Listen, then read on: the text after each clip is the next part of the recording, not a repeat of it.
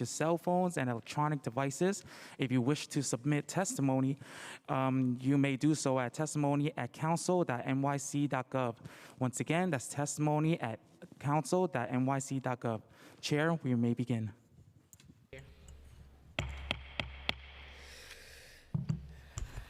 Good afternoon and welcome to today's Education Committee hearing on meeting the needs of all students with disabilities.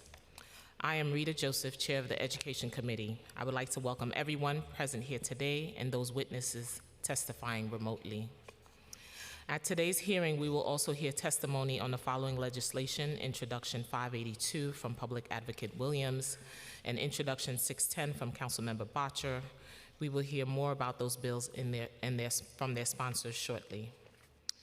We're here today to talk about how well the Department of Education is meeting the needs of all students with disabilities who comprise more than 20% of all students in New York City public school system.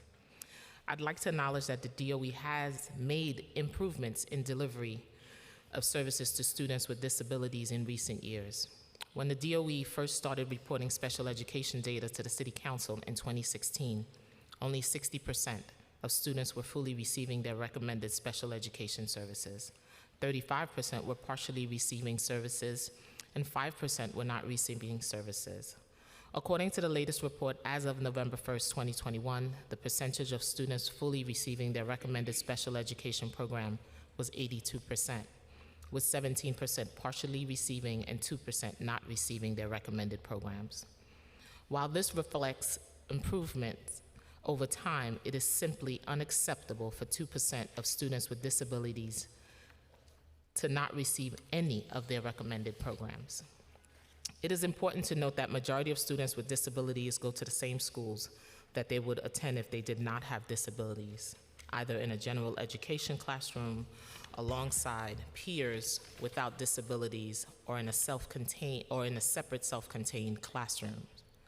Other students are referred to District 75, a separate district intended for students with severe needs that require more intensive support, which serve approximately 26,000 students. According to a July 2022 Daily News expose, District 75 is failing a significant portion of its students. Just 9% of District 75 students who entered the 9th grade in 2013 obtain a diploma within 6 years. The majority of District 75 students receive an alternative credential, which is not recognized by colleges or the military, severely restricting students' options after high school. District 75 students are also more likely than their peers to cross paths with the police, as 21% of incidents of police handcuffing kids in schools between 2018 and 2020 happened in District 75. Despite the district enrolling only 2% of city students, further, many District 17 schools offer few outlets like extracurricular activities or work programs for students. The harshest criticism for District 75 in the expose is that it is failing to educate thousands of students with emotional disabilities, for whom it often serves as little more than a holding ground. The majority of students classified as emotionally disturbed are Black and brown, and advocates charge that the failure to educate these students is setting them up to end up to the school-to-prison pipeline. Another area of concern is that recently became controversial is the growing cost of providing services to students with disabilities in non-public schools. The New York State Education Department recommends stated approved private schools for students whose special education needs cannot be met in public school settings. DOE must also pay for private special education schools if it fails to place a student in an appropriate program within a mandated time frame, or when a student proved that the DOE failed to provide their child with an appropriate program during an impartial hearing. In August, DOE Chancellor Banks made some controversial comments about cutting private school payments for students with disabilities. The Chancellor noted that the city now spends $1.2 billion on special education payments, including tuition for private schools, and implied that families exercising their right to seek private placement if the DOE isn't able to provide needed services in a public setting are gaming the system. He also stated that if the money was plowed into traditional public schools, we wouldn't be having this fight about budget cuts. We'd be able to pay for all that after-school programming, all of those kinds of things. Another persistent and critical problem in a shortage of classes and seats for preschoolers with disability, particularly in the Bronx and Southern Queens. A key reason for the shortage is states' failure to raise reimbursement rate for preschool special education classes run by community-based organizations. That in turn makes it tough for programs to cover ever-rising costs. Moreover, teachers at these CBO preschool special education programs are paid significantly less than those working for DOE's 3K and pre-K programs, making it difficult for CBOs to retain teachers. As a result, insufficient funding, more than 30 of these CBO preschool special education programs have closed in the past 5 years. Last April, the City Council called on the administration to add $30 million in the FY23 budget to address the salary disparity in order to better support CBO providers who continue to face closure and staff shortages. DOE used federal stimulus funds for students with disabilities is also an emerging area of concern. They have not provided all of the recovery services promised to these students in the wake of a pandemic. DOE allocated approximately $3 billion of federal stimulus funds to be spent in FY22, with $251 million of that total allocated for investment in special education, including academic recovery services, designed as after-school Saturday programs for students with disabilities. According to an April 2022 Comptroller's report, DOE has spent just $30 million, or 12% of the $251 million allocated for special education services as of the first week of March 2022, 3/4 of the way through the fiscal year. In addition to raising questions about how the unspent stimulus funding will be used, it also raises serious concerns about how many students actually receive special education recovery services. The program got off to a rocky start with implementation delayed until December. At many schools at DOE couldn't find enough teachers interested in working after hours, and DOE did not guarantee yellow bus transportation, making it difficult for many children to participate. According to news reports in April, DOE officials expected 35% of eligible students to have received the extra services by the end of the 2021-2022 school year. At today's hearing, the committee hopes to learn from the DOE about their efforts to improve services for students with disabilities, and would like to hear the DOE's responses on many issues and concerns raised by parents, educators, advocates. We also hope to hear recommendations for improvements from stakeholders. Finally, today we will hear Intro 582, which is a bill that would require the Department of Education to provide information requiring compliance with American with Disabilities Act. We will also hear Intro 610, a bill that would require the Department of Education to distribute information on the new National Suicide Prevention Hotline and other related services to students. I would like to thank everyone who is testifying today. I want to thank City Council staff for all the work they put in today's hearing: Jan Atwell, Chloe Rivera, Masih Soskin, and Frank Perez. I also want to thank my staff, Sam Weinberger, and Connor Irving, and Giovanni Piquant. I'd like to remind everyone who wishes to testify in person today, you must fill out a witness slip, which is located on the desk of the Sergeant Arm near the entrance of this room. To allow as many people as possible to testify, testimony will be limited to 3 minutes per person, whether you're testifying on Zoom or in person. Also asking my colleagues to limit their questions and comments to 5 minutes. Before we begin, I would like to turn to the sponsors who have the bill before this committee for quick remarks on their bills. We will now hear from Public Advocate Jumaane Williams, sponsor of Introduction number 582. Thank you so much, Madam Chair, and the members of the Committee on Education for holding this hearing and for having a hearing on my bill. My name is Jumaane Williams, the Public Advocate of the City of New York.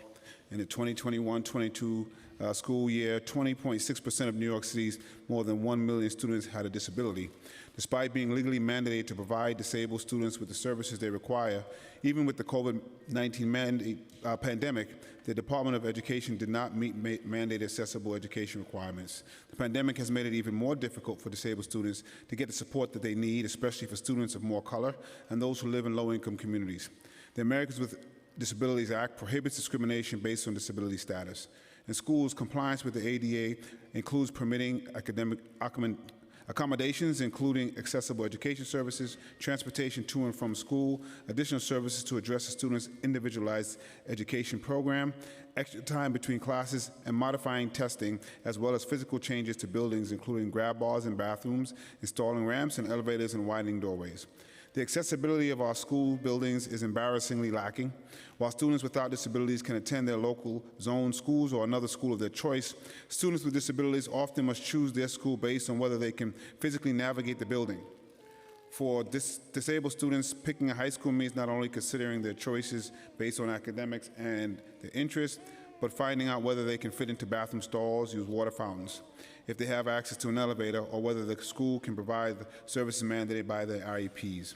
With the options drastically limited, it is no surprise that only 58% of students with disabilities graduated from high school last year, compared to 81% citywide.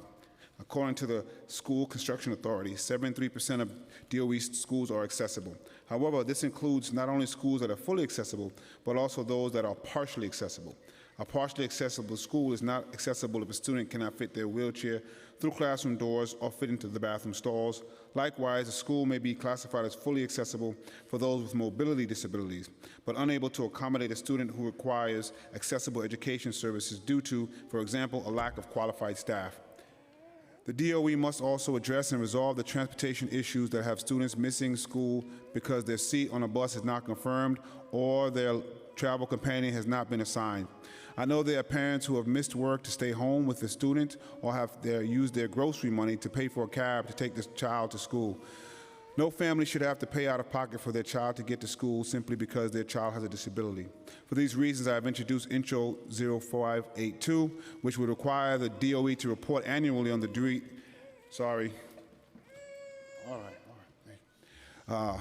Which would require the DOE to report annually on the degree to which indoor and outdoor school facilities comply with the Americans with Disabilities Act. This bill would also make public the contact information for each school's ADA coordinator, the protocol for requesting accommodation, and information regarding the extent to which zone schools have the capacity to accommodate students and employees with disabilities. This information is critical for students with disabilities and their families when deciding which school to attend, and provides us with additional data to target needed accessibility upgrades in our school system. The education disruption of the pandemic and remote learning has been hard on all of students, but especially with those with disabilities. We must be doing everything we can to ensure that disabled students are provided with equitable, high-quality education with all of the supports they need to succeed and to thrive. I'm looking forward to working with the Committee on Education and the City Council to achieve this goal. And I do have to say, with my own experience of my mom raising two knucklehead children by herself, navigating through the school system as a young black man, and in the 9th grade getting diagnosed with Tourette's syndrome and ADHD, and my mom learning how to help navigate through that system, I also understand how privileged I was to be in schools that had the resources needed for any accommodation that was needed for me, and also a parent who had the flexibility of work when needed. I am clear that not all students have that, nor should they to have to navigate a system that's supposed to be providing this to them. I'm worried that if I was in the public school now, I'm not sure even the access that my mother had at that time, she would have now, particularly as teachers are teaching to the test and focused on other things. So thank you so much for this time and this opportunity. Looking forward to hearing the discussion. Thank you, Public Advocate. Now I'd like to hear from my council member, Bottcher. Thank you. Thank you, Chair Joseph, for having this hearing today and for co-sponsoring my bill. Intro 610, which would require the Department of Education to distribute information to students on the new National Suicide Prevention Hotline 988, as well as other suicide prevention resources to students. Information about what is suicide, warning signs, risk factors. The new National 988 Suicide and Crisis Hotline went live over the summer with the support of federal, state, and local agencies to help connect individuals experiencing mental health-related distress to accessible care and support, whether they're experiencing thoughts of suicide, mental health or substance use crisis, or any other kind of emotional distress. Upon calling, texting, or chatting 988, users are connected to a live crisis center trained to identify the caller's needs, offer support, and connect them to nearby services as necessary. And this is just one of many resources that students should have access to, like the Trevor Project, the Samaritan Suicide Prevention Center, and other resources. I'm pretty open about being a survivor of suicide attempts when I was 15 years old, the last of which left me hospitalized for a month. And I did not feel that I had anyone to talk to.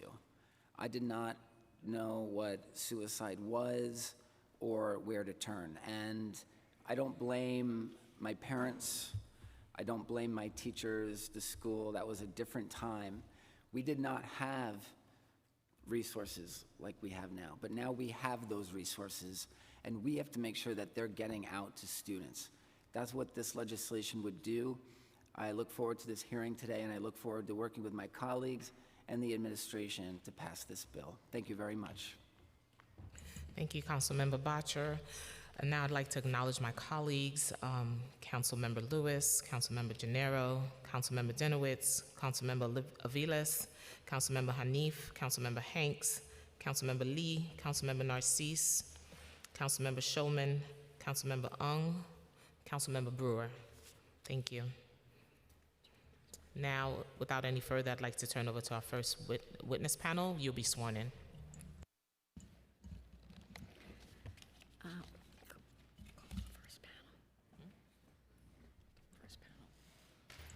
Carolyn Quintana, Yes, Chair. Christina Fody, Yes, Chair. Simone Hawkins, am I saying the last name right? You are? Yes, Chair. Liz Vladek, John Hammer, Yes, Chair. and Glenn Risbrook. Yes, Chair. Okay, we understand that Deputy Chancellor Quintana and Christina Fody will be the ones testifying, so I will administer the oath. Deputy Chancellor Caroline Quintana and Deputy Chief Academic Officer Christina Fody, I will call on each of you individually for a response. Please raise your right hands. Do you affirm to tell the truth, the whole truth, and nothing but the truth before this committee and to respond honestly to council member questions? Deputy Chancellor Quintana. I do. Deputy Chief Academic Officer Fody. I do. Thank you. Thank you, and you may begin. Thank you, Chair Joseph. Good afternoon, Chair Joseph and the members of the Education Committee here today. My name is Carolyn Quintana. I'm the Deputy Chancellor of Teaching and Learning for New York City Public Schools. Good to see you again. I'm humbled to provide testimony on behalf of my colleagues, including those joining me this morning, Chief of Special Education Christina Fody, Senior Executive Director of the Office of Pupil Transportation, Glenn Risbrook, General Counsel, Liz Vladek, Deputy Chief of Special Education, John Hammer, Chief Executive of Early Childhood Education Operations, Simone Hawkins, and many others who are in the audience today. Thank you for the opportunity to discuss the critically important issue of the current state of education in New York City for our students with disabilities. Before I begin, I would like to express our gratitude to Speaker Adams, Chair Joseph, Public Advocate Jumaane Williams, and the entire City Council for your continued work and advocacy on behalf of New York City schools in service of historically underserved students.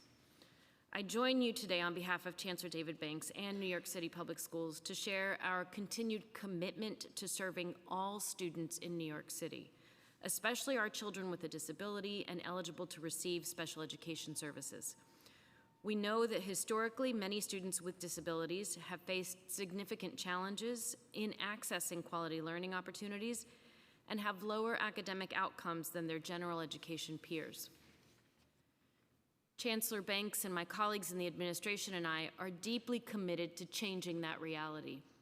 The Chancellor has met with many families and advocates who have described how they turned to programs outside of the DOE to meet their child's needs. We're committed to listening and responding to the needs of our families and communities, who I am certain can help inform the strategic direction for this work moving forward. Our goal is to provide high-quality public school opportunities that meet our varied learners' needs within each child's local community. Working across divisions and with the support of advocates, community education councils, parents, experts in the field, and you, the members of the City Council, I know that we can make that a new reality, a reimagined approach to special education. Approximately 182,000 New York City children enrolled in public schools have an individualized education program, an IEP, a written document that contains a detailed plan for educating students with disabilities. These students are served in a variety of settings, including schools that exclusively serve students with disabilities, as well as other city schools, both in smaller classes, as well as classrooms in which students with IEPs are integrated with their general education peers. As New York City Public Schools continues working to improve access to a quality education and to services in the least restrictive environment for students with disabilities, much remains to be learned about where and how these students are served, how outcomes vary for students with different disabilities and background characteristics, and the relationship among services, placements, and student classroom success and overall well-being. In alignment to the Chancellor's 4 pillars, you'll hear later about how we are reimagining the student experience with programs like our pilot bilingual sets, how we may be scaling and sustaining what we know works, ASD Nest. All of these are acronyms that you'll hear a little bit more about in just a moment, but ASD Nest, Horizon, and PATH programs, focusing on student wellness, like the socio-emotional component to SEED, our sensory exploratory program, and genuinely engaging parents through assisted technology training at our Saturday academies, as well as listening to their feedback about the system as it is designed to date. At the heart of our work is ensuring that each and every student has access to high-quality instruction. That's one of our goals for this year, that prepares them for life beyond school. One of the key levers to achieving that goal is making sure that every student is reading at proficiency level. Our previous approaches to teaching reading have not produced the results we need. You've seen the statistics. That's why you have heard the Chancellor state that under this administration, we will establish strong, phonics-based literacy instruction that is informed by the science of learning and development. When we develop ecosystems that adequately support and challenge students from the very start, and we help students believe that with effort and appropriate instruction, they can succeed, we build tasks that have value for them, and we ensure that they feel like they belong, then all of our young people, and especially our most marginalized, will thrive. We have visited D75 sites where this deep and explicit literacy work is taking place in Spanish and Mandarin Chinese. We visited community district K-8 schools where students are receiving targeted supports to address barriers based on timely data. We've invested in training IEP teachers on evidence-based interventions like Rewards Inspire, and will now invest in training our SETS teachers. Accomplishing that will require providing support and capacity building for teachers so they can implement effective strategies to teach reading to students, including those with dyslexia.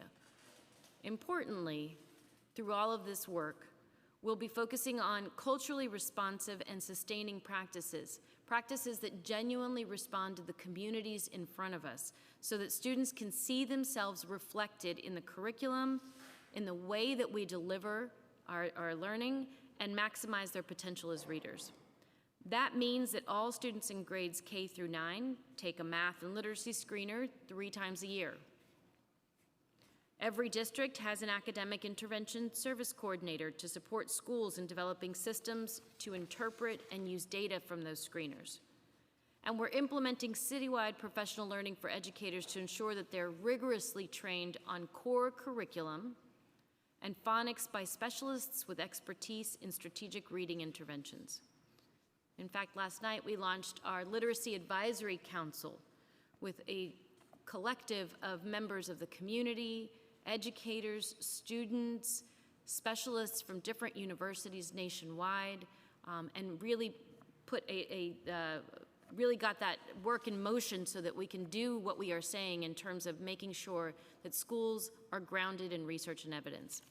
In addition to these investments in this new school year, we will continue to make unprecedented commitments to supporting our students with disabilities, which Christina Foti, Chief of Special Education, will now share with you. Thank you, Deputy Chancellor. Good afternoon, Chair Joseph and the members of the Education Committee. I am Christina Foti, Chief of Special Education for the New York City Public Schools. Thank you for this opportunity to discuss the central focus of my office, which is also a high priority across every division within the Department of Education. We appreciate the opportunity to share our progress and plans for meeting the needs of our students with disabilities, as well as some of the challenges we face. This work requires immense collaboration with students and families, our wonderful advocates, and of course, our partners here in each of you at the City Council. We thank you for your commitment and your leadership. By way of background, Chair, and members of the Education Committee that are new, I have not yet been in your presence, so thank you for having me, and want to tell you a little bit about myself. I've been with the New York City Public Schools for 20 years now. I've served in most capacities that one can serve in. I taught middle schoolers with the classification of emotional disability. Councilmember Brewer spent a lot of time at my school and knew me when I was a first and second and third year teacher, and appreciated her support. To be honest, serving our students and our families in the city continues to be one of the greatest honors of my life, and I think that will be true for the remainder of my career. During my time, I have taught many incredible children, and one point of pride took place at a recent PEP meeting when a student I taught who is now in high school, who walked in my school when he was a kindergartner for his first day of school. I remember his face, I remember his belly, I remember his little kindergartner pot belly, and I remember all of the things that he and his mom were worried about the first day. And he is now a magnificent teenager who testified at PEP. Who read his testimony, who wrote his testimony, who advocated for himself and will continue to do so for the rest of his life. He and the many others are representative and the reason why we continue to do this work day in and day out, and why it really is such a great honor to do the work that we do. Going to go back to script. The disruption to education caused by the pandemic deeply affected all students and families in New York City, but especially our most vulnerable students, including our students with IEPs. Last year, New York City Public Schools organized a massive effort to close the gap in missed services during the pandemic with the launch of the Special Education Recovery Services, which we affectionately refer to as SERS. As a result, every New York City Public School received funds to provide additional services to our students with IEPs. In total, we served over 73,000 students last year. Through the SERS initiative, the DOE also trained more than 2,000 teachers in evidence-based literacy interventions. Our commitment to closing the gap for students with IEPs remains front and center this school year, focusing on 3 key priorities to better support students with IEPs. First, we will work to continue to improve the outcomes and support for all students, including those with IEPs, through the renewed focus on literacy discussed by Deputy Chancellor Quintana. As part of that work, to ensure that all students are educated in an inclusive and as inclusive as an environment as possible, we are offering training in evidence-based literacy instruction to every DOE Special Education Teacher Support Services, also known as SETS, teacher this school year. By increasing the capacity of our SETS teachers to effectively serve students with reading challenges, we will better be able to meet the literacy needs in settings that include students. Second, New York City Public Schools will expand inclusive opportunities in all schools, including District 75. We have heard loudly and clearly from our parents and advocates the need to reduce travel time for students with IEPs and have expanded our Nest and Horizon programs for students with autism spectrum disorder. Over the past 5 years, The numbers of schools with ASD Horizon programs has increased by almost 70%, and ASD Nest programs have grown by more than 40%, greatly enhancing our ability to provide focused, individualized support for students with autism. This school year alone, we have added ASD programs in 15 new school locations. This expansion includes 10 new ASD Nest programs, which is the largest expansion in the past few years. With each new ASD program, we broaden inclusive opportunities across our city and give schools the tools they need to improve achievement for students with autism. The research is clear that students with IEPs achieve improved academic outcomes, including graduation rates, when they are educated in the same classroom with their peers that do not have IEPs. Finally, we will continue to work to ensure all students fully receive their mandated services and programs. As of June 15th, roughly 88% of our students received their recommended special education programs in full, and about 99% fully or partially received their recommended programs. Nonetheless, we will not stop until we reach 100%. Since 2015, the share of students fully receiving their ICT, special class, and SET services has risen from about 60% to 88%, with this past year's figures representing the highest performance ever reported. In addition, the DOE's related service provision rates returned to pre-pandemic levels in 21-22, with about 95% of IEP service recommendations fully served. These rates reflect a snapshot in time, but usefully convey the status of special education program and service delivery, demonstrating a positive trajectory toward improving all IEP recommendations.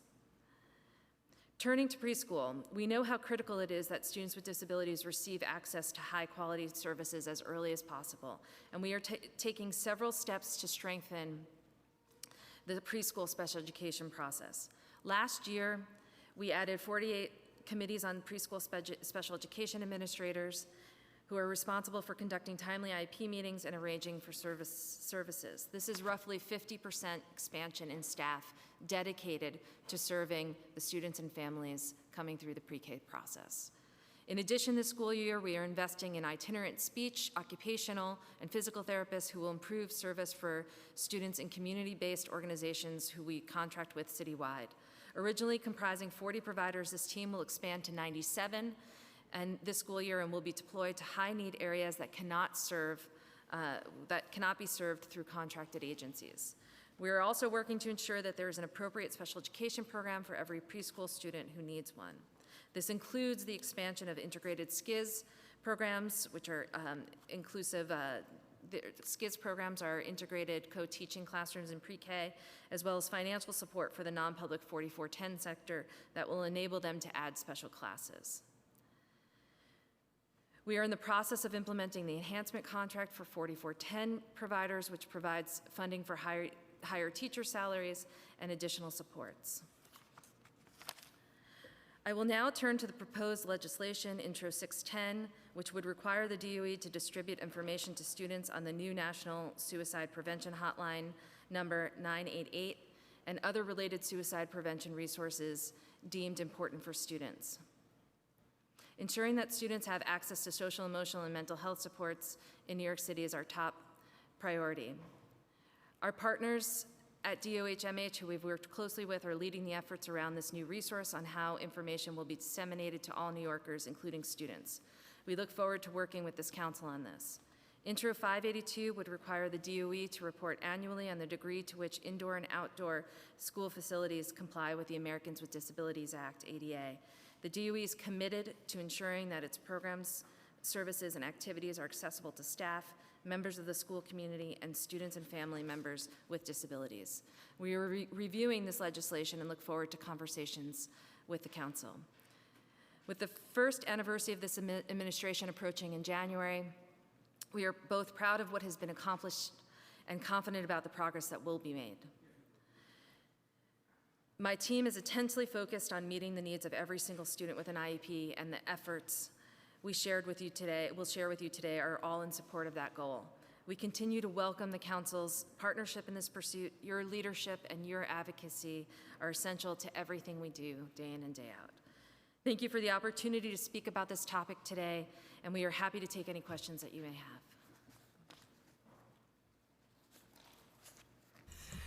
Thank you so much. First questions will be in relation to Carter cases. Last month, Chancellor Banks made some remarks about parents gaming the system to place their children with disabilities in private schools that specialize in serving students with disabilities. In fact, the city will pay for specialized private schools only in cases where DOE itself has failed to provide an appropriate education to the students. And often only after years of hearing process, parents are not gaming the system is broken, failing year after year. To provide students with disabilities with the instructions and support they need to succeed in school. My office has been contacted by advocates, parents who are both outraged and stressed by the Chancellor's suggestion of slashing this vital source of funding for students with disabilities. So, how can the city address the current challenges and ensure that students with disabilities get the tailored instruction, services, supports, and accommodations they need? What resources does the DOE need to make this happen? How many students with disabilities are enrolled in private schools because it was determined that their IEP was not being met or otherwise insufficient in a DOE school? In recognition of the fact that students from higher income and majority white families have greater means to seek reimbursement for private schools tuition upon pulling their child out of DOE schools, how can DOE ensure more equitable placement, especially for low-income students of color? Thank you. Thank you for that question, Chair, and I appreciate that it's also coming on behalf of your community and the parents who are reaching out to you. It shows that the community is genuinely concerned and invested in making sure that all of our students receive what they need to reach their potential. The Chancellor knows that the overwhelming majority of families that file due process claims with the Department of Education are doing what we all do, trying to find the best placement and the best programs and the best education for their children that they can. We don't seek to limit payments on Carter cases, but rather we're looking for ways to provide families with what they need up front. And what I mentioned earlier too is in their local community so that fewer have to file such cases. And to ensure that those cases that do proceed to a hearing reach consistent, reasonable outcomes and comply with the law, which you'll hear a little bit more from my colleague, General Counsel Liz Vladeck. I also want to mention, and I can come back to this after Liz answers the question, but in relation to the portion you asked about more equitable system, part of what we are working on is to make sure that first we are strengthening what is high quality tier 1 instruction.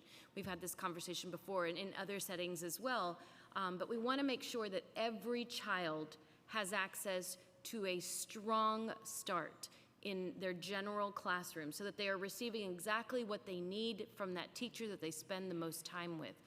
Our entire goal of using screeners and making sure that we're using interventions and partnering with folks like TNTP to focus on acceleration instead of remediation for just right scaffolds. All of that is to ensure that students are receiving support during those class periods, during that regular day, and that we can intervene where needed so that not all students need to go on to have those, not all students need those more restricted services. In the cases where they do, however, we want to make sure that we can build those programs here, and you'll hear Christina talk a little bit more about that in a moment, but we're also partnering with organizations that can help us. You're absolutely right.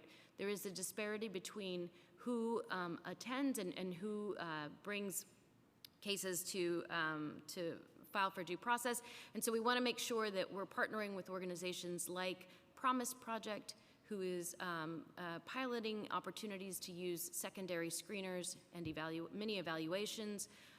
We're partnering with other organizations, and Christina has also ensured that her psychologists are trained to run a battery of assessments that can identify different markers of disability so that students who may be at risk for dyslexia are identified as such and can receive the supports that they need. And part of what you've heard announced already too, we're opening 3 dyslexia landmark programs in Brooklyn, in Harlem, and in the Bronx so that students who are struggling with reading can actually receive those supports with these strong interventions that they need, that explicit instruction, and the type of environment that is going to help them to be successful. Liz, I'll turn it over to you for the questions about the Carter cases. I think I need to be sworn. Hi, General Counsel Liz Vladeck. I'd like to provide some insight into the legal aspects of this question. So I can go? Okay. Just a moment for clarification.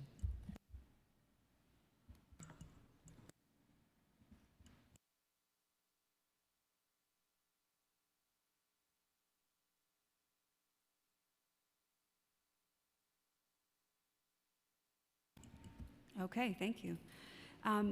So I think this is really a critically important question. Thank you, Deputy Chancellor. Thank you, Chair Joseph. I'm really glad to have the opportunity to talk about this. And I think context for where we're at with our legal matters is really important. In the last 10 years, the number of due process cases filed has exploded from around 4,000 10 years ago to, we're still counting, but it was upwards of 18,000 in this last school year. And simply put, that has overwhelmed the legal process. We are undertaking a number of initiatives to address that and to build in the capacity for that volume of cases. Just to be clear on what we're talking about, of the approximately 18,000 cases filed last year, around half of them are specifically for tuition, to cover tuition at private schools, and the other half is to pay for services for children who are in private schools where the family's covering the tuition, but the services need to be provided by us. So the first thing I'd like to draw your attention to is the creation, finally, of an actual tribunal to hear these cases. Until March of this year, cases as they came in are assigned to independent hearing officers who are essentially independent contractors who could take cases when they feel like it, not take cases when they feel like it. They're overseen by the state, and so the length of time and the lack of consistency across that system was really making it very hard for us to move cases. In March, New York City's Office of Administrative Trials and Hearing opened their doors with a new special education unit. I believe they're already up around 35 to 40 administrative law judges, called impartial hearing officers under the relevant law, who are starting to take cases. And we view this was an effort, major collaboration with the State Education Department, as well as Oath and DOE. And we think this is going to make a massive difference once they are up to scale. And finally, establishing some real oversight to meeting guidelines, to having consistent practices, and simply to having the ALJs have consistent practices, interpretation, and application of the law, and clear decisions that can be shared with the public to understand what is or is not a free and appropriate public education. There's any number of other things we're doing to try and fix the problems with the legal process, because I do want to make that distinction. I know that it's common now to say that special education is broken. And I personally don't think that's correct. I think the programs, a lot of the work on the program side is so valuable.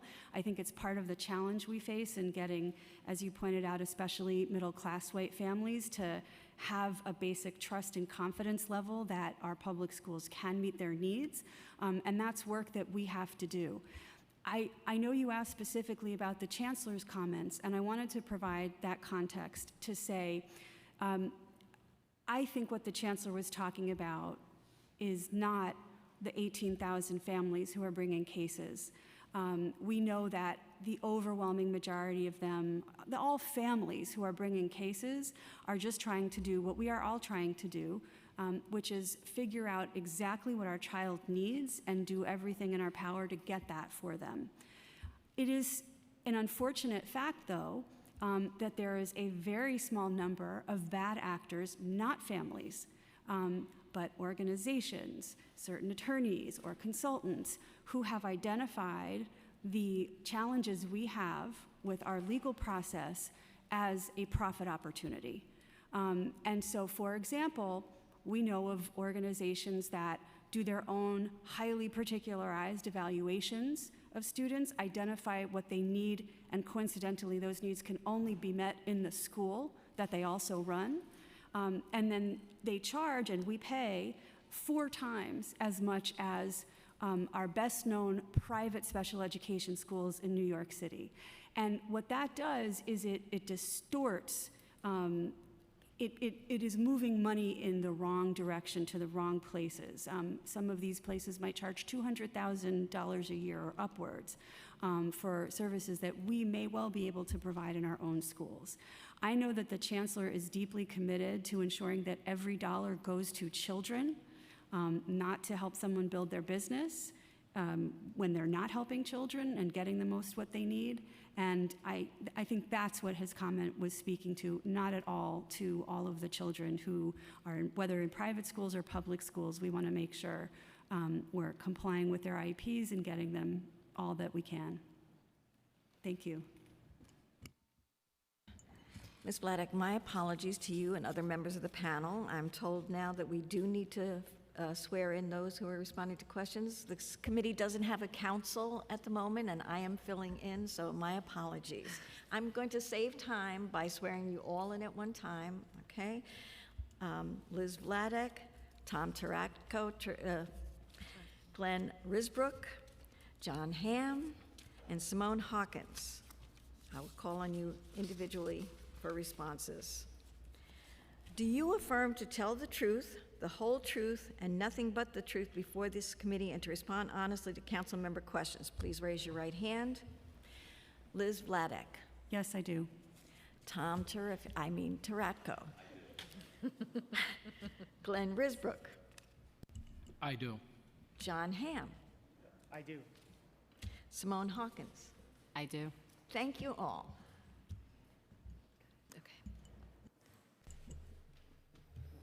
So how many students do you have that are currently enrolled in private schools that the DOE is paying for?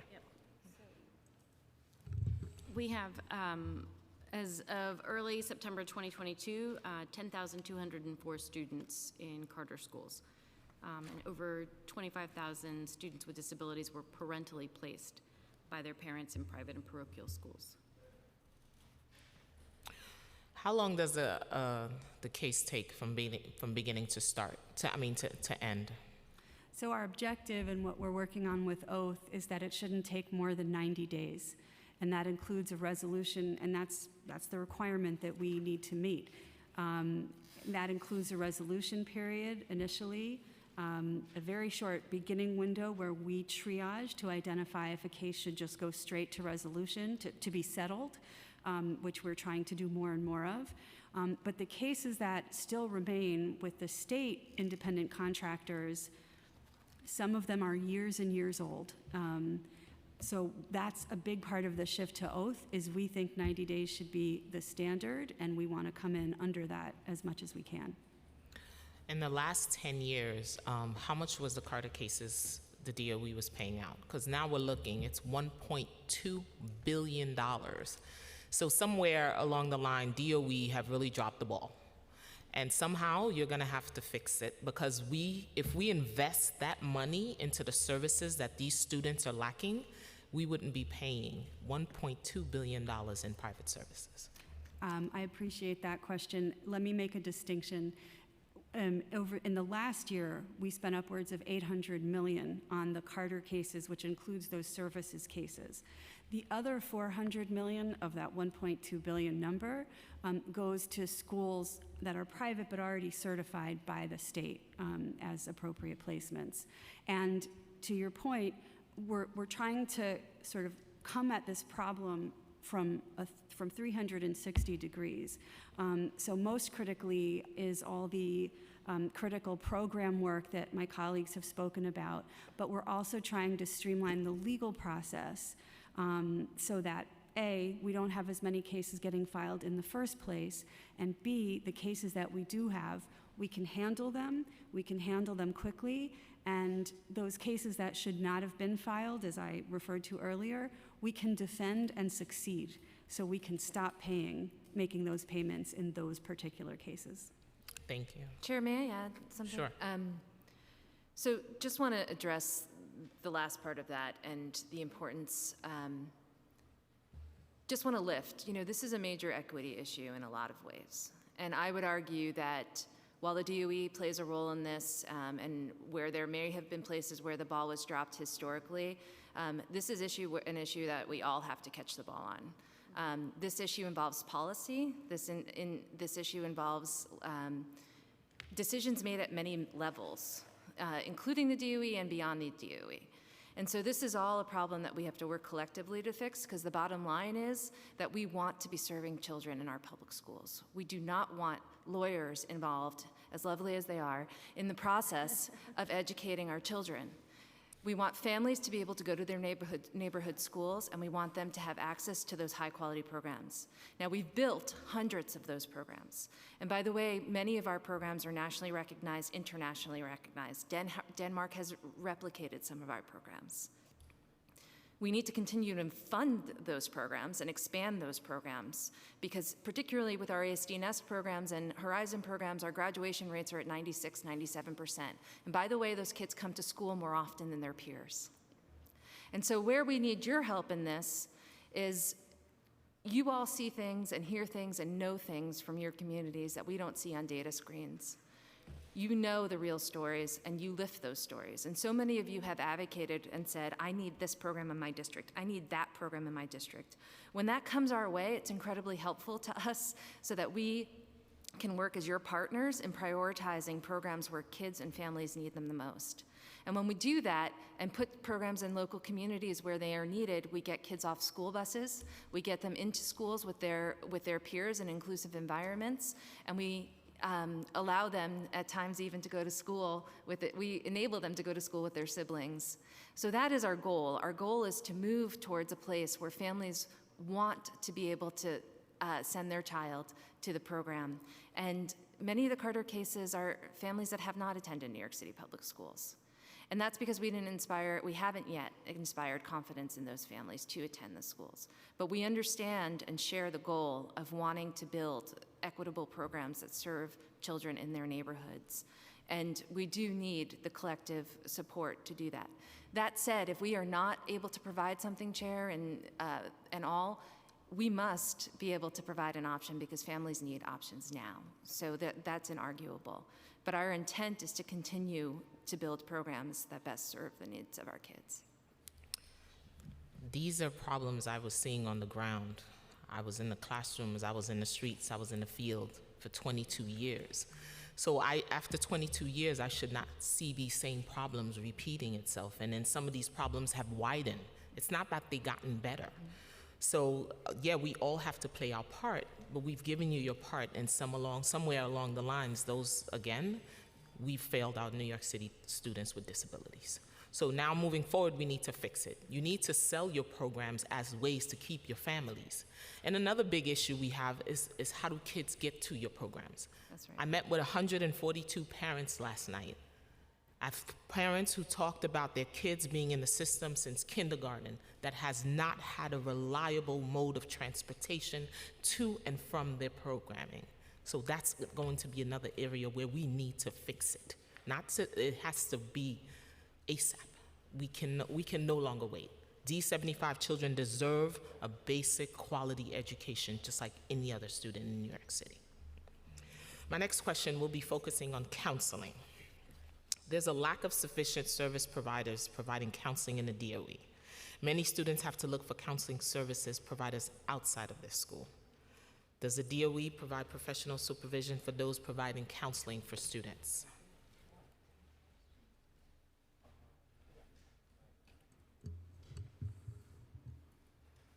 Thank you for the question, Chair. In terms of providing professional supervision, our counselors are receiving training and supervision just like any of our other pedagogues and educators. We have an entire team that is dedicated to climate and wellness, who has as a responsibility to make sure that counseling service providers have what they need. In addition, for those counselors that serve our students with disabilities, we have really specific programs in place to support their needs. Christina, I don't know if you want to share a little bit about that.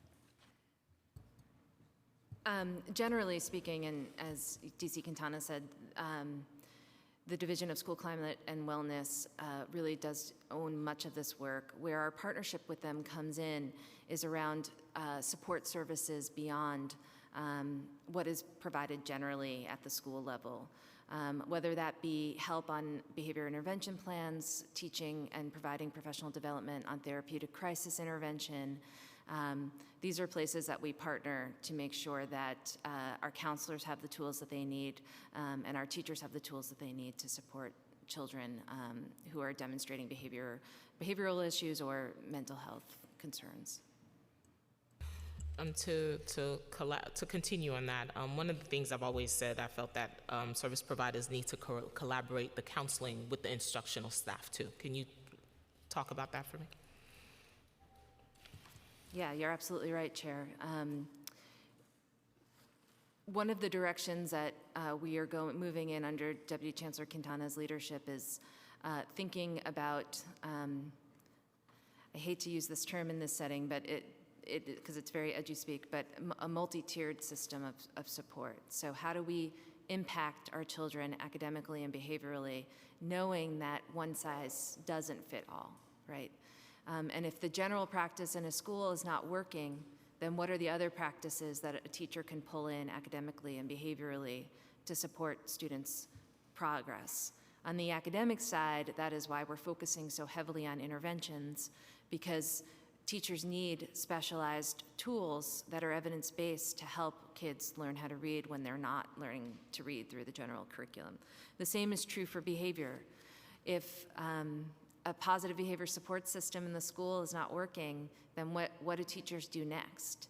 And which is why we train them on things like how to write behavior intervention plans, how to de-escalate students through therapeutic crisis intervention, and are trying to really work together to build additional tools in teachers' toolboxes so that they know what to do next when the general approach isn't working for a child. And in that process, have you included parents and caregivers in that counseling process? In supporting the development of counselors, or do you mean In connecting parents and caregivers in the counseling? Usually we leave them out, parents or partners in the child's education. How do you include them in that, along with caregivers? That's a really great question. I know that we're moving in the direction of making sure that we're engaging families to a much better extent. I really cannot speak with confidence about what the Climate and Wellness team is doing, but I can absolutely get back to you on that. I know that we are including parents in a range of different opportunities to learn alongside members of school in schools, and we're also building up superintendents teams. So the Division of School Leadership is working to build up the superintendents teams so that they can provide supports and engage parents in some of those, whether it's activities or services that are offered directly to the school. But I would prefer to check back with that team and then be able to provide you with that information with greater. Well, I look forward to that. So what's the process for determining the effectiveness of counseling? How do you rate yourself? If you were rating, how do you determine effectiveness? Again, that would fall under the Division of School Wellness and Climate. So we'll go ahead and take all of those questions back. We have folks here who are taking notes on anything that gets asked and not answered. So I assure you that we'll get back to you on that. Thank you. Over the summer, the Daily News ran an expose showing students with emotional disabilities not being appropriately served in District 75 schools. What specific evidence-based behavior support and therapeutic supports are available to students in District 75? Thank you, Chair. Superintendent Louison and his team are really making this an area of focus for the district this year. They're working in partnership with several external groups, including advocates, to determine supports for our students in high schools with the classification of emotional disability.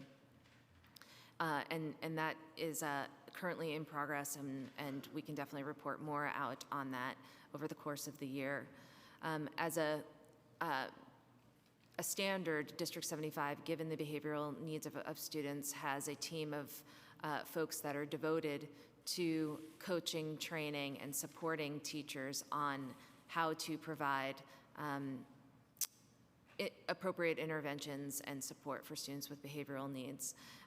That team is out in schools working alongside of teachers and providing ongoing support as well as professional development.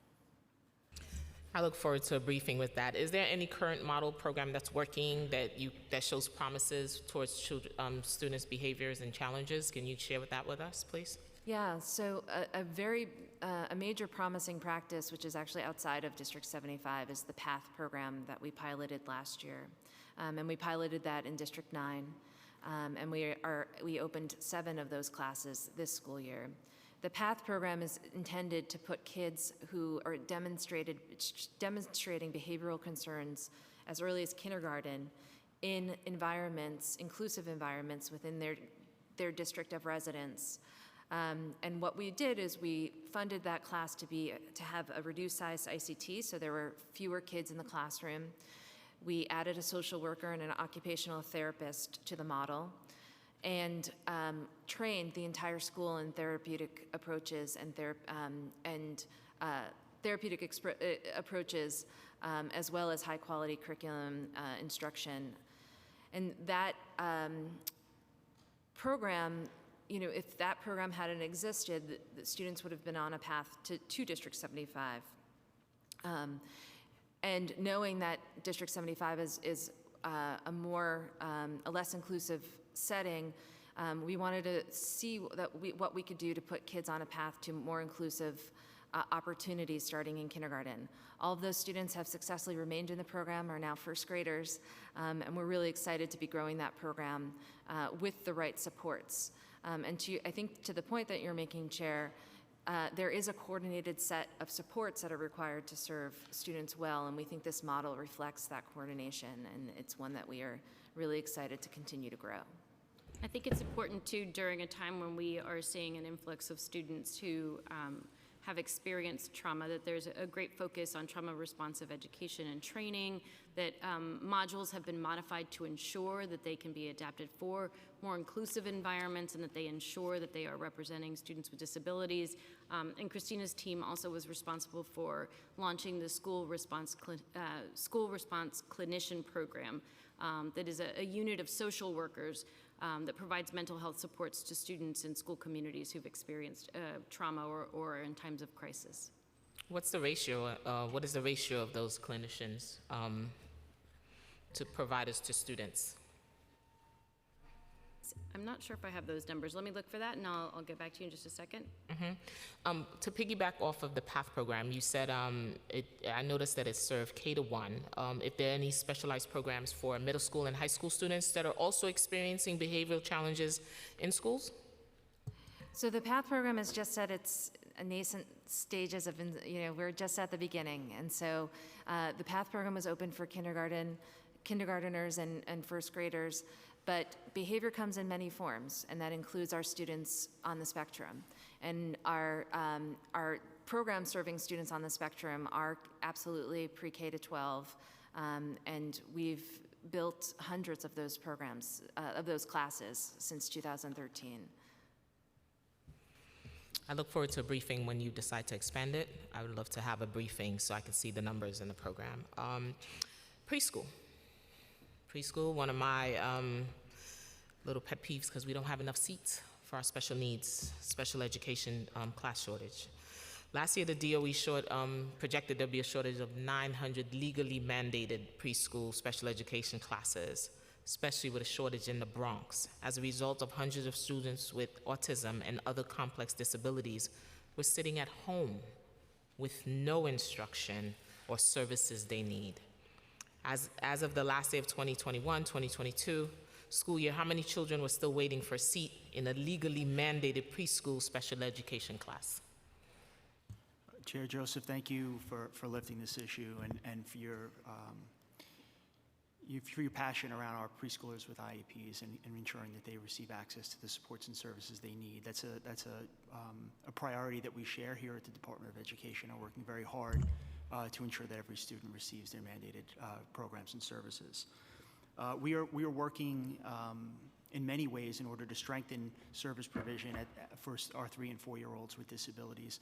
First, starting with the evaluation and IEP process and providing some additional supports to the staff that are doing that work. In fiscal year 2019, we added 10 additional preschool evaluation teams to support in the timely evaluation of preschoolers suspected of having a disability. Last school year, we also expanded the number of CPSE administrators and community coordinators that are responsible for working with families to develop IEPs timely and then work with families to facilitate placement and arrangement of services. We're also expanding our itinerant-related service team this school year. These are additional, as Christina, as Chief Odie testified earlier, this is additional speech, occupational, physical therapists. They're going to be able to be deployed to our NYSEG settings and provide services to students in those inclusive settings. That team is expanding to 97 this year, and something that we're really proud of. Again, to your point earlier, we acknowledge the need to continue to build out additional seats. The DOE has added over 1,000 special class seats over 3 years ago, and we are continuing to expand the number of inclusive SCIS seats over the next couple of years. Last school year, we added 330 integrated seats. We added 435 integrated seats this school year. We are intending to add additional integrated seats next school year as well. Now, all that's to say there is work that continues to need to be done, and we did have preschoolers with IEPs awaiting seat at the end of the school year last year. That number was around 800 students, and so we do absolutely have work that we continue to need to do on this front. So you have 800 students sitting at home waiting for a seat. Is that that's what you're saying, right? For the record, I want to make sure. 800 students. At the end of last school year, that's where we were, Chair.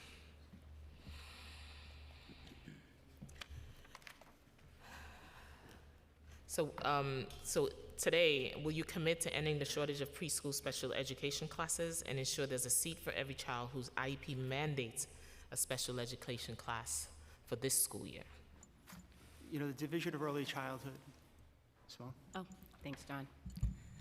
We are absolutely committed to providing seats for all children who require one. Can you please identify yourself for the record? My apologies. I'm Simone Hawkins. I'm the Chief Executive of ECE Operations. Thank you for having me today. We are absolutely committed to providing seats for every child that requires one, including children with special needs.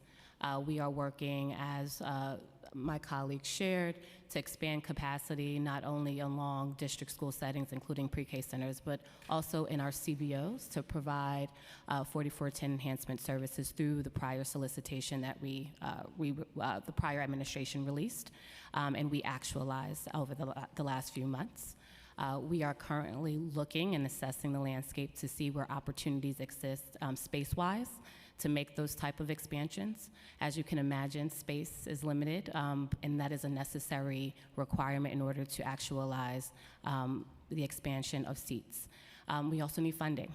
So we, across the agency, across divisions, are having those conversations now to identify those mechanisms to support that, not just in the immediate, but also long-term. So today, let me look at my calendar, it's September 21st. You mean to tell me there's 800 students sitting at home and we're still looking for space to place them? Is that correct? So we're looking for space to support their mandated services, but children can also access in the interim special education services and a general education seat in a 3K or pre-K program. But we share the same urgency around this, and we are doing the work to identify the space and funding because this is a priority for this administration. You talked about funding. The city allocated $88 million in Federal American Rescue Plan for FY23 for a number of preschool special education initiatives, including contract enhancement for CBOs running preschool special education classes to bring them into 3K, pre-K for all programs, to help the program from closing and help them open additional preschools. Special education to address the shortage. The DOE anticipated opening 800 schools through this initiative, and here we are. We talked about funding. We allocated over $88 million in federal funding. And I know this council also paid parity 4410, made sure that special education educators were getting paid the right amount of money. So here we are again, September 21st, 800 seats. You talking about funding, $88 million. Talk to me. Thank you for that question, Chair. And we want to emphasize that we are in absolute agreement that for every child who needs a seat, that we make sure that that seat is available. And part of what I know that the Division of Early Childhood has been working on is making sure that those seats are available where they are needed and the type of seat that is needed. And so we want to make sure that we're using the data to make informed decisions in that way. The number of 800-ish is actually a number from the end of last school year, and so we would need to wait until we have enrollment information to have a better sense of what that data is now. And we appreciate the $88 million. I think that that's a really big part of being able to do the work that we've done to date. And with that, we are actually awaiting 9 additional contracts that are moving forward in the October PEP. So that'll give us opportunity to have additional centers and seats open. And the early childhood education staff are actively engaging the remaining applicants who have not yet agreed to finalize their budgets and move them to the contracting process. And so we hope to have a better sense of where we stand by January. Is that correct? So we talked about funding and location, and from what I understood, there's about 100 sites that applied for contract enhancement with the city to go into effect this July, but yet the DOE has not signed any of the contracts. Talk to me. Yeah, so there was about, and I appreciate that question, thank you. So the total number to date is about 131 who agreed to participate in the enhancement. As you stated, about 8 are, I think, on the PEP agenda for tonight to move forward to begin services. And knowingly, some are currently providing services at risk while they await their contract execution. There are an additional 9 on October PEP.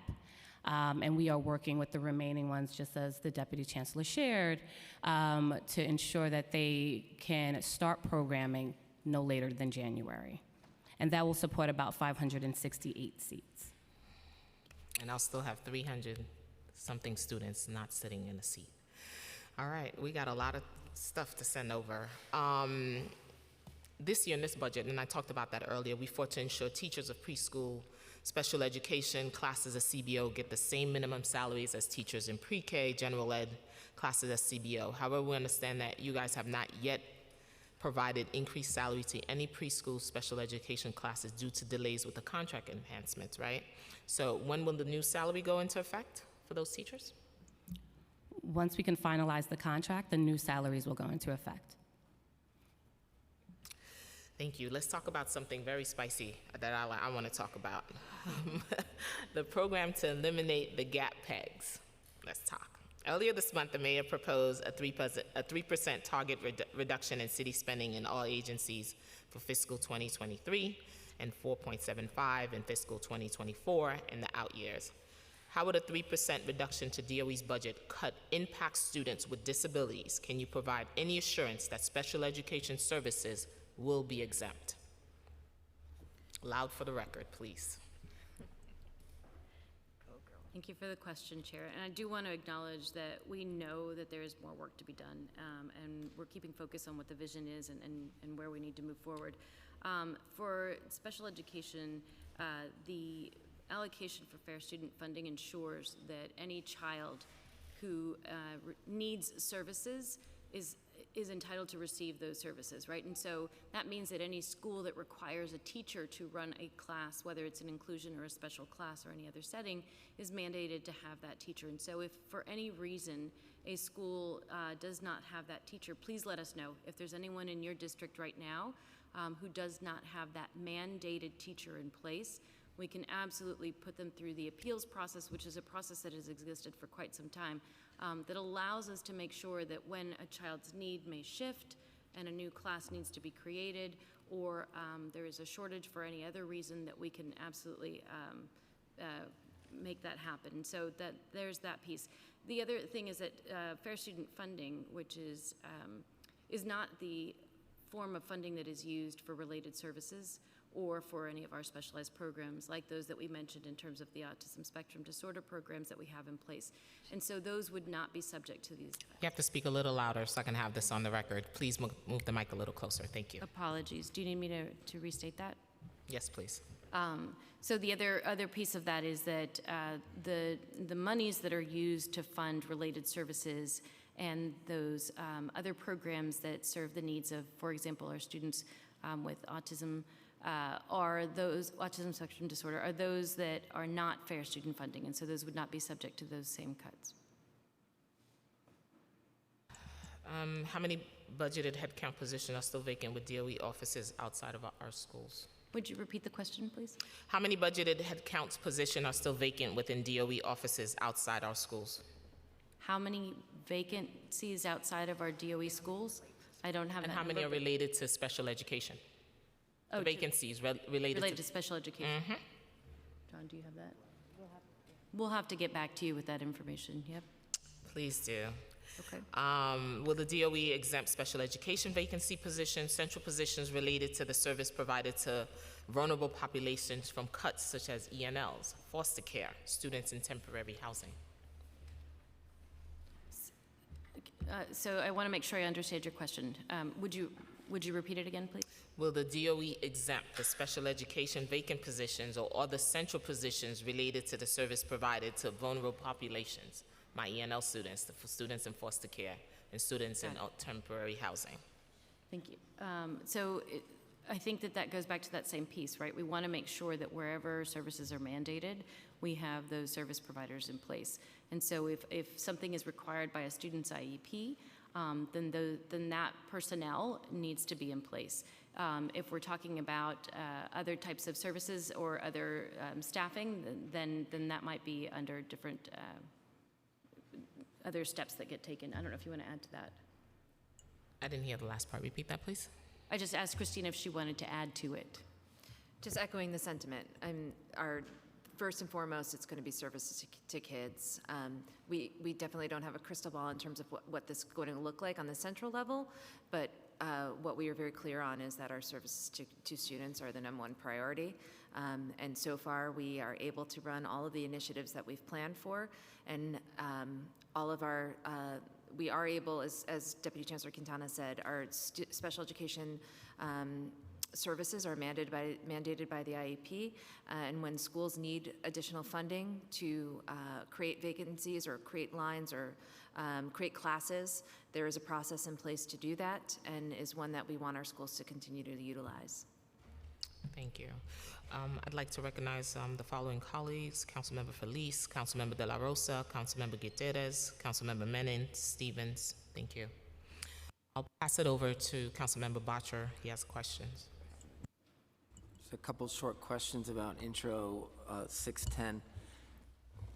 How do students currently get information about suicide prevention? How are they currently being provided with these resources in the New York City public school system?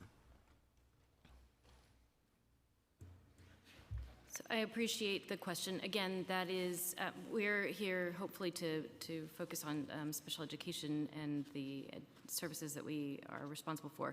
In terms of anything that is about mental health services, that is the Division of School Climate and Wellness, and I can absolutely get you that information. We do want you to know, however, that we completely stand behind this bill and are looking forward to working with the council. Thank you. Mm-hmm. I also want to recognize Councilmember Krishna. I will turn it over to my colleague, Gilbert. Thank you very much. I love Mickey Mantle, as Christina knows, and you have a great general counsel, but you have a lot of problems. And congratulations, Madam Chair, on all your good questions. So before I talk about buses, because that's what I'm going to talk about, what's with the Morton School? The Morton School is supposed to be for special ed, NYU, ¿Qué pasa? That's supposed to be for special ed. You don't know anything about the Morton School?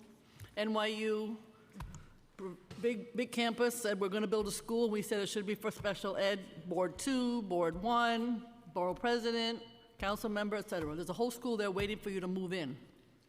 All for special ed. Nobody knows about it. Just so you know, it exists, and you need to move in. So maybe you could follow up. Thank you, Councilman. Okay. Number two, on the buses. So when I talked to John McCormick, whom I love, he says everything is fine except for the bus. And that's true, I think, across the board. Not that everything is fine, but in a scale of 1 to 10, the buses are on the bottom. So how many students with disabilities have bus service in place?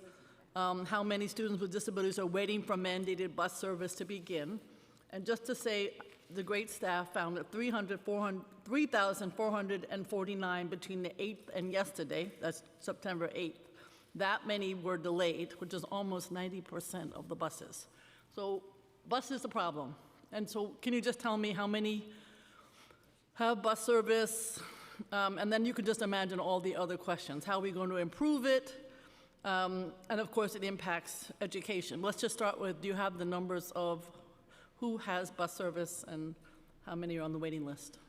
Thank you for the question, Councilman Burrow. Thank you. My name is Glenn Risbrook. I'm the Senior Executive Director of the Office of Pupil Transportation.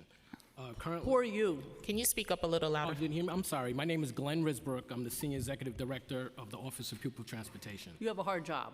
A very hard job. Go ahead. But currently, we have over 50,000 students that are with IEPs that are assigned bus routes. Okay.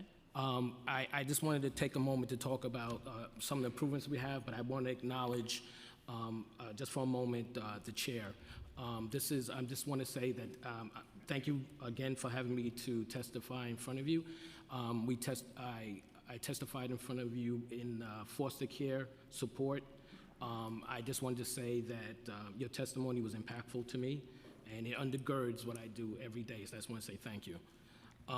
What I'm hearing from our families is very concerning, and I take it very seriously. Mainly those service issues are a direct result of staffing shortages at the bus companies. Although the shortages this year are not as extreme, but they are significant. The DOE transports 150,000 students every day over 9,000 bus routes. 97% of those bus routes have dedicated drivers. 3% do not. That is unacceptable. That's a significant number of children. We currently have over 400 drivers, however, in the pipeline in different levels of onboarding. As these drivers are onboarded, the impact that the driver shortages will have will dissipate.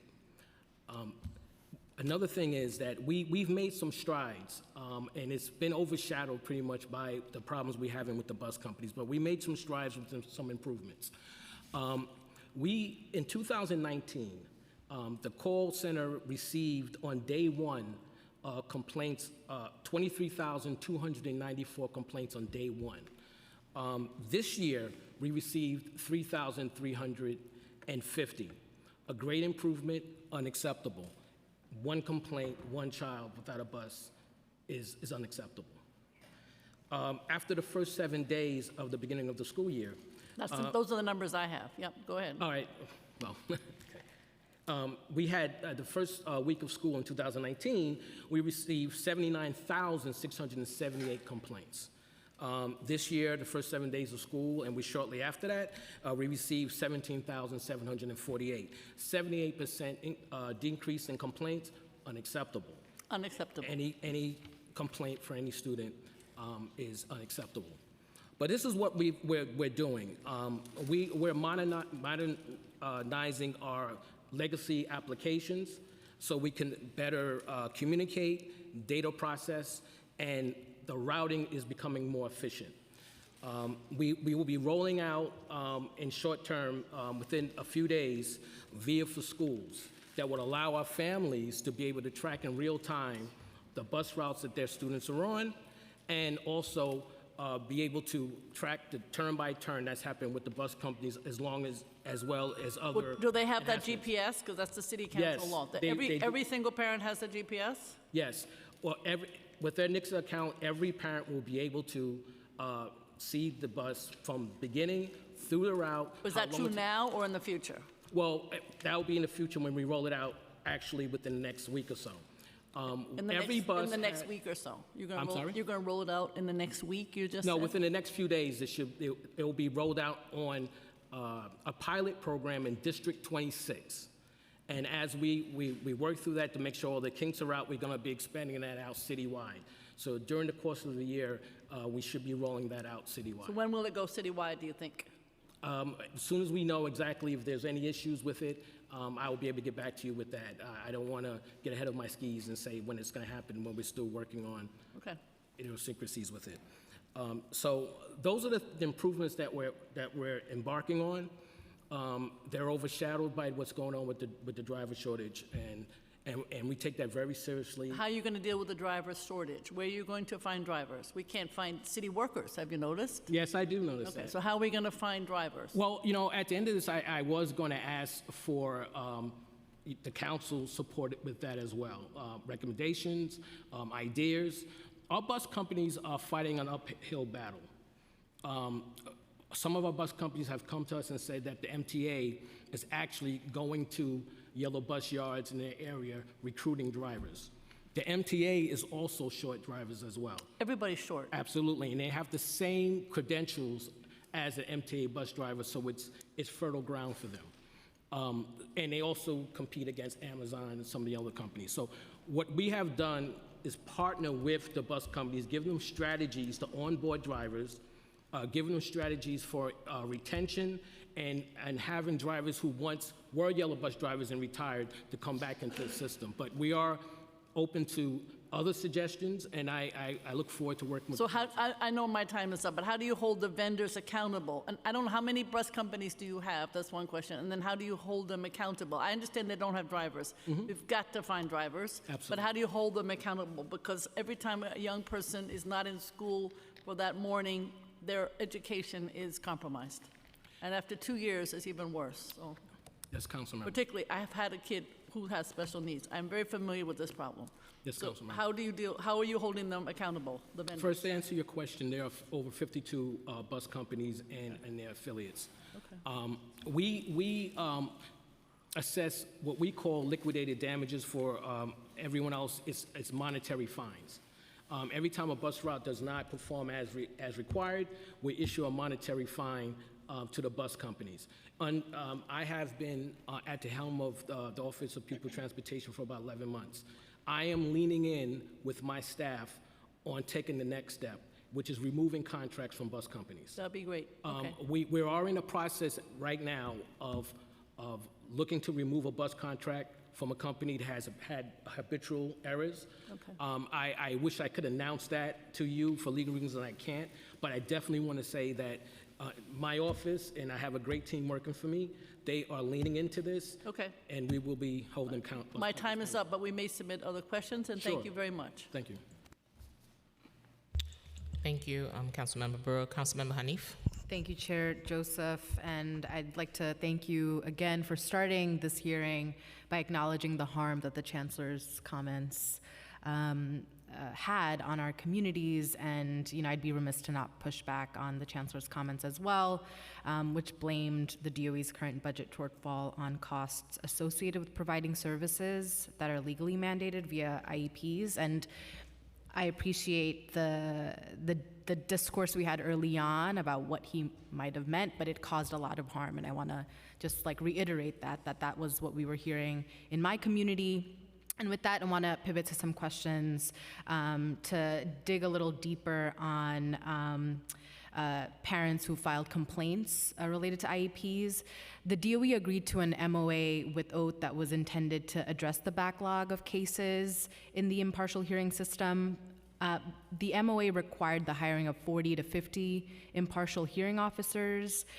Could you share how many officers have been hired to date? Thank you, Council Member, and thank you for the question. So, I apologize. It is, of course, oath that has to hire the ALJ, so I want to be clear that this is what I've heard, but I'm not guaranteeing it.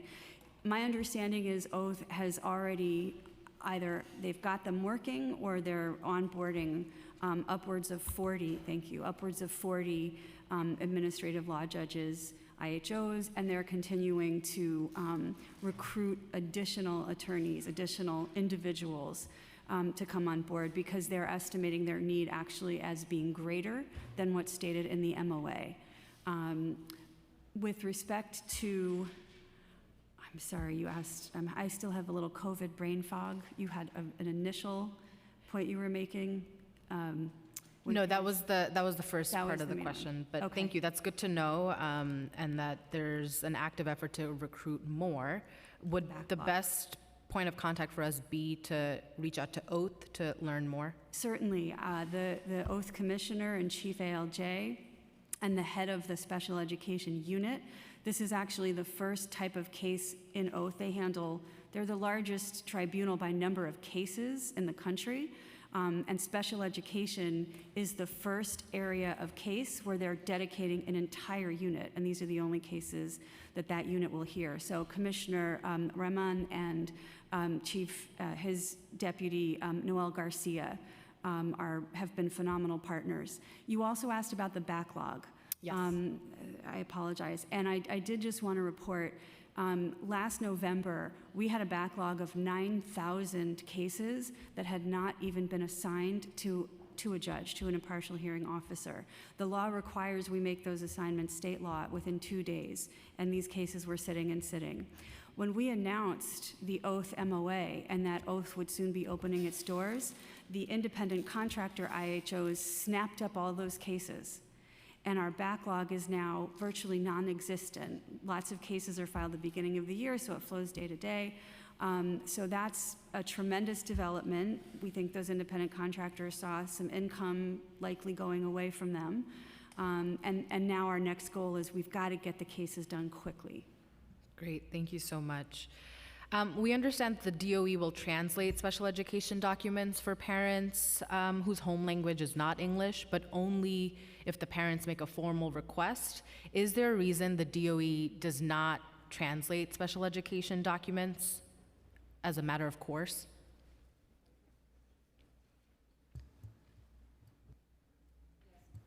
Sorry. We certainly agree on the importance of making our documents as accessible as possible for our families. And to your point, DOE translated almost 9,000 IEPs last year, which is a significant increase from the year prior. The DOE is building its capacity to do more translations so that they are universally available, but we are not there yet. In the interim, we have designed CSIS, the student information system that we use for IEPs, to produce specific documents for families in their home language as indicated on the home language survey. Nonetheless, we have a way to go to get there to full translation. I'll follow up with more about translation. Sure. But Chair, I have one more question, if I have permission. My time is running out. Could I ask one more question with your permission? Yes, okay, just wanted to touch on suspensions. About 19% of students with IEPs have IEPs. What percentage of suspensions are given to students with IEPs? We'll pull up the exact number, but I think your point is moving towards calling out disproportionate trends in suspensions. That's right. And that is a point that we're very certainly aware of and are working to mitigate. Do you have any data on hand right now? Yes, if you give me 1 second, I just need a few minutes to pull it up. But after the Q&A, can I come back to you with the data? Absolutely. And then also the percentage of NYPD involved incidences in schools that involved a student with an IEP. That would be great too. If we don't have that today, I will get back to you, but I certainly will come back on the disproportionality now. Thank you so much. Thank you, Chair. Thank you, Councilmember Hanif. Councilmember Aviles? Thank you so much, Chair Joseph. I'm going to just list out my questions, given the limited time, for the record, and would love any and all of you could answer. So in terms of the number of vacancies for related service providers and special education support staff, can DOE provide, I know you're going to report back, not only the number of vacancies, but to see an itemized breakdown of the various positions within, obviously that very broad category. Also, just to note, schools in District 15, of which is a majority of my district, are still owed $5 million in para-reconciliation. Want to know, when can we expect those resources, desperately needed, might I add, to our schools? I'd also like to know how your office is supporting the influx of ENL students recently immigrating into the city, our asylum-seeking families, and determine how DOE is determining whether they need additional special education supports, how is DOE intending to address the lack of bilingual psychologists and speech pathologists, and generally contributing to the pre-existing backlog waiting for families waiting for evaluations and assessments. So essentially, how are you addressing this current need? And then in terms of the special enhancement, the 4410, I am mystified by why it has taken so long.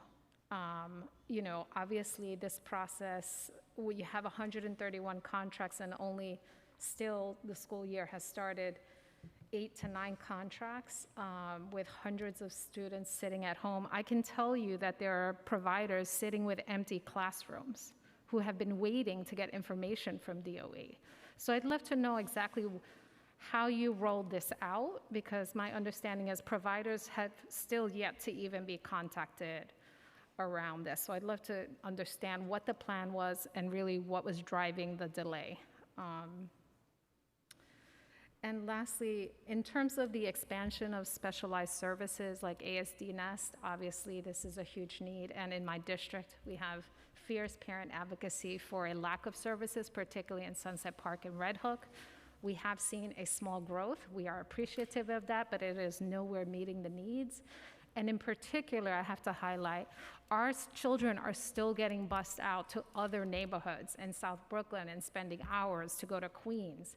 There is not enough, particularly at the middle school level is where we see in Sunset Park a real lack of services and kids having to travel crazy routes.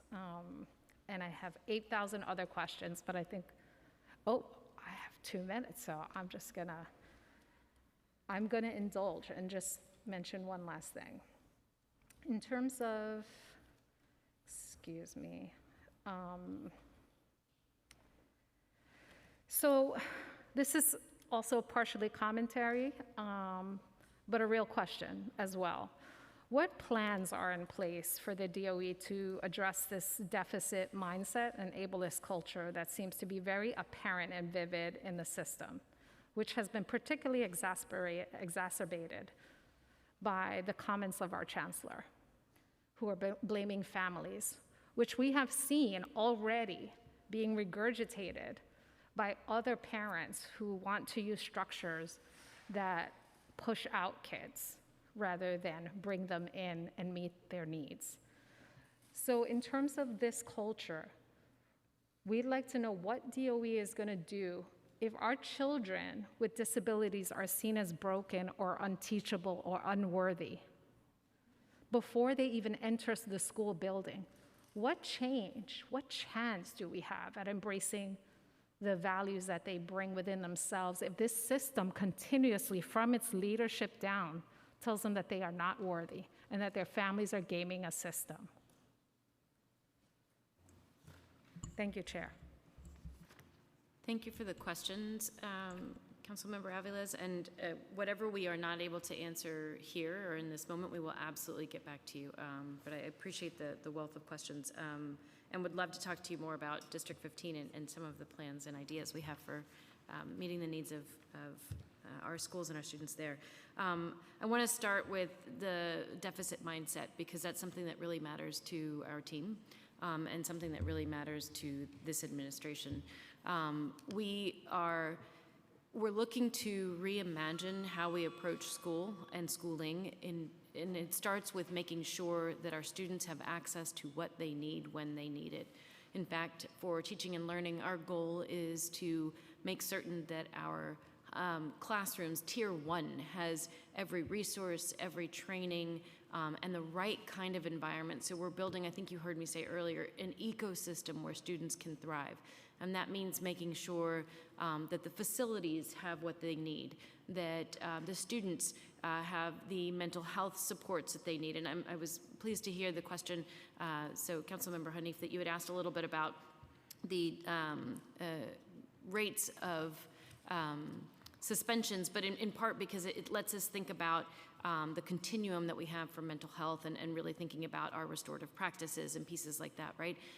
In that high quality tier 1 instruction though that I was mentioning, our big piece there is grounded in the science of learning and development, which says that students' brains are malleable, they are capable of producing and doing and accomplishing so long as the adults have put in place the right practices, the right mindsets, and the right resources. And so that's what we're focusing on. You know, you often hear that people refer to special education being broken, and we have a problem with that in part because it often points at students as much as it does to the system, and our kids aren't broken. But we need to think about what we're doing very differently. And right now, that means that we need to make sure our teachers are well equipped, our leaders are well equipped, and part of that absolutely will include some of that IB training. Part of that is we have put together a framework for socio-emotional and academic development that we're going to pilot in some of our schools. Part of that is using coaches to help teachers really be able to see the strengths that a child brings and what you can actually build from instead of the gaps that are missing. Part of that is that we're grounding all of our teacher training in being culturally and community responsive. In fact, the bulk of what we're doing for our Mosaic work is just that. It's the training for CRSE across the board for our teachers. And so I absolutely want to say that I'm pleased that you brought up that question. It's important for us, and I agree, and that's the direction that we want to go. And I understand the contention of the system is broken, because it implicates, but I will say that the system is contradictory. It is perpetuating tools of discrimination. It perpetuates this mythology of hard work and whose hard work and who should be rewarded. It's perpetuating, honestly, in my opinion, it is going backwards from all the progress that we have made, and certainly trying to get rid of the segregation that is happening, and segregation across multiple levels, right? Income, racial, learning ability, all this stuff. And yet, so this system is contradictory at best, and that's being generous. But thank you for your comment. And I think we have to continuously reflect a system that is perpetuating tools and practices that exactly undermine the rhetoric of that's being put out. We need to take a really hard look, because that is what our families are experiencing and seeing. Absolutely. Thank you for that, and look forward to partnering with you. I know you had a number of other questions, so go ahead. Anyone that you want to respond to? I think on the data pieces, we will definitely get back to you. And I want to just respond to the last piece, because I think what you said was really profound in many ways and is very much what I was trying to get out before in the Carter conversation around equity and the systems that do need to be relooked at. And I do want to affirm and kind of state for the record that those are all things that we are looking at. I can assure you that the Chancellor's comments were not meant in the way that they were presented, and he has apologized in many forums about that and stated that very clearly. As someone who's been in the department for quite a while now, and in this role for 8 years, or roles similar to this for the past 8 years, I can say that I'm more hopeful than I've ever been about us really getting to the root of those inequities. And in listening to council members such as yourself talk about that and name that, I want you to know that that also inspires us and gives us hope for what we can do collectively. So I wanted to thank you, council member. I appreciate that. Hope is certainly something we desperately need at this current time. But I will say on behalf of our communities, we need a lot more than hope. We need action, and we need a continuation of this continuation of discriminatory practices now being elevated across the city. And we look forward to talking to you about some action-oriented plans. Thank you, Councilmember. Councilmember Dinowitz?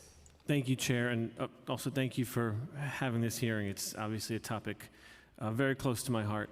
I want to start out by, acknowledging and thanking you for recognizing that high schoolers may struggle to read. It's something that I've brought up at hearings in the past.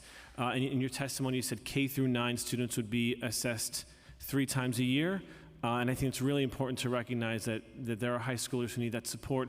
I would warn, though, and we've had this conversation before with the DOE, which is that if students don't receive credit for taking a phonics class in high school, like a Wilson reading, or the principal is not necessarily going to want to provide that class, that student, especially if that school is being assessed on the number of credits a student with an IEP receives in a semester or a year, right? If you're still judging schools the same way, they're not going to want to give the kid the class they need.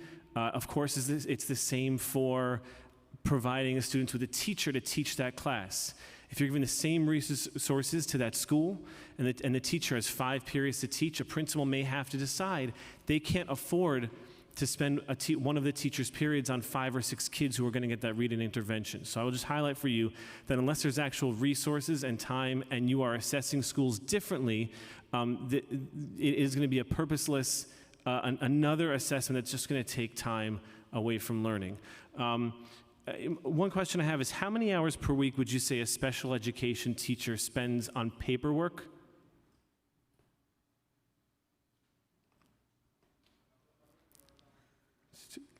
Okay, okay.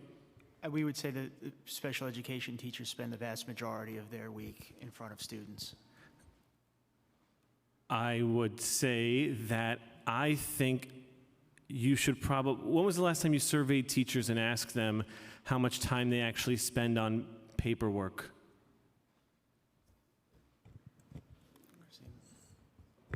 I think you're trying to make a point, Councilmember. I think that point is, and certainly correct me, is how difficult the job of being a special education So I'll clarify for you because time. I'm concerned with the amount of time that teachers spend on paperwork, not just because it makes the job hard, but because for every minute that they're spending writing a document for you or for their principal and justifying the existence of their job and proving to you that they're helping the kids, that's time taken away from the students. That's time taken away from the kids who actually need help. And, to quote, I forget who said it, maybe it was Deputy Chancellor, I'd rather provide the students what they need up front instead of, more and more accountability, which I put in big quotation marks. Because, from my experience and talking to dozens and dozens of teachers, all the paperwork that they're filling out just, for the most part, takes time away from the children. So my next question is, does the DOE have any initiative, or are you looking at ways to reduce the amount of paperwork done by special ed teachers so that they can spend more of their time actually providing services for the students that they're supposed to help? We definitely would be happy to engage in that conversation. It's not one that we've engaged in recently formally, but it is something that we think about often in terms of the practices we promote. Right, because you're hearing about it with suspensions, with graduation rates, with credit accrual, things like that. It would just be a better use of a teacher's time, recognizing that IEPs need to be done, they need to be done well, and accountability exists, understanding all that, but also understanding that every second spent on that is a second spent out of the classroom, not with the students. And so that's my first question. I have 40 seconds left. So I will, what incentives or directives does the DOE give to schools to move students from self-contained special class to an ICT environment, if any? The directive is to assess the student's capacity and whether or not that placement is what's most appropriate for that student. And then that's how a move is made. But otherwise, it is based solely on what is best for that particular student, given the current data that they have collected on that student. So the DOE doesn't provide any sort of incentive for a school to move students to a less restrictive environment? Our goal is always to help a student transition through their respective continuum of what less restrictive might be for them. For every child, it is not moving into ICT.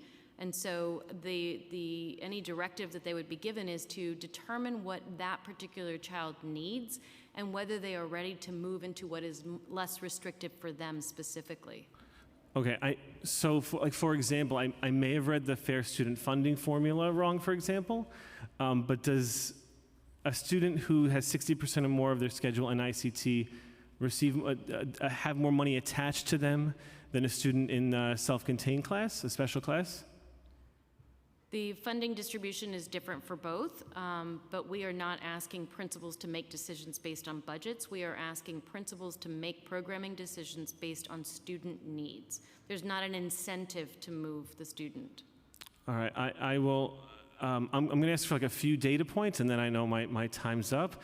And then I will also tell you, I get the feeling you should spend a little more time talking actually to teachers, because that's not the reality of what happens in a school. I myself have experienced where the DOE, a few years back, came into the school, and they told me that we're looking to move kids to ICT. And then I said, what if a child needs a special class? And the response was, we're looking to move child to ICT. I didn't go to law school, but when a student of mine needed to be moved to District 75, I had to have binders full of their work to demonstrate that student actually needed those services. So I'll request through an email offline some of the data points that can help us understand if, especially in high school, if they're moving students to ICT classes inappropriately. And I'll end it there. Thank you, Chair. Thank you, Councilmember. Councilmember Stevens. Hello, good afternoon, everyone. So I just have a couple questions, and I'm going to talk about summer. And I know we're coming off having one of the biggest summer camps that the city's had, and there was great efforts to make sure we included students with disabilities. But there was some issues that arise that I have some questions and need some clarity around, because a lot of the feedback that I got from the providers were around the students with disabilities and the lack of support. So I'm going to ask a couple of questions, and you guys could just answer afterwards. How are students matched to sites? Because on my world tour, when I was visiting sites, I met one student who lived in Brooklyn, and he was bused to a campsite in the Bronx, but he also he was programmed at another place, so he went to the day program in the day with a teacher at one school, then was bused to another school, and that was in the Bronx, and it just did not make sense. So I was really confused on how students were matched this summer.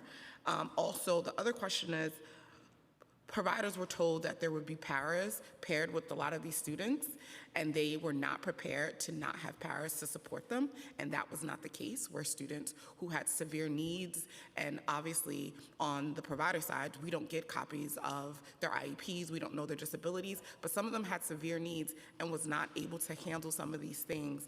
But when they pushed back and said, like, we were supposed to get paras and get supports, none of those things were given. So I just would love to get some clarity on how did that happen and why did that happen, because I really feel like, thank God we didn't have any incidents, but it could have been, right? We had some instances where there were runners and all these things that we just did not have enough information on. And I know it was an effort, but it just seemed like, okay, we have to figure it out and just give them to them and no support. So could you talk a little bit about why did this happen? Thank you. Thank you for asking that question. This summer, we made tremendous progress in welcoming students with IEPs to Summer Rising programming over the prior summer, and have absolutely implemented processes to ensure that students that require additional supports during CBO-led time have access to those supports, and that includes paraprofessional support. We are aware of some instances where It was not some instances. It was more often than not that they did not get that support. You know, I can say that in the instances that those were escalated to the special education office and to our team, we immediately were out in programs and working with those program staff, one, to provide that immediate support, and two, to get contracted paraprofessional support into those school buildings as quickly as possible. Again, I'm not here to say that everything was perfect, and I understand your It just didn't happen. Like, I was in these schools, so if you, like everyone knows, this is why I intentionally went there, and I was making calls and doing those things and following up, and they just did not get the support all summer. I think moving forward, you know, again, the programs that came to our attention, we immediately provided support to. I can say that definitively. I think moving forward, we can strengthen our communication and collaboration, so if this is to ever happen again, we can immediately become informed and get that support to those programs in the upcoming summer. You know, our commitment is to continue to provide equitable after-school programming or summarizing programming to our students with IEPs, and we're going to continue to strengthen that each and every summer that this program, you know, continues. Yeah, I mean, I still have a lot of concerns, and that kind of didn't answer my question, but the other question is, how are students matched? Because I was, like I said, I was really disheartened of hearing how students were at one site for the instruction part, and then bused to another part for recreation, and then they were like different boroughs, and it seemed very thrown together and last minute. And I just think that it's a disservice to our young people, like having a student who already has special needs and having to transition 3 times with adults that they don't know is detrimental. And to my knowledge, DOE was in charge of enrollment. So how were students matched, and how did we miss this? You know, parents apply to the DYCD portion of the Summer Rising program, and I think we did a pretty good job of expanding access to CBO-led programs for students in District 75 schools this summer. But you know, to your point and to my comment earlier, we have some ways to go. I can't speak specifically to this example. It is possible that as a student that was in a standalone District 75 summer program whose parent requested or applied to that program in a different location. No, they did not. But I would have to look into the specific. And it was multiple. This is not just one student. When I tell you, this is why I was intentional about visiting sites across the city, because I knew you would say things like, oh, you don't, I was there and I spoke to parents. They did not apply for multiple sites. They did not do that. This is what they were told they were going to have to do. So, you know, moving forward, obviously we're going to have to plan, because summer's over, we're going to be planning for next summer, but we need to make sure and ensure that this does not happen again, because like I said, it's a disservice to our students and our families. And also, you know, it puts a strain on the providers who has no control, and they're just given this and, you know, not given the support. And so I know you're saying that support was given, but that just didn't happen. And so either we're going to, you know, be partners in this work, or, you know, not put them at risk, because I think not only did you put the students at risk, you also put those providers at risk as well. And I appreciate you speaking up on behalf of the CBOs. I know that, you know, we tried to make sure that we could balance the portion of the day that was with teachers and the portion of the day with CBOs. If you wouldn't mind giving us some of those locations so that we can look into it more closely. We are now going through not just those rounds of reflections that we've already done, but planning for next year. And so it would be really great to have an idea and be able to speak to some of the folks about what specifically didn't work well so that we can address it in the year to come. Absolutely, we can definitely have an offline conversation, but I think the other missed opportunity, I know a survey was sent out to parents about the summer, but it was very misleading because the questions were they didn't leave a lot of room for parents to actually give examples. It was like yes or no question and leading questions. And so it didn't really seem, and even parents gave feedback that it did not feel like you wanted to get real responses. And so I think if you have surveys that make sense and have parents be a part of those conversations, you can get this information yourself. But the survey that was sent out, they were like, this is leading questions. Like, it's just a no. There was no real room for them to really express some of the issues that they had. And That's so good then, feedback. Yeah, thank you. I appreciate it. And it also helps us think about, what it is that we need to ask and find out about. As far as the para services too, for us to consider, are we thinking about students who have mandated paras, or is it just CBOs needing that additional support? And what can we do differently when that's the case?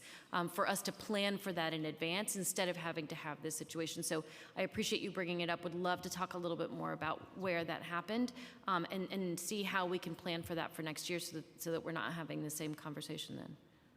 Thank you.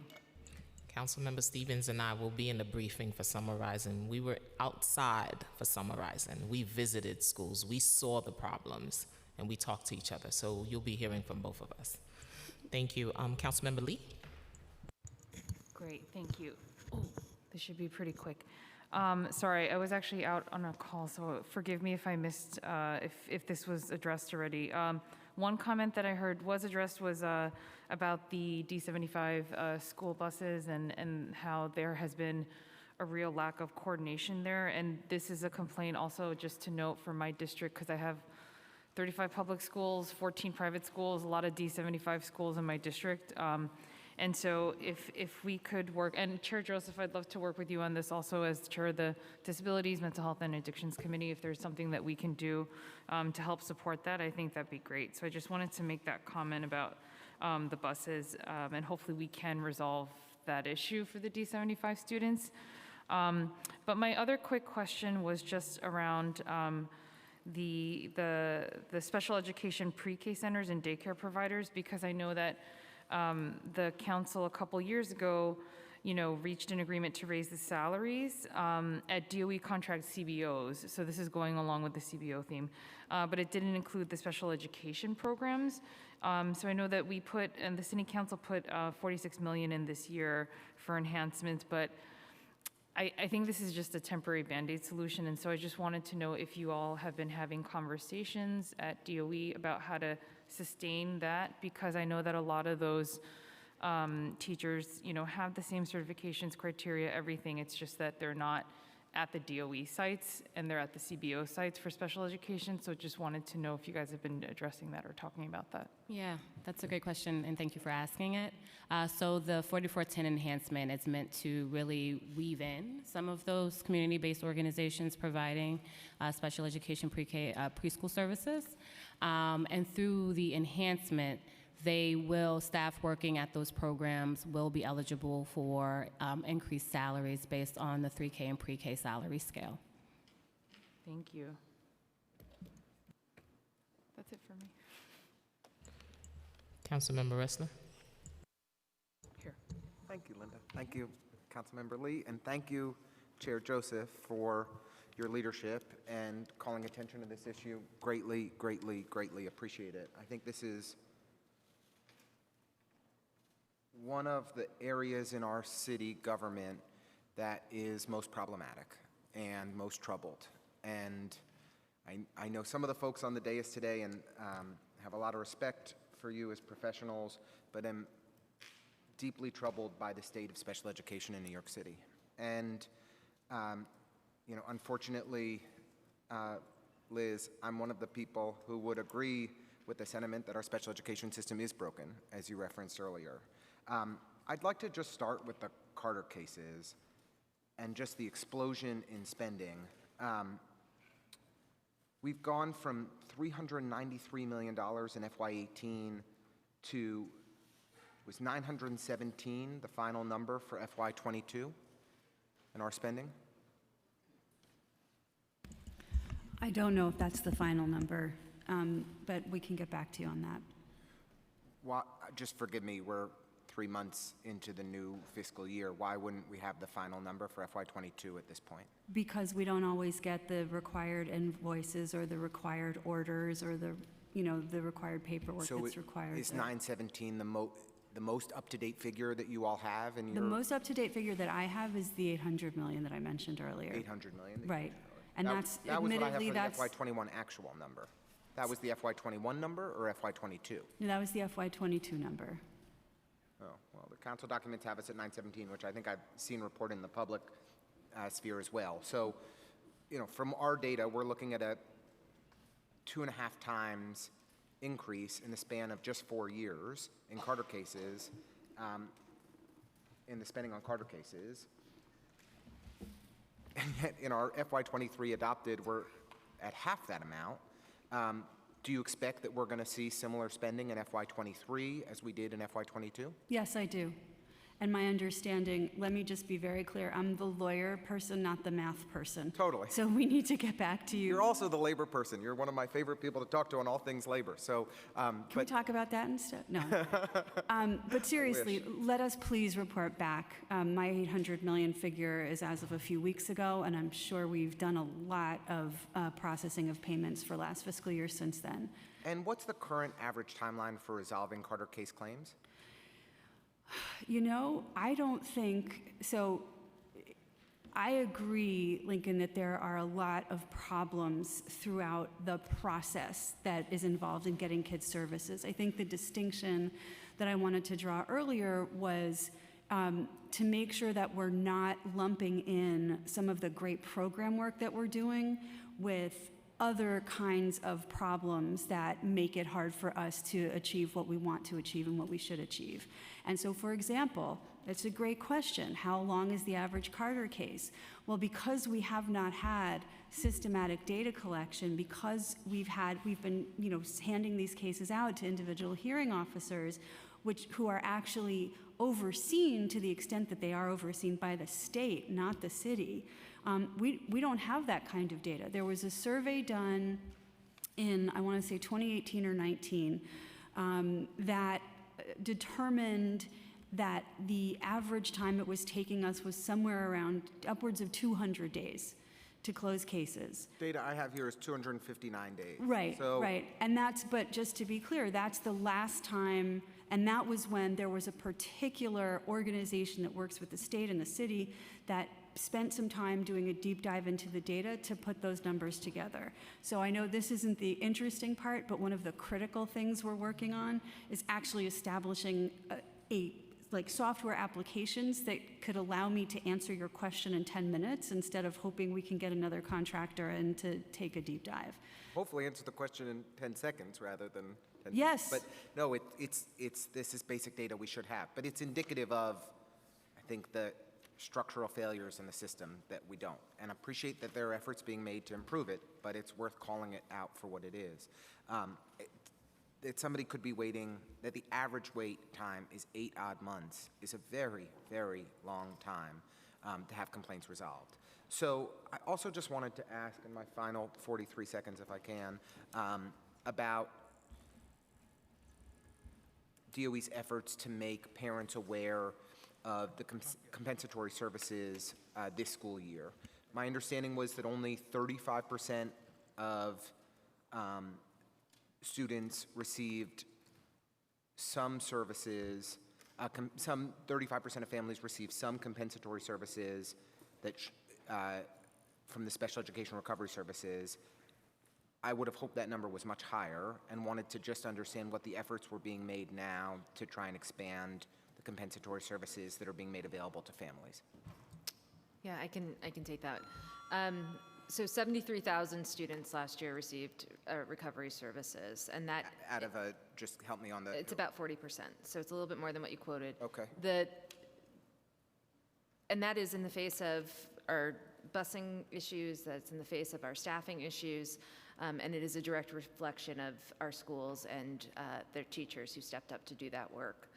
That said, we just hosted yesterday a webinar for hundreds of parents on compensatory services, and we are giving guidance out on compensatory services. The vast majority of our recovery efforts last year were focused on, as you know, we allocated recovery funds per pupil to every school, recognizing that every student with an IEP was going to need recovery services. This year, we're really focusing on those students who haven't made progress because of those recovery services or didn't receive those recovery services because they couldn't access them. And in those instances, IEP teams were trained on how to assess whether or not a child needs compensatory services.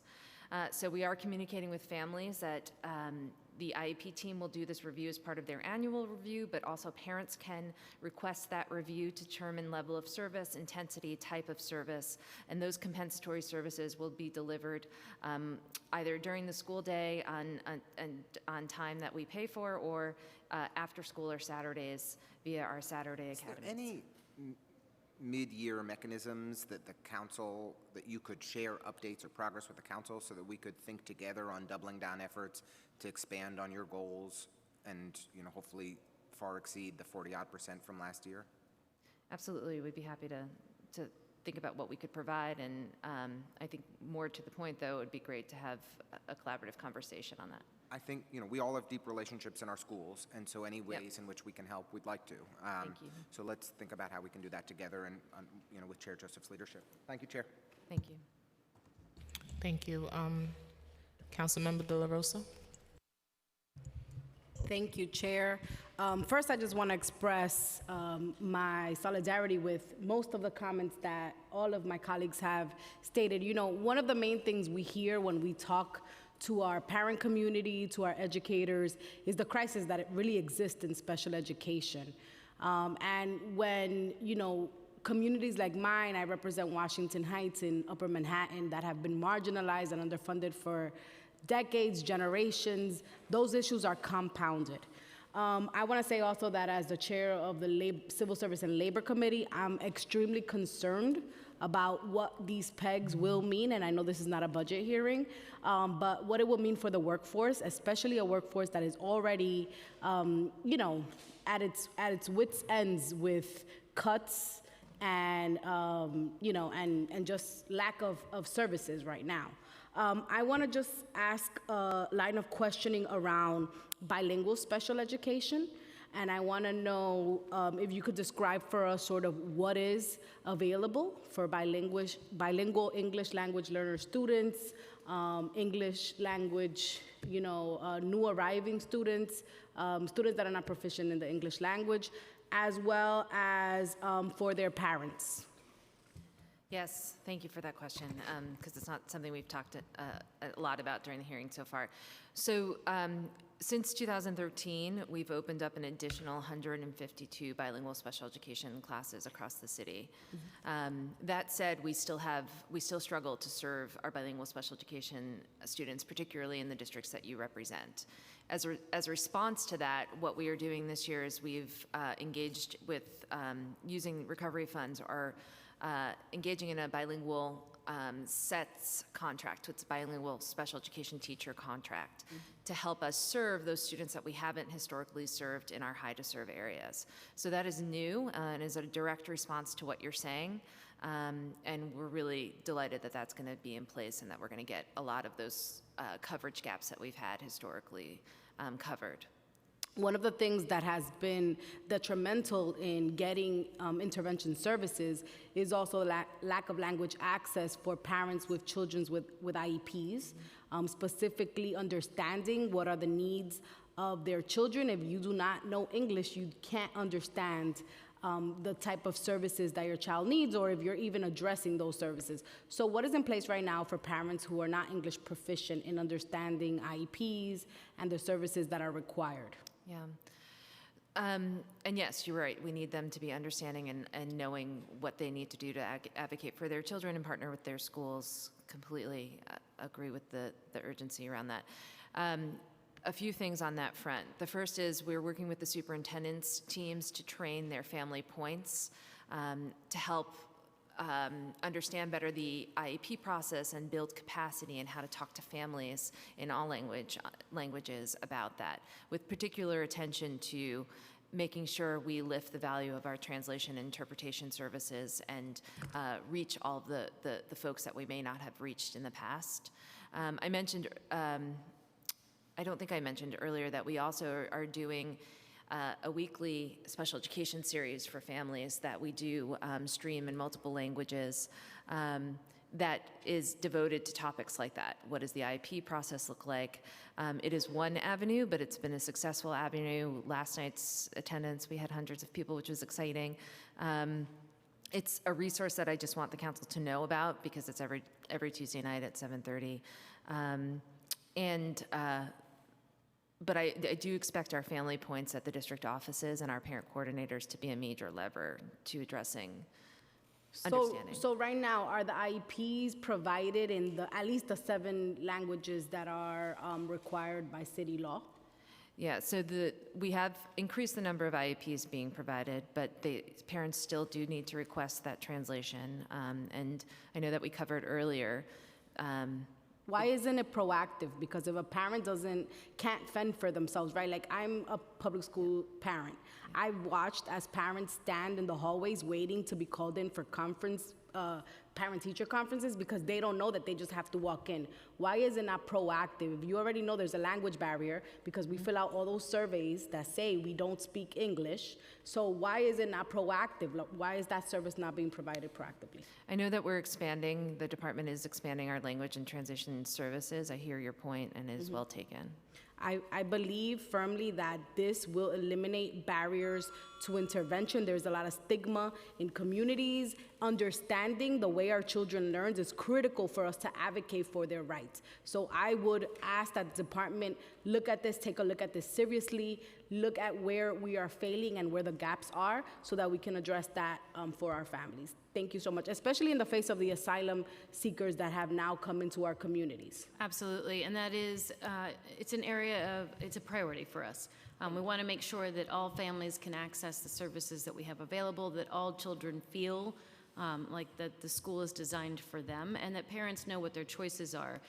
We're expanding the number of bilingual programs that we have to emphasize that we respect and value what being multicultural and multilingual is, and in fact have translated brochures on those English language learner initiatives, for example, into 12 different languages, and are working on making sure our ENL website right now is translatable, want to make sure that our other websites can be as well.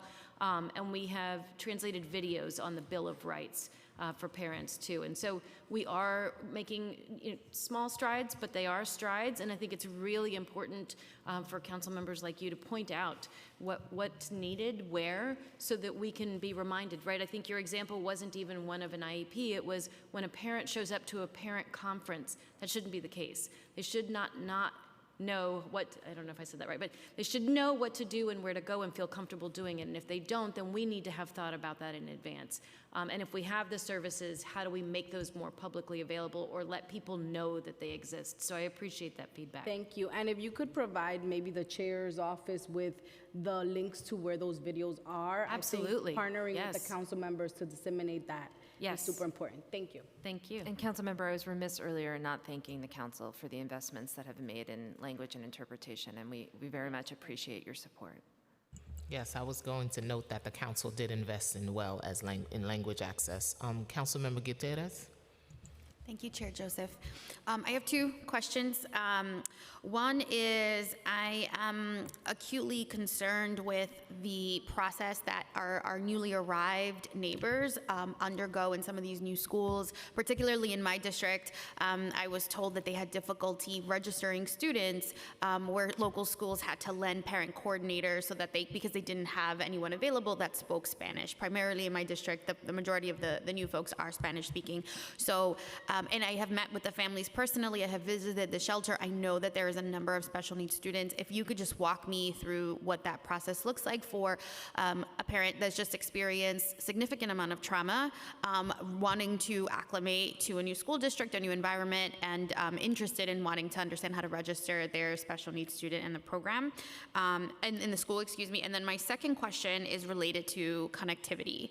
I'm the chair of the tech committee. We held a spirited hearing on Monday. Unfortunately, DOE was not invited, but we will make sure to have you there. I know that during the height of the pandemic, the DOE had shared that every student would have access to hotspots, to devices.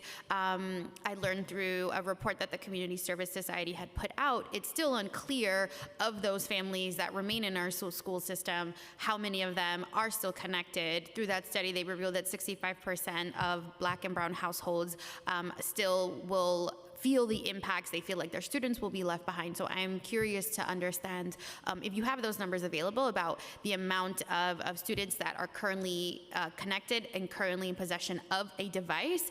We know that snow days are no more. We will be forced to have remote days. So it is important and it's crucial that kids and families have everything they need. And I'm curious to know if you can itemize that so that we understand of those students that are still missing a device or access to connectivity, how many of those are IEP students? Thank you. Absolutely. We can get. No, go ahead. We can get back to you with those numbers, and I'll work backwards and then hand it back over to DC Quintana. I'm sorry. Just in terms of the IEP supports for our recently, I loved your term, our new neighbors. I want to make sure that what we have done is taken the list of students, and we are communicating with our IEP teams to prioritize those students in terms of the IEP process and make sure that we are prioritizing watching their placement to ensure that they are getting to the schools that are going to best serve them. And so we will work directly with the shelters that you just mentioned to get that information to those shelters as well, so that they have, and if there's a family support coordinator there, we're happy to go train those folks as well. That would be a real pleasure of ours. So I'll work on setting that up as well. And sorry. Does every school have a family support coordinator? Are those any of the folks that were accessed?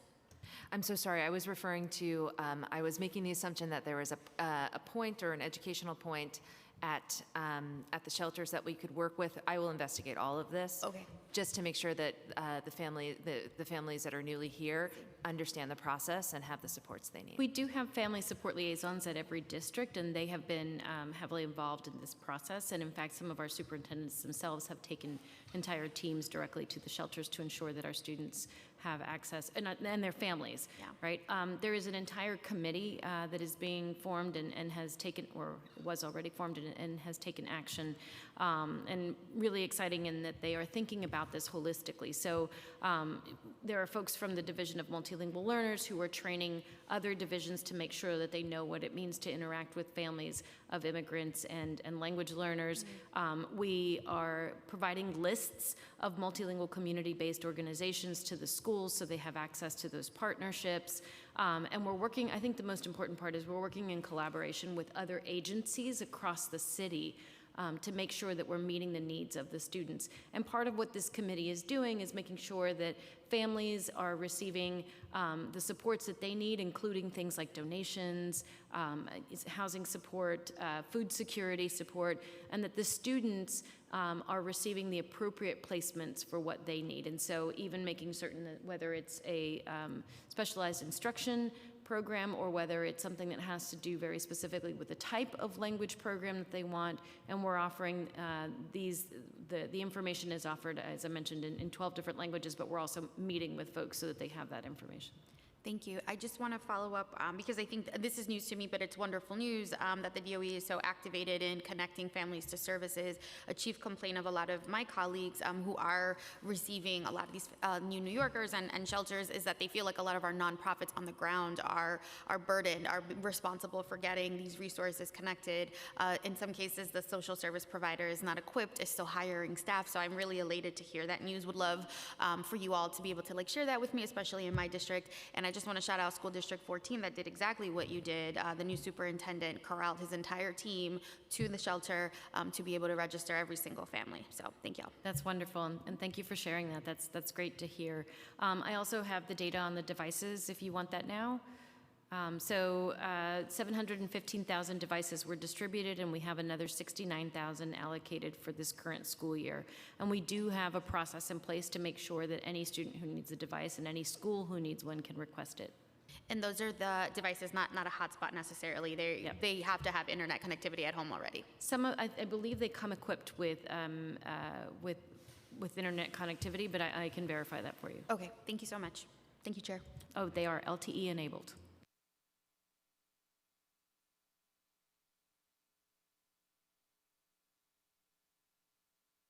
You're done?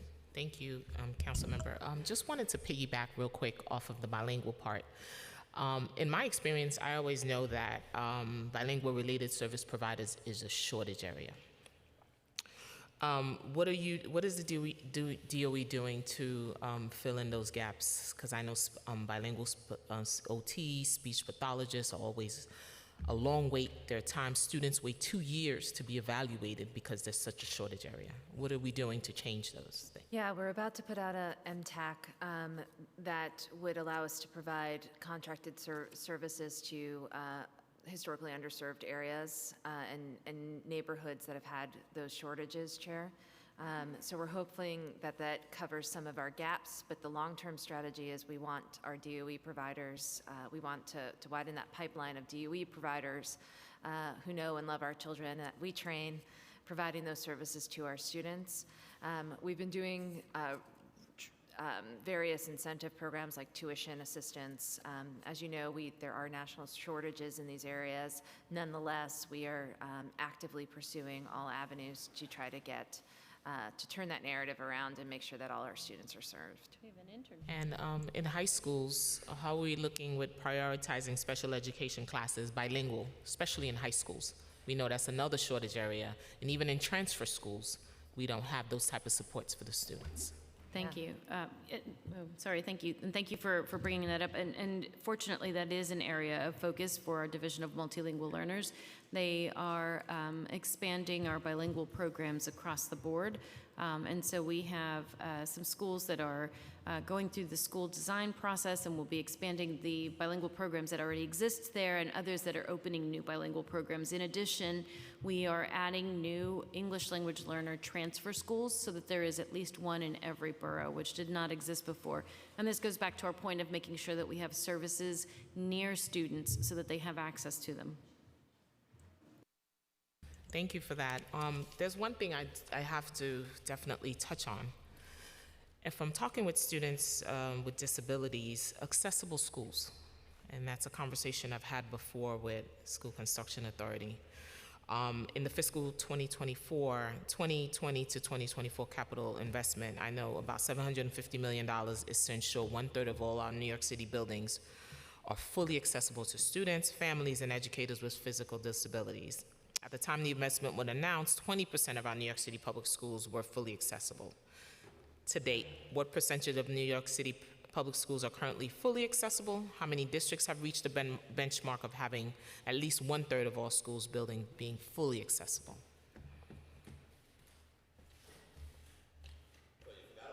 No, I didn't. No, I didn't. My parents would not let me forget. Turn on the mic. Yes. For space management, and we select programs for the School Construction Authority and give them direction in where the department wants them to do. We are crushing both of our goals. Just to let you know that at the end of this capital plan, we will make the 33 percentile in every school district, which is something I'm very proud to say.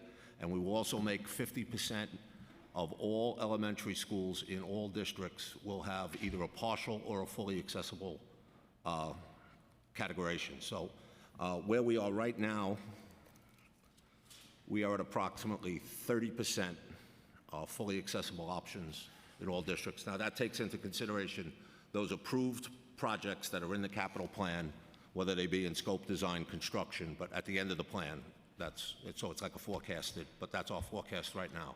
We've spent about 700 of the $750 million allocated in that plan.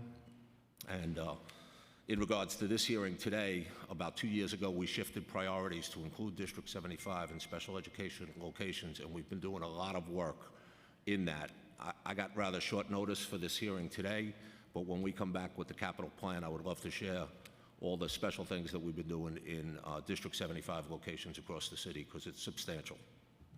Yes, so that's important for us, especially with our students with disabilities, as much as busing is important to make sure they get from point A to point B and not take away the passion that a lot of my parents are telling me and the students that they love going to school. And when school is delayed for 2-3 hours, that's frustrating. Also heard from parents who provide medication, control medication to their students. So if the bus is late, we're in trouble. So we must fix these. So thank you. Tom, can you identify yourself again for the record? Your mic was off. Tom Taracco, Chief Executive, Space Management, DOE.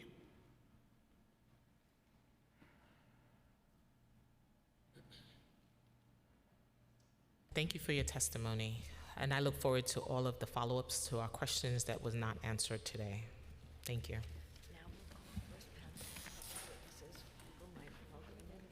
Thank you, Chair, and thank you to the council. Thank you so much. And next year, the next hearing, we should not be talking about the same thing. It should be some new things that we're working on. We can't wait That's to a share. goal, right? Right, Councilmember? Yes. Shared goal. Okay. That's right. We'd like to welcome the next panel via Zoom, President Michael Mulgrew from UFT.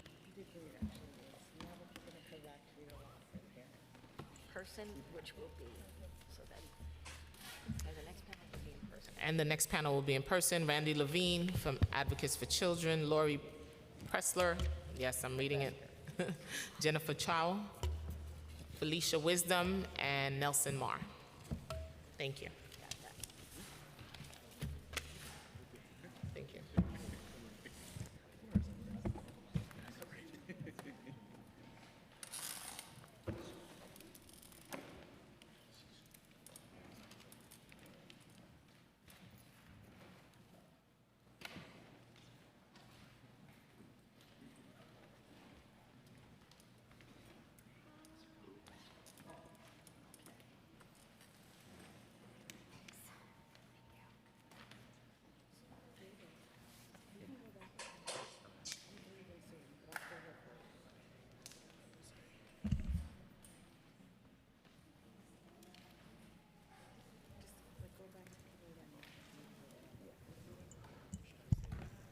Is Mr. Mulgrew signed on, logged on? I am. You can begin when ready. Thank you. Thank you. Well, first, I'd like to thank the chair and the city council for having this. First, I'd like to thank the chair and the city council for having this hearing. Special education has been a constant challenge for the children of our city. While we are seeing some successes, we worked very hard with the State Education Department, with the mayor's office, both the previous administration and this administration, and with the Department of Education. Once there was a willingness to solve the problem of the backlog, and we seem to be doing that quite well. But I want to focus on one thing, because I like to make very concrete steps to really deal with issues. The one thing I want to focus on right now is something to do about how we fund, how fair student funding interacts with our individual students with disabilities. There was a committee with the last administration. There is a new committee with this administration. The last committee made specific recommendations around funding individual students with IEPs in schools. Those recommendations were never adopted. The problem that we have is right now, under fair student funding, it's just putting principals and school communities in a position where they're stuck about providing services or filling in their staffs. And I want to explain this very simply at this point. It should not be up to the school to staff. That should, whether a teacher is experienced or new, in other words, how much they cost, should not become a burden to the school. What other city agency do we grade neighborhoods by the amount of experience the fire department has there, the amount the sanitation has, the amount the police department has there? Do we grade those precincts and firehouses by experience, or in other words, how much people get paid inside of it? Or do we staff them properly? We staff them properly. But in our school system, they're constantly pushing that it's up to the principal to make decisions based off of trying to fund under fair student funding, which is then becomes the responsibility of the school itself to pay for the teacher's salary. And they will tell you that research shows that a more experienced teacher will get better results if you're using standardized test scores. But then at the same time, you're incentivizing schools to have less experienced teachers because their salaries are lower. This has led, if you can go back to when fair student funding was adopted, that has led to a significant increase of non-compliance complaints. And that's what we see each and every year in the school as principals scramble and try to figure out how to supply all these services when the funding is not adequate because they're under a fair student funding formula, and then try to figure out how to get newer teachers with less experience in so that they have all the money they need to supply the services. This is something that has to change. There is no reason for this, and I know the political agendas and everything else Time has behind. expired. the whole fair student funding process, but I think this is something that the City Council needs to look at quite and focus on significantly.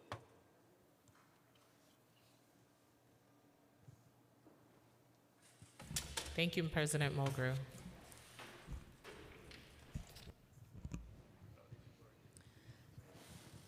All right, next panel is Randy Levine, Lori Podvesker, Jennifer Choi, sorry about that, Felicia Wisdom, and Nelson Marr.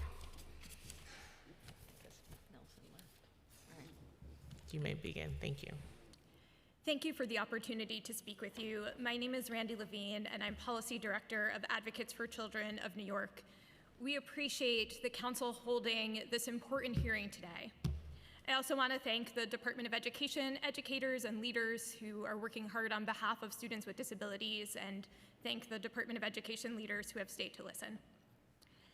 Every day, Advocates for Children hears from parents who are struggling to get their children with disabilities the education that they need. In the past 2 weeks alone, we heard from more than 200 parents and want to share just a few examples. Through our education helpline, we heard from a parent who recently learned that her 3-year-old child has autism and wants her child enrolled in a preschool special education class mandated by her IEP, but was still waiting for a placement from the DOE, which, as you heard today, has a shortage of preschool special education classes, even as it has expanded 3K and pre-K for all. A parent who learned from her child that he is in a large class in violation of his IEP, which requires a small special education class. Meanwhile, the student says he doesn't understand the work and feels overwhelmed. A parent who borrowed a neighbor's phone so she could call us, saying she was desperate for help as she recently moved into temporary housing in a different borough and needs a closer school. When she tried enrolling her child whose IEP mandates a special education class, multiple schools turned her away. A parent whose 9th grader is reading on a 1st grade level and asked about private schools because year after year she has been unable to get help from her child's public school. A parent whose school responded last year to her child's behavioral challenges by placing him in the office where he watched videos and asking the parent to pick him up early. A parent who speaks Spanish who had questions about her child's services because she has only received paperwork in English.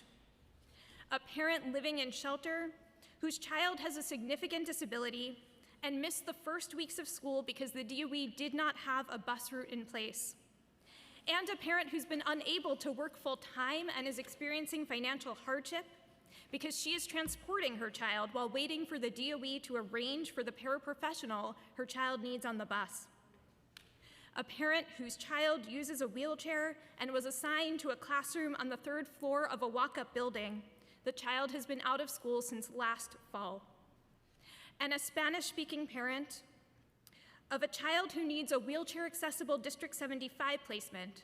The family lives in the Bronx, but the DOE could only find a seat in a different borough. Then, days before the school year began, the parent received a call informing her that the school's elevator is off limits to students, leaving the child with no school. This is just a small sampling of the children and families who came to our attention in the past 2 weeks alone. And make no mistake, we get these calls all year round.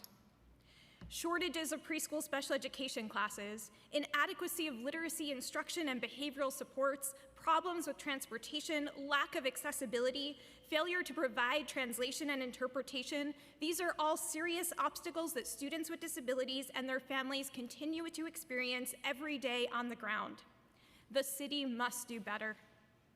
We look forward to working with you to do so, including through recommendations included in our Vision for New York City Schools attached to our testimony. Thank you for the opportunity to speak with you, and I'm happy to answer any questions you may have. I don't have any questions. Thank you so much. Yeah, baby. Thank you for holding this important hearing, and thank you, Chairwoman Joseph, for leading the way, and also thank you to all the people who support you, including the woman sitting next to you, Jan Atwell. Really, props. My name is Lauria Podvesker, and I'm the Director of Policy at Include NYC. For nearly the last 40 years, Include NYC, formerly Resources for Children with Special Needs, has helped hundreds of thousands of New York City's families navigate the complex special education service and support system. According to the February 2022 Mayor's Management Report and November 2021 Local Law 27 report to the City Council from the DOE, there are nearly 300,000 students with disabilities ages 3 through 21 receiving special education services and supports that the City of New York is responsible for providing and overseeing. I'm going to list out some data because in addition to what the Department of Ed spoke about before, I think it's important for people to know the facts. This data will speak for itself. There's about 26,000 preschoolers ages 3 through 5 in which the majority attend non-public programs due to the ongoing shortage of preschool special education classes. Approximately 270,000 school-age students ages 5 through 21. 26,000 students attending a District 75 program. 32,000 English language learners representing 19% of school-age students with IEPs. I don't know, did anybody catch that number the DOE reported on translated IEPs as 9,000? We have 31,000 students with disabilities who are MLLs. And, you know what, I'll stop. I'm angry today because like a lot of us, year after year, we say the same things, and with my parent hat on, this year is even worse, the worst I've ever seen it, and I don't know, something's got to change. 7 out of 10 school-age students are classified with speech and language impairments or learning disabilities, 24,000 school-age students classified with autism, 8,400 school-age students classified with emotional disabilities, 20% of IEP evaluations not occurring within the legal timeline of 60 days, 52,000 plus school-age students with IEPs who spend the majority of their school days in segregated settings. Less than 2 out of 10 special education students in grades 3 through 8 are proficient in math or English, less than 2 of 10. And a little more of half of all students with disabilities who take standardized tests graduate on time in 4 years. While we commend the city and the Department of Ed for using federal stimulus funds to make enhancements specifically targeted for school-age students with suspected or known disabilities, improving literacy instruction throughout the city, identifying struggling readers, including students with dyslexia, and piloting new related specialized programs next school year. I think the DOE said 3. However, these initiatives are nowhere near enough to address longtime systemic policy and cultural barriers for all students with disabilities and their families, and nor will they impact all students with disabilities. The last 2.5 years have made it clearer than ever before that the city must do things differently than it long has to appropriately and equitably educate all students with disabilities. Too many students with disabilities did not access special ed recovery services last year. The DOE said today 60% did not. It is time for the city to consider radically changing how special education works. All students with disabilities deserve access to quality instruction, an adequate number of qualified teachers, timely evaluations, the delivery of all mandated related services, bilingual programs, services and supports, consistent and reliable transportation to and from school, and integration. With school budget cuts, the fading of stimulus funds, and the current inferior accountability structures that measure individual student learning outcomes and the success of individual schools, we urge this committee and the council as a whole to immediately set up 2 additional public-facing fiscal accountability structures that follow how all allocated special education money is spent. One to track money in community school districts 1 through 32 and a separate one for District 75. This is because District 75's budget is separate and different from the special education money allocated for the provisions of services to students with disabilities attending community school districts 1 through 32 and non-District 75 middle and high schools. In addition, we recommend the Department of Education and City increase the number of preschool classes. I think all else here was already said, sorry, I'm trying not to be redundant. And this one's personal to me. Require that every school building where a District 75 program is co-located to have a visible sign with the name of corresponding District 75 school organization. Prior to the pandemic, I went to my son's school for his annual IEP meeting, and I was told I could not use the front door. I was told I had to go to the side door, and we would never do that to anybody else of any other minority group. This is not okay. And kids like mine are invisible. There's not even a sign in front of the building. There's not even I urge everybody here, when you look at school buildings, to see if there are signs that say that kids who attend District 75 programs are there. And I'm white. The majority of kids who attend District 75 programs are of color. This is not okay. And it's so basic, but this is what shapes how kids with disabilities are valued. This is the cultural part, which the policy part will hopefully pass up one day. We need to have a citywide initiative on the integration of District 75 students. All current diversity initiatives exclude District 75 kids. They are either community school district-based, or they are about diversifying enrollment in non-District 75 programs. This is not okay. We also urge the DOE to commission a study on how the special ed continuum is being utilized to determine how and where the city provides special education services, and to analyze the relationship of classroom placements and disability classifications, and document the extent in which students move to less restrictive settings and how their IEP goals are met. Thank you so much. Thank you, and the DOE is still here, and I hope you're listening to the voices of these parents today. Thank you. Thank you for having me here today. My name is Jennifer Che. I'm a Queens resident, and I'm a parent of 2 high school students with IEPs. I'm also a special education advocate at Special Support Services. This week, Chalkbeat reported that in New York City, 41% of students had chronic absenteeism, meaning that they missed more than 18 days of school in a school year. In the disability community, we call this problem school refusal, because it really is about the student not being able to attend school due to disability. In just 2 weeks, our group surveyed 140 families in our city suffering from school refusal, and we found for 57% of families, school refusal symptoms had not surfaced prior to the pandemic. The majority of students displayed school refusal as lasting over 6 months and refusing school intermittently, and this is important. 34% of students with school refusal talked about harming themselves. School refusal was spread out evenly across middle school, high school, and elementary school. I'm here to say that the DOE response to school refusal of students terribly lacks planning for students with disabilities. For example, students are supposed to have attendance teachers come to their home if they're out for 10 days straight. This is called 407. But students with disabilities need a different threshold. My own child missed 42 days of school. This past year, no one came to my house because he never missed 10 days straight.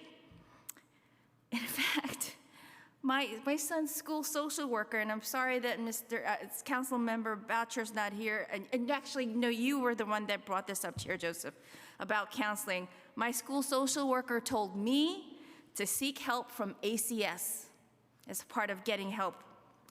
If you look at the DOE's Guide to Combat Chronic Absenteeism called Every Student, Every Day, there is not one mention in the 57 pages of the word 504, IEP, disability, functional behavior assessment, or special education referral. Excuse me. So we need that guidance so that the school disability support teams know what to do. And in some cases, for these children, like my own child, they can no longer attend public school and require expensive therapeutic settings after months or years of failure and trauma. I know we can do better. Please help our students with disabilities. And also, since I have a couple of 1 seconds, please listen to the Arise Coalition's suggestions and recommendations. They're really important. Thank you. Noted, and thank you for your testimony, and I'm sorry. Good afternoon, Chair Joseph, Jan, and fellow New Yorkers. My name is Felisa Wisdom, and I'm the Director of Development and Government Affairs for YAFED. YAFED has been working to bring much-needed change to the ultra-Orthodox yeshiva sector, working to ensure that every New York City student receives a full education in English, math, history, and science. As was reported in the New York Times last week, approximately 50,000 children are attending yeshivas in New York City and its suburbs that fail to teach this basic education. These children receive a religious education all day with little to no schooling in secular subjects. There is little transparency in religious schools' operations because they operate outside the strict regulatory environment in which public schools must operate. This lack of transparency exists also for their students with disabilities. YAFED is deeply concerned about the lack of oversight regarding special education systems in Hasidic yeshivas. A school system unconcerned with norms around the importance of science or of teaching math and the English language is not likely to be prioritizing the evidence-based support its students need for learning disabilities such as dyslexia, autism, dyscalculia, etc. We do not believe many of these schools have the infrastructure to adequately address systemic issues of inequity that students with additional needs face. Yeshivas receive significant public subsidies, such as mandated services aid, to cover certain operational costs, despite not being held accountable to state laws regarding substantial equivalency. Furthermore, the reporting requirements religious schools must comply with are severely lacking. It is unclear what systems are used to identify children that need an IEP and how these children are served, or even how many children have been identified with an IEP. We've heard today that Chancellor Banks has made comments about special needs funding, including all this money that is meant for kids in our public schools are going to private schools. Folks have figured out how to game this system. Public school parents shouldn't be scapegoated. These critical public funds should go to schools prioritizing appropriate services for students that the DOE can't serve. The lack of public reporting is made even more dangerous because the Haredi yeshiva sector has already proven that it will disobey and disregard education law. We urge the City Council to hold an oversight hearing into the educational neglect being perpetrated upon tens of thousands of school children attending Haredi yeshivas. We further urge City Council to demand an accounting of special education services within the Hasidic community and to ensure that IEP system is being administered effectively and by adequately credentialed professionals. Thank you for your time. Thank you.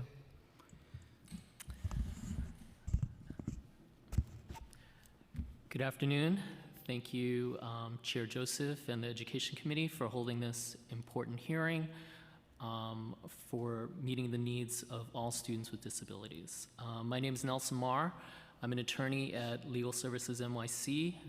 We're the federally funded legal services office that provide free civil legal services to low-income residents in the city. I work in the education practice at LSNYC, and we assist hundreds of New York City school children and their families every year to ensure access to education.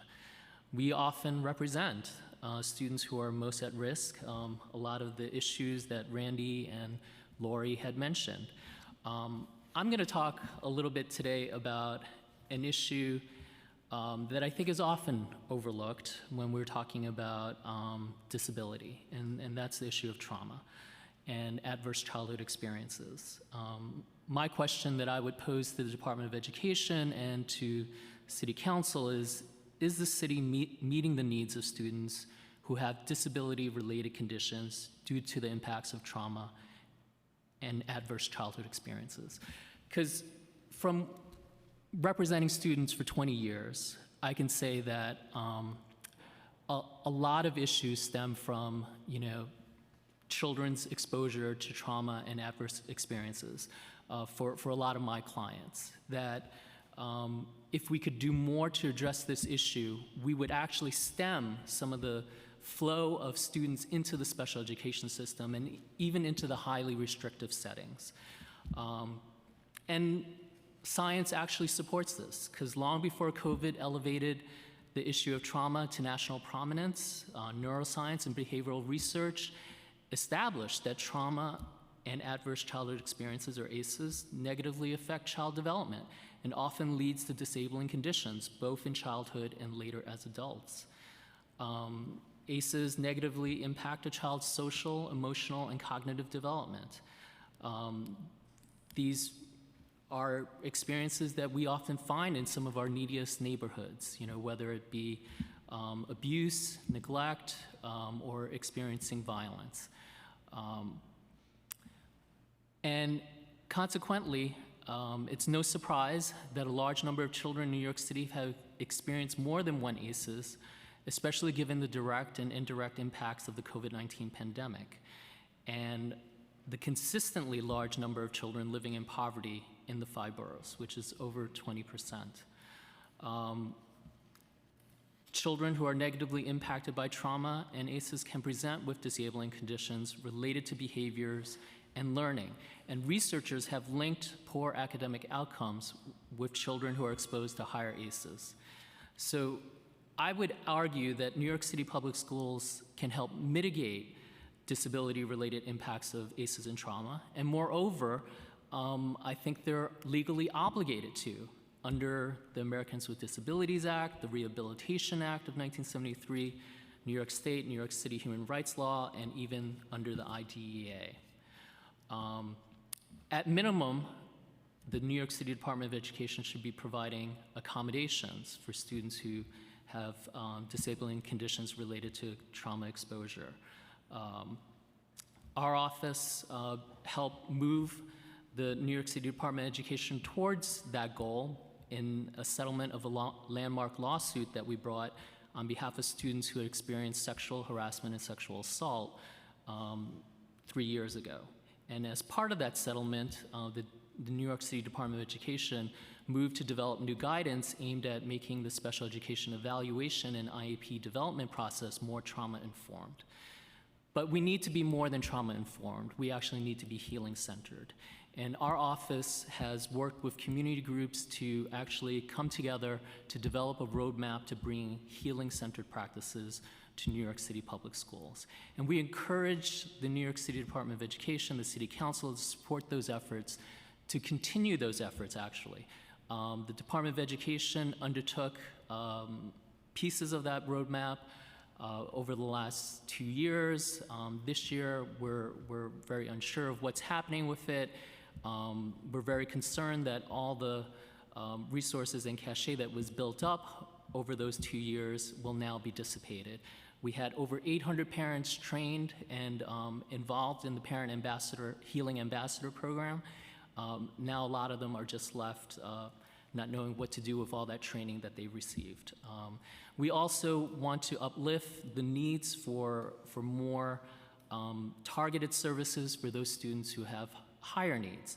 And we certainly encourage the City Council to continue to support the full implementation of the mental health continuum, which we know that the City Council has done this year, but we need to see that more fully supported. Thank you very much. Thank you. Thank you for your testimony. May the next panel come forward, please.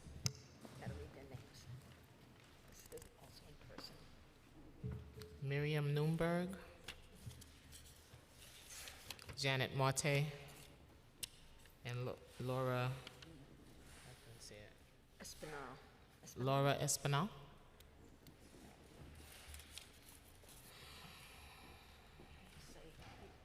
You can begin when ready. After sitting.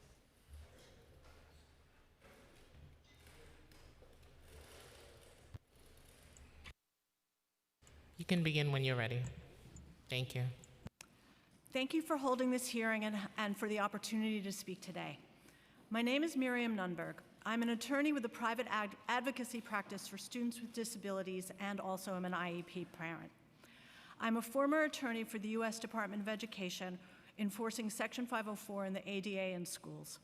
Speaking only privately, at the US DOE, I worked with hundreds of school districts and never encountered one that so flagrantly disregards Section 504 as New York City, especially for students with mental health needs. At a time when students are experiencing a massive surge in mental health crises, schools must follow Section 504 to support these kids.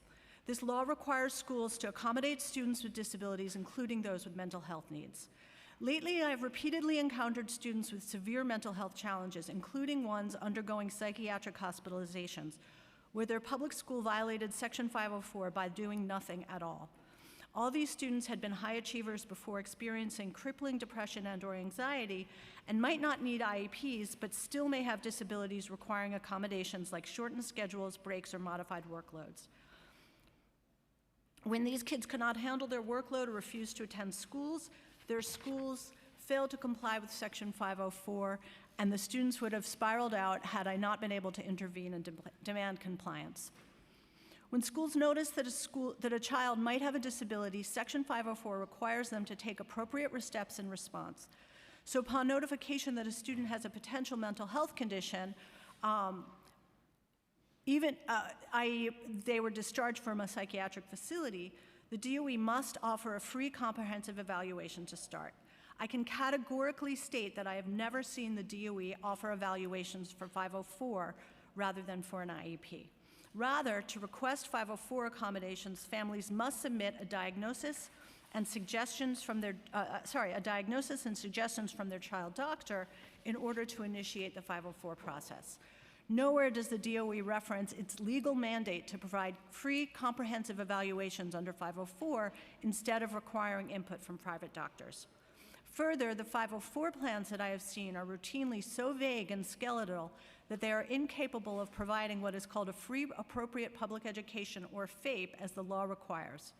Despite the US DOE guidance that clearly explains that FAPE under Section 504 can include anything that the student needs to mitigate the impact of their disability in school, the plans my clients received are so limited and unclear that they are incapable of providing FAPE whatsoever. Finally, under Section 504, a student qualifies as having a disability when substantially limited in a major life activity, which is not limited to the major life activity of learning alone. Nonetheless, I have often seen the DOE deny students Section 504 accommodations because they are considered too smart. The DOE also used to have a policy that 504 plans automatically expire at the end of each year, thus requiring parents to renew their application and get new outside professional documentation annually each year. I've seen this continue even though the DOE has officially discontinued this policy. All told, Section 504 compliance across the DOE is abysmal and especially fails to address the ballooning mental health needs of our kids. And I'd quickly also like to address the terrible quality of DOE evaluations for IEP eligibility, which creates a huge equity issue and a divide between those who can afford to pay for private evaluations and those who must rely on DOE evaluations.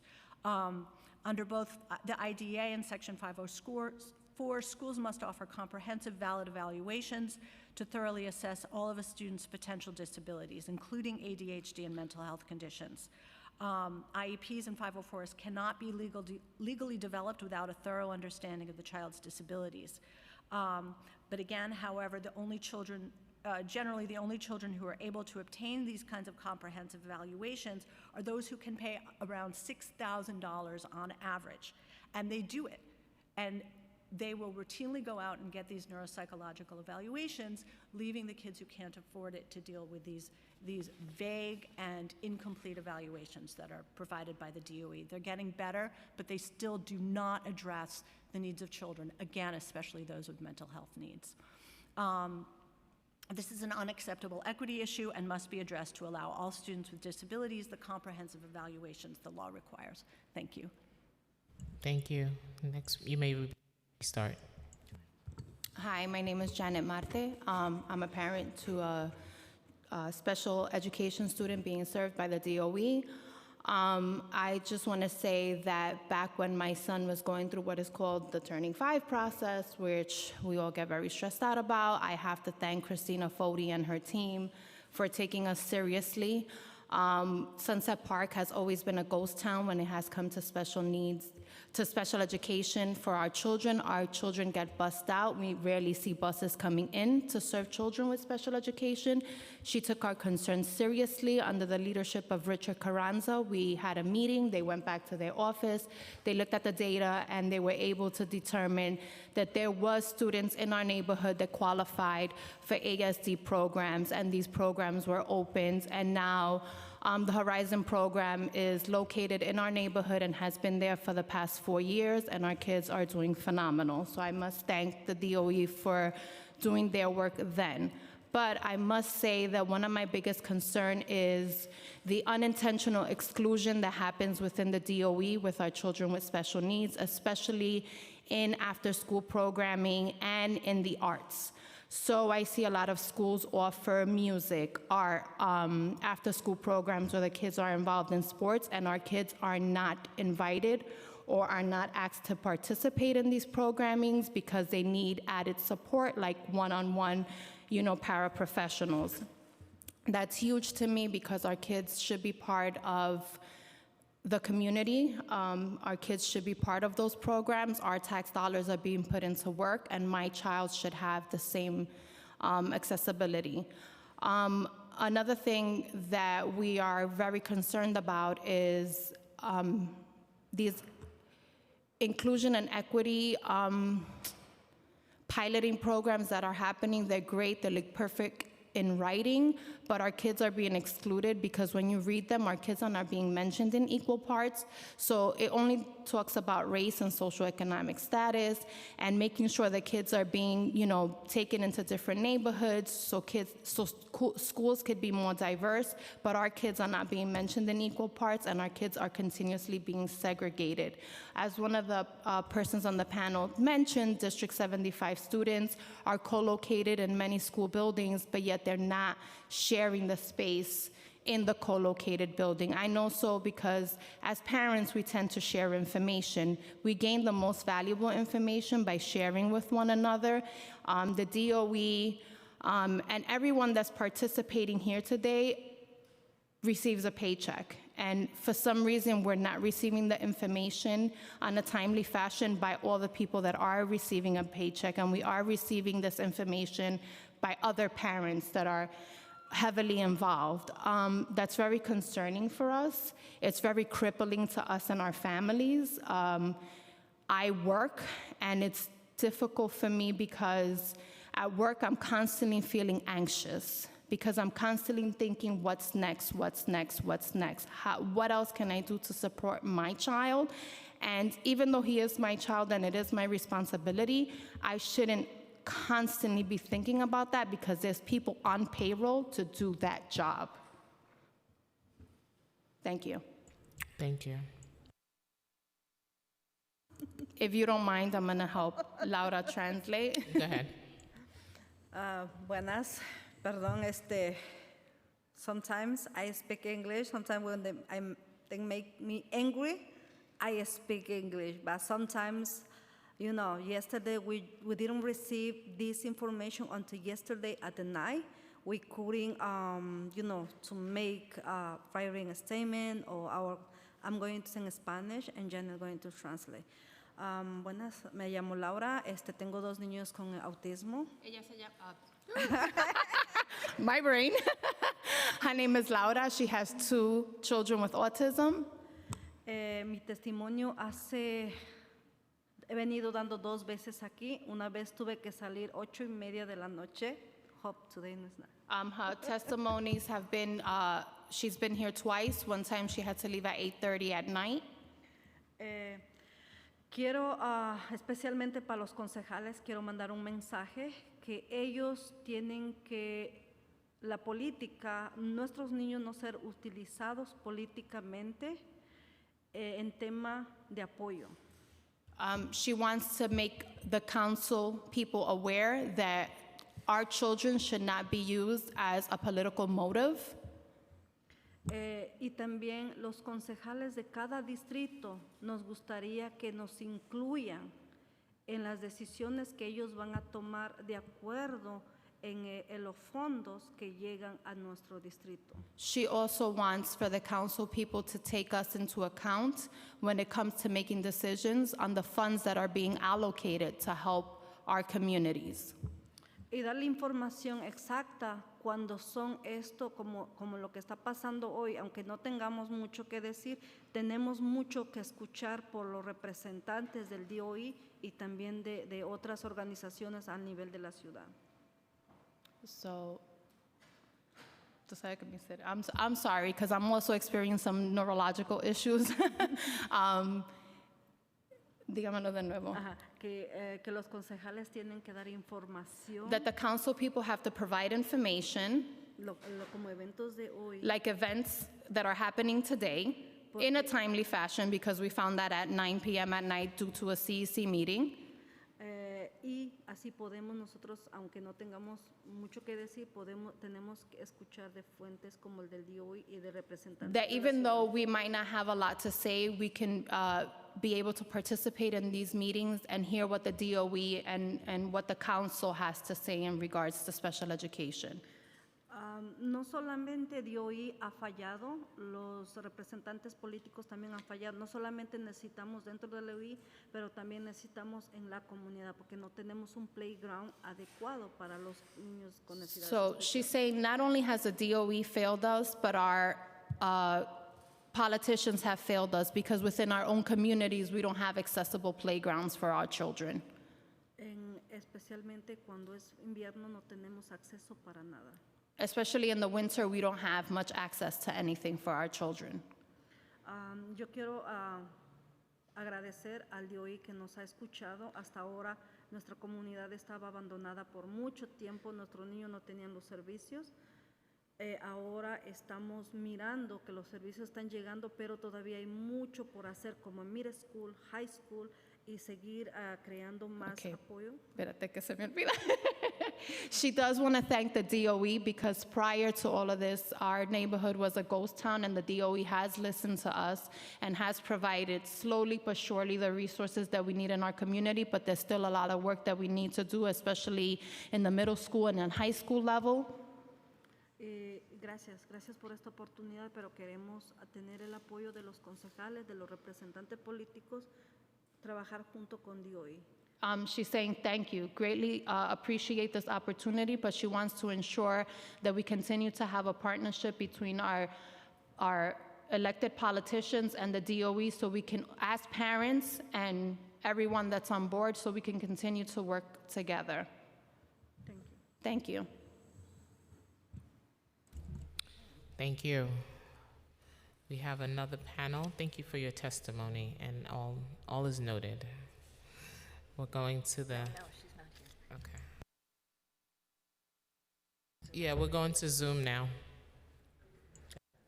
The first panel on Zoom that we're going to call is Maggie Moroff from the Arise Coalition, Ellen McHugh from the CCSC, Sharon McLennan Weir from the Center for the Independence of the Disabled.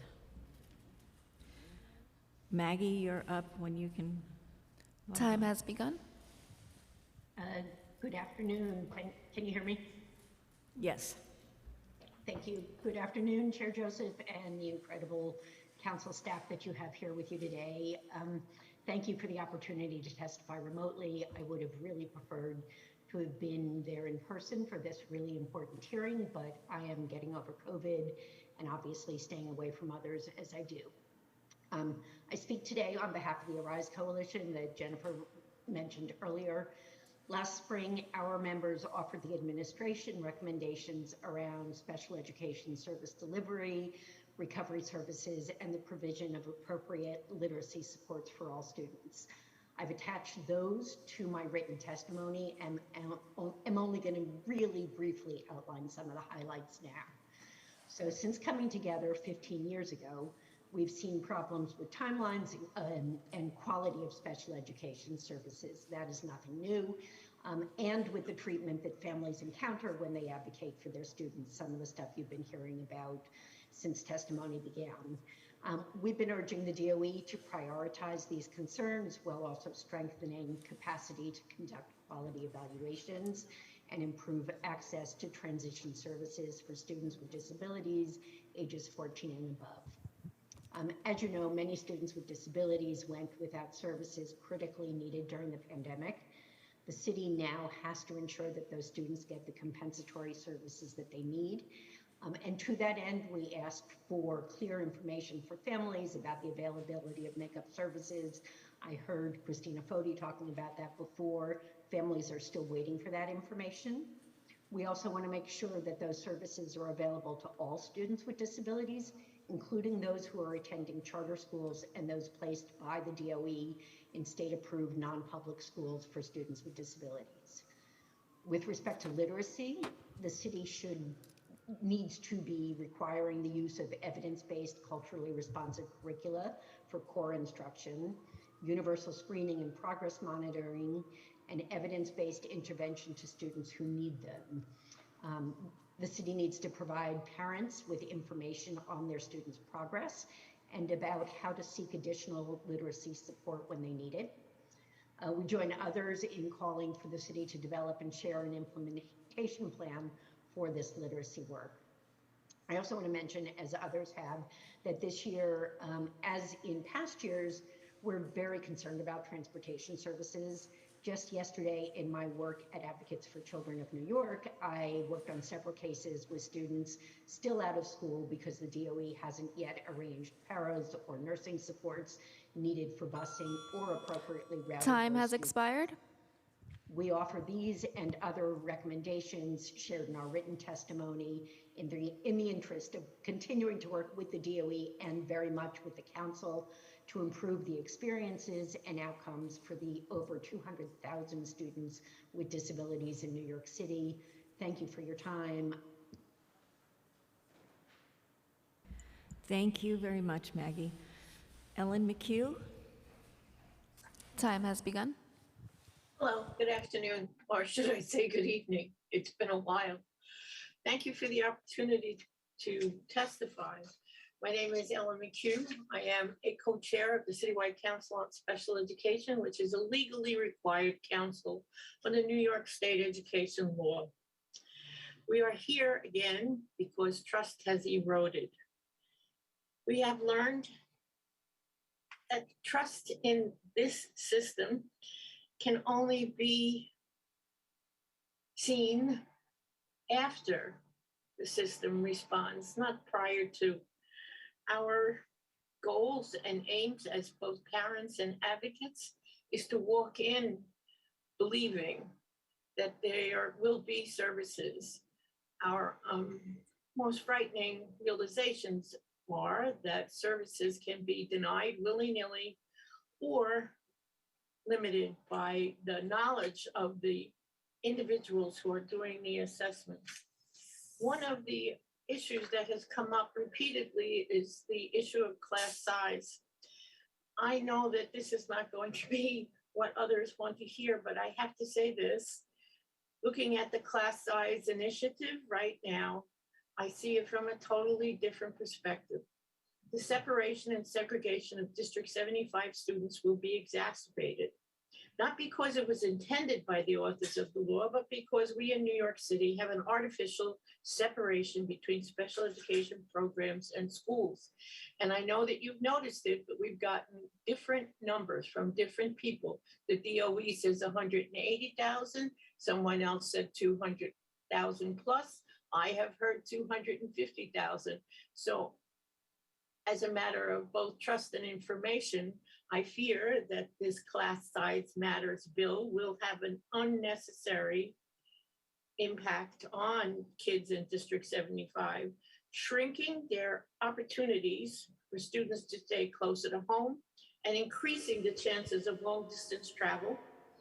I am concerned that principals, seeing these D75 students as beyond their purview, will request a return of the classrooms where the students are currently sited in order to implement reduced class sizes for their children. I don't know if you realize it, but most principals see District 75 programs co-located in their buildings as separate and apart from their children, and they use that word.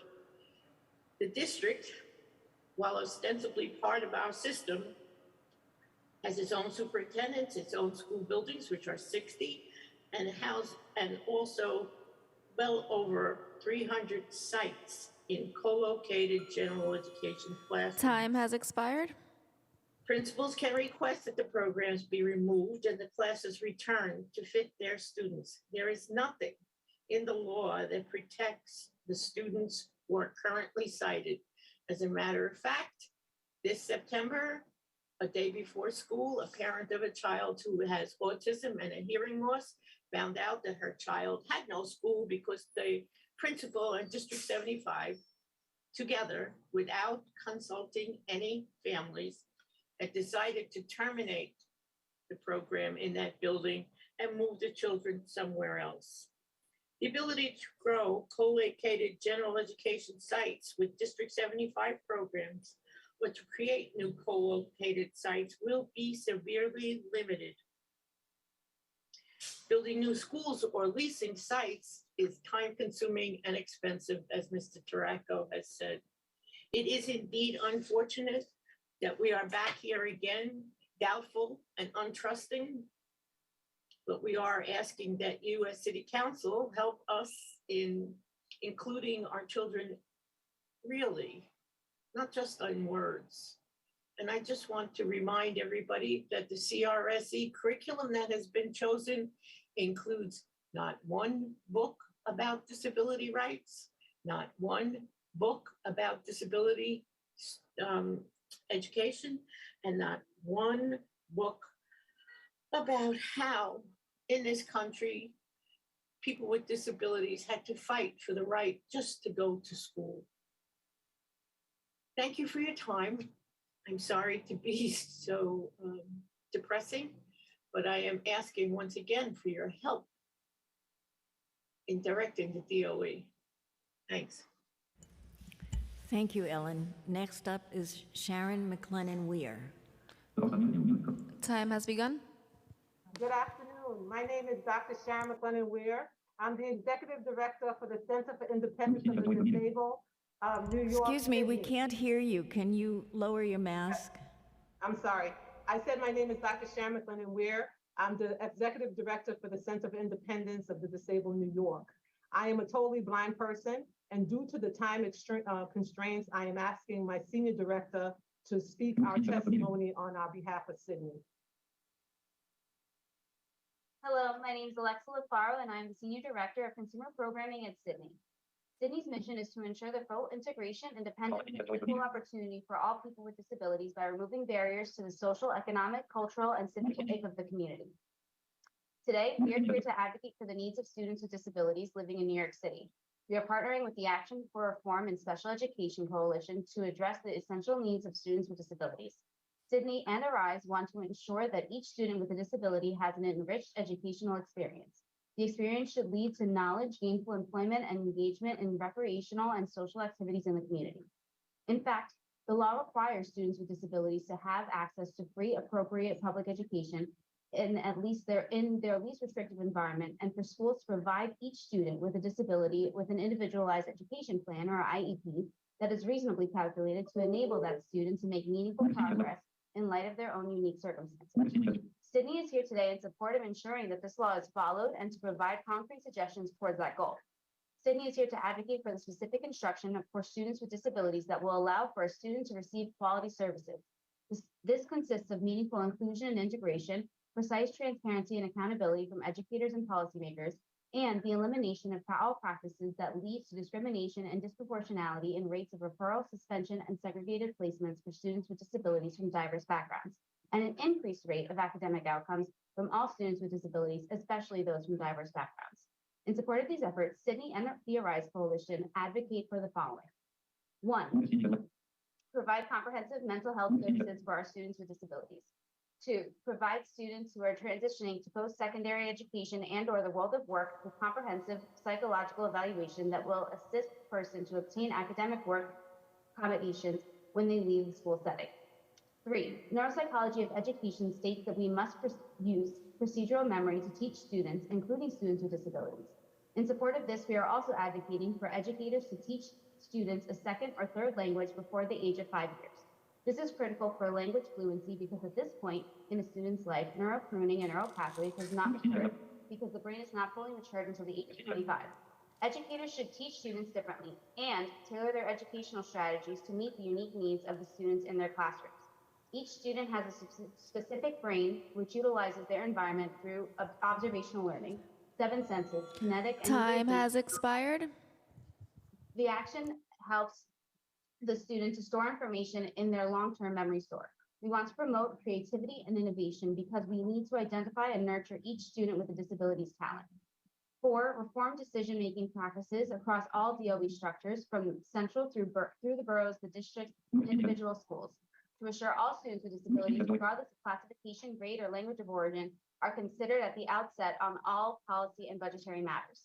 5, guarantee that each child with a disability receives specialized instruction and services, including assistive and adaptive technology, literacy instruction, and appropriate physical, social, and behavioral supports in all areas of identified need. 6, guarantee that each school is prepared to offer administrative school-wide supports and interventions to address behavioral needs and literacy needs for all students using, for example, restorative justice practices to address discipline issues in our schools. 7, provide the critical resources for on-site training and ongoing support for school-wide best practices to identify, include, and accommodate students with a range of disabilities. 8, provide equal and equitable social and physical access to school sites and programs for all students with special needs and their families pre-K through age 21, particularly at the articulation points. 9, promote parity of space, design, and resources in all co-located facilities to ensure that students with disabilities have equal access. 10, create structures to ensure robust transition planning and to ensure all students with disabilities are college and or career ready and have the adult life skills and self-advocacy capabilities to successfully navigate the path they choose to follow graduation from high school. Excuse me, can you wrap up, please? You can also submit your written testimony. Just wrap up, please, in a few sentences. Yes, on my last 2 points. Ensure that parents receive real-time complete and accurate information in language of the family's choice regarding their rights, their individual students' needs and abilities, school choice, and service delivery. Okay, I just want to say, as a totally blind person and an advocate for people with disabilities, I think that this needs to be revised in the sense of time allotment. It's very hard for someone who uses screen reading technology to be able to speak in a 2 or 3 minute framework. We're talking about advocating for students with disabilities, and this hearing is not even accessible to me. Thank you very much on behalf of Sydney. Thank you. Thank you for your testimony. That's it for that panel. We're going to call the next panel. First, Lucas Healy, followed by Paulette Healy, then Amber Decker, then Fiona O'Grady. We'll turn to Lucas Healy first. Thank you. Time has begun.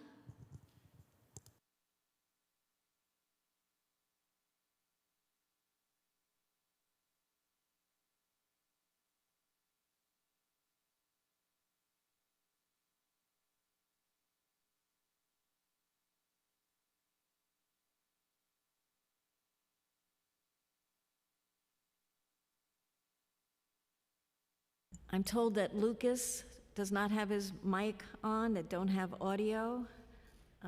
Maybe Paulette, if you can connect to audio. If not, we'll move on to Amber Decker. Okay, Paulette, if you could move on to Paulette. Time has begun. Hi, yeah, Lucas wasn't able to unmute.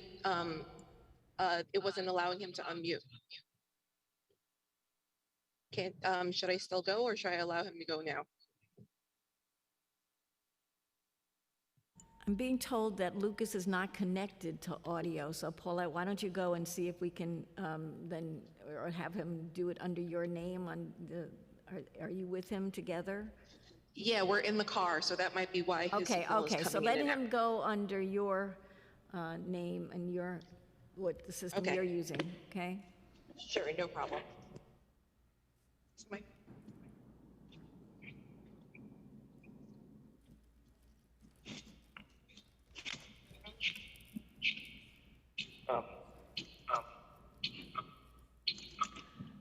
Okay, Lucas, we see you. Hello, council members.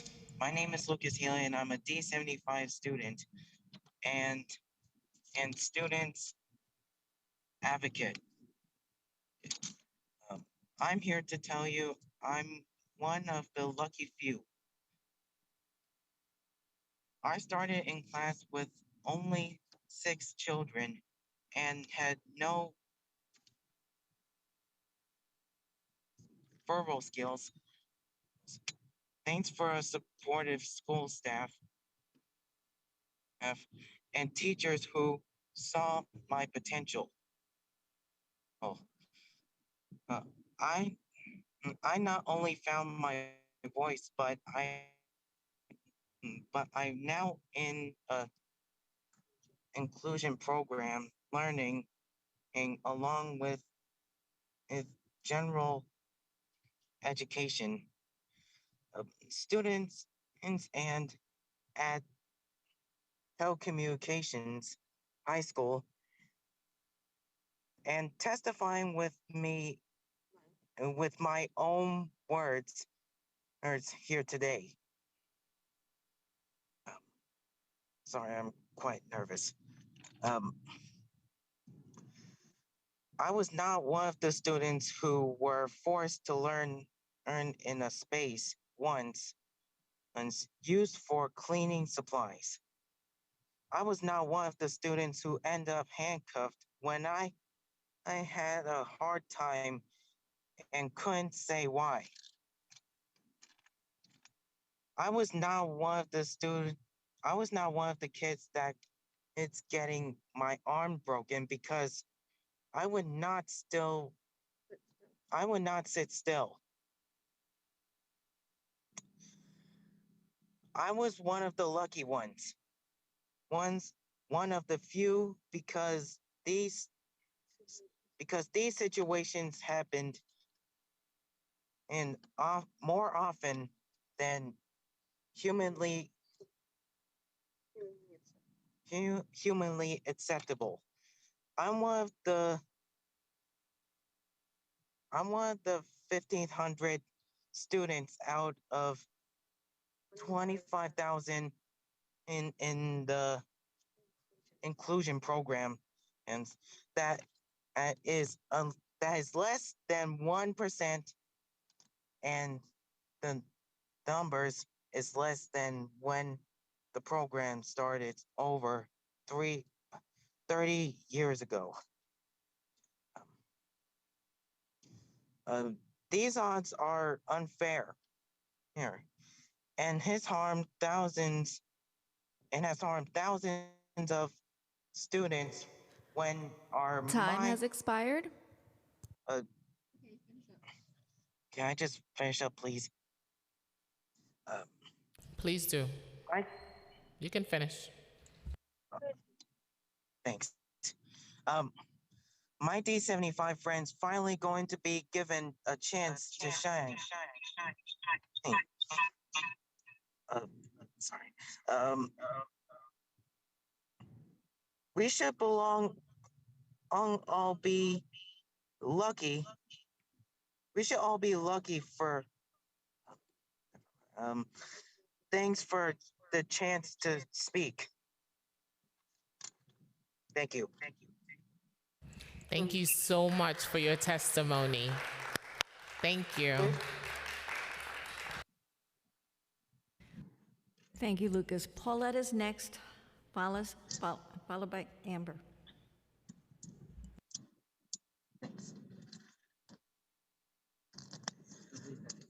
Okay,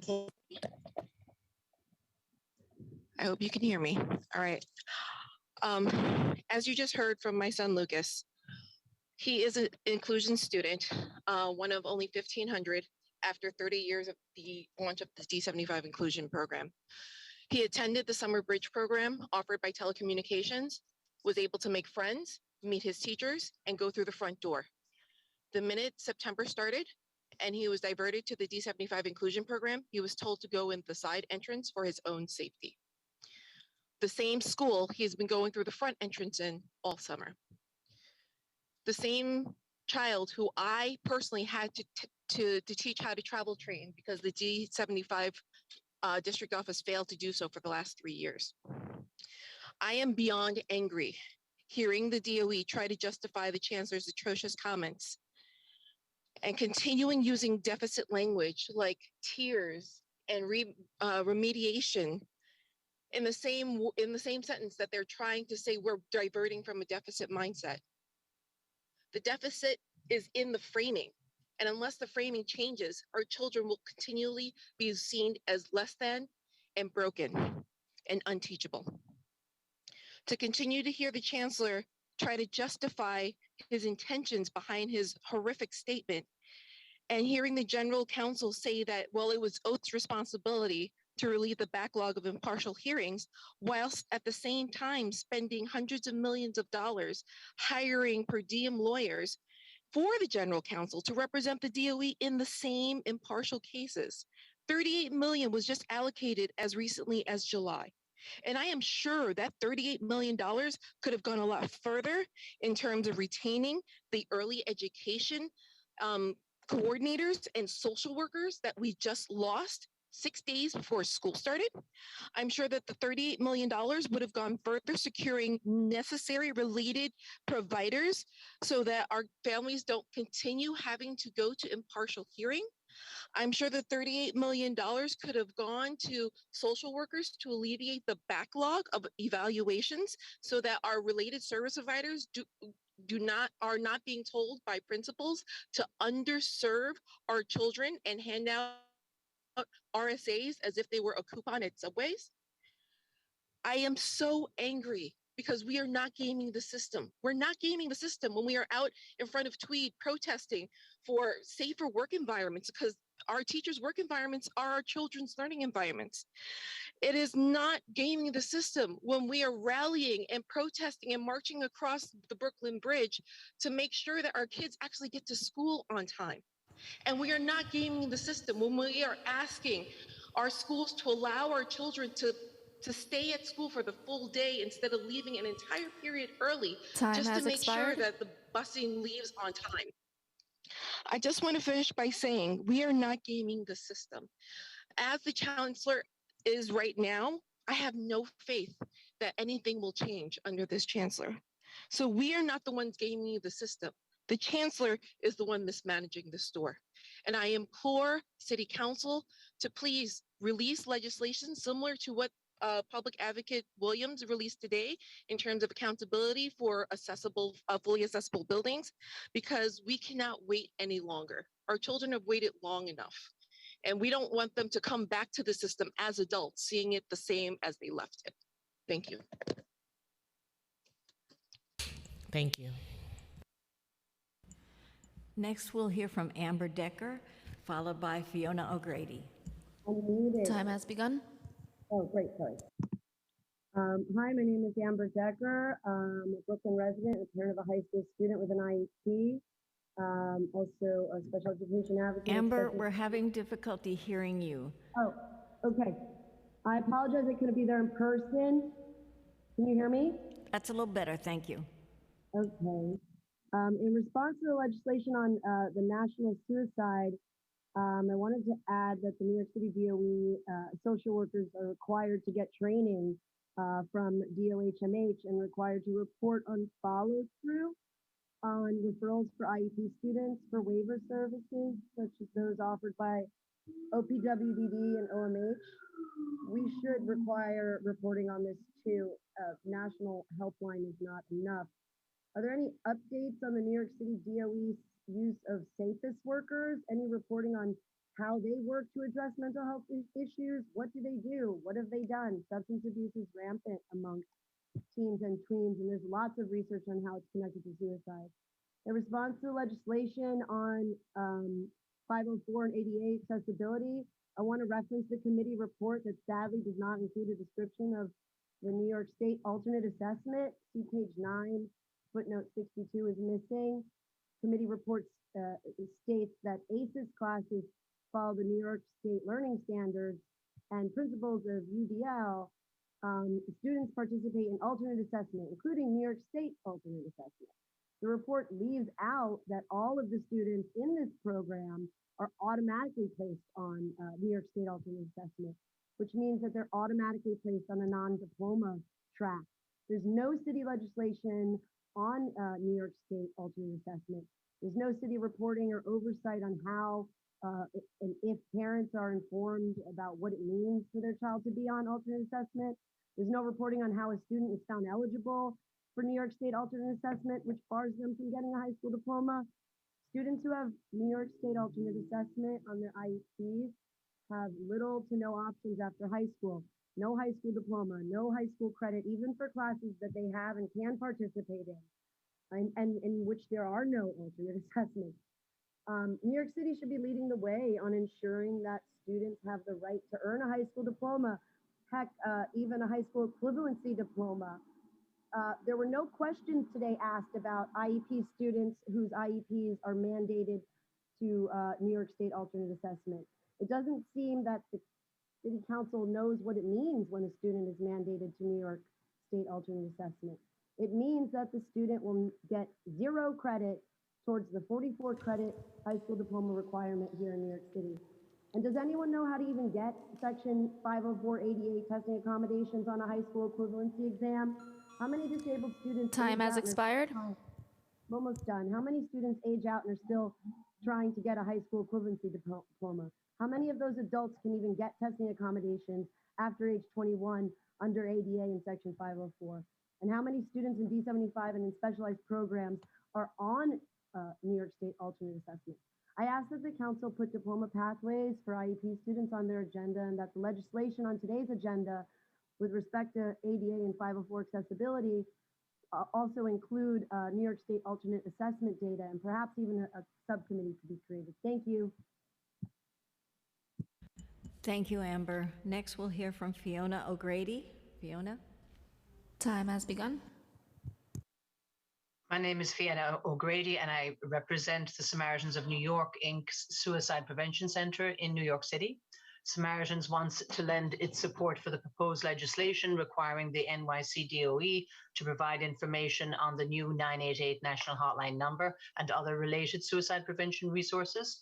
Samaritans has operated New York City's confidential 24-hour suicide prevention hotline for 40 years, a period in which we have responded to 1.5 million calls from people who were overwhelmed, in distress, and feeling suicidal. Samaritans is also credited with bringing suicide prevention professional development training to DOE and has provided education and awareness tools and resources to literally tens of thousands of DOE student support personnel over the past 30 years. Tied to this legislation, this is what our experience has taught us. The more choices people have, the more likely they are to seek help. But there is no one answer. Depending on their background, culture, history, sexual identity, economic status, etc., people have different levels of comfort and confidence, and it is imperative that we make sure to provide them with the best options possible. The upgraded National Mental Health Emergency Response Service provided when people call 988 can be a very valuable resource in a time of crisis, and families, caregivers, and health providers need to be aware of its benefits, policies, and practices in delivering services. But depending on the individual's needs, there are other valuable services that can be as beneficial or even more, depending on the person or family member's history, perceptions, social and cultural values, etc. Samaritan's completely confidential hotline, NAMI's NYC's hotline and support services, Safe Horizon, Trans Lifeline, are only a few of the quality crisis response and support services offered by New York City's caring community. We encourage NYC DOE, all city departments, nonprofits and community groups and places of worship to learn more about the services that are available so that they can be best informed and in a position to help and support those they respond to, treat and care for. We believe Samaritan's free New York City Guide to Suicide Prevention Service and Resources, which lists dozens of local resources and over 100 services, can be a very helpful local tool in finding the right service and should be included in all suicide prevention outreach materials. We thank you for the time today and wish you well with this new initiative, the 988 National Hotline number. Thank you. Thank you very much for your testimony. The next panel will be Whitney Toussaint, followed by Natasha, can't see your last name, and then Lupe Hernandez. So Whitney Toussaint, if you're ready to, we'll hear your testimony. Time has begun. Thank you. I want to thank Chair Joseph and the committee members for having me speak today. I really appreciate this. I am a parent of a student with an IEP in 4th grade in New York City schools. I would just like to start this by saying I heard the comments earlier about equity in getting evaluations, and I'm going to acknowledge my privilege as a person who was able to pay for outside evaluations, but it wasn't easy for me. I'm not a wealthy person. We're not a wealthy family.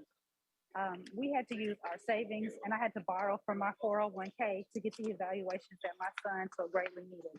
I didn't know the magic words to get teachers or anyone at the school to help me, and I had been asking for some sort of evaluation for my son since he was in kindergarten.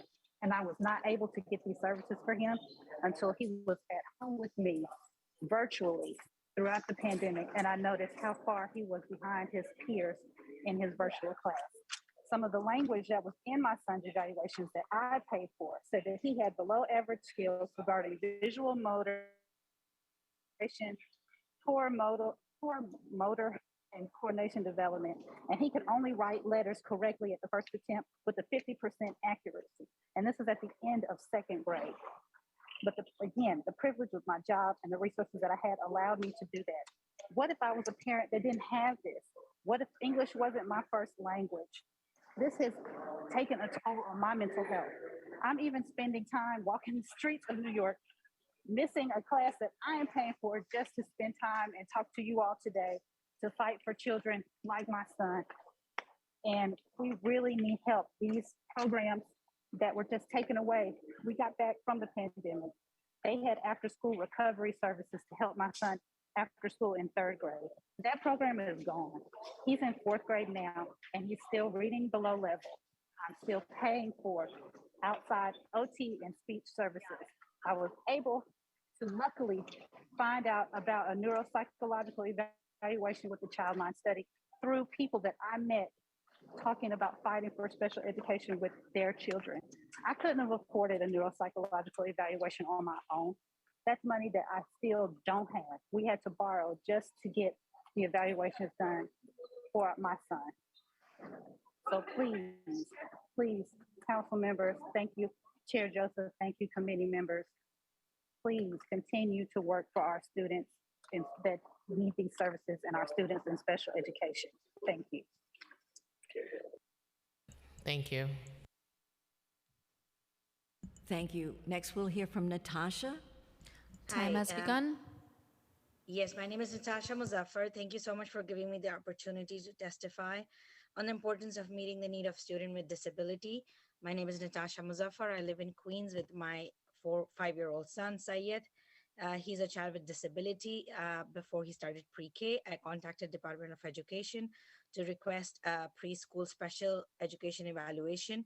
They did not respond, and I had to contact DOE several times to ask them to evaluate my son. DOE did not send me paperwork to move forward with the evaluation until May of this year, which is 9 months after I had asked for evaluation. Throughout this time, he was struggling in his pre-K classroom. His teachers would tell me he would be running out of classroom. He was not following along with the lessons. He was not interacting with other children.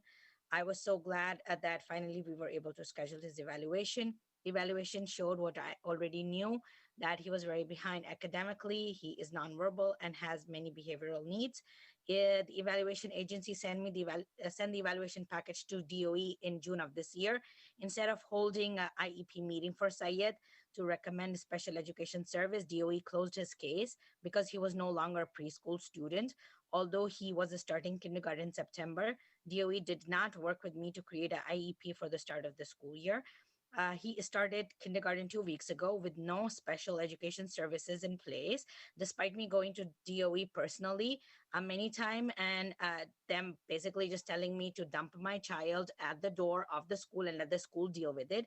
And for the school to actually tell me that legally I can keep him home for a year, which by law I know is illegal.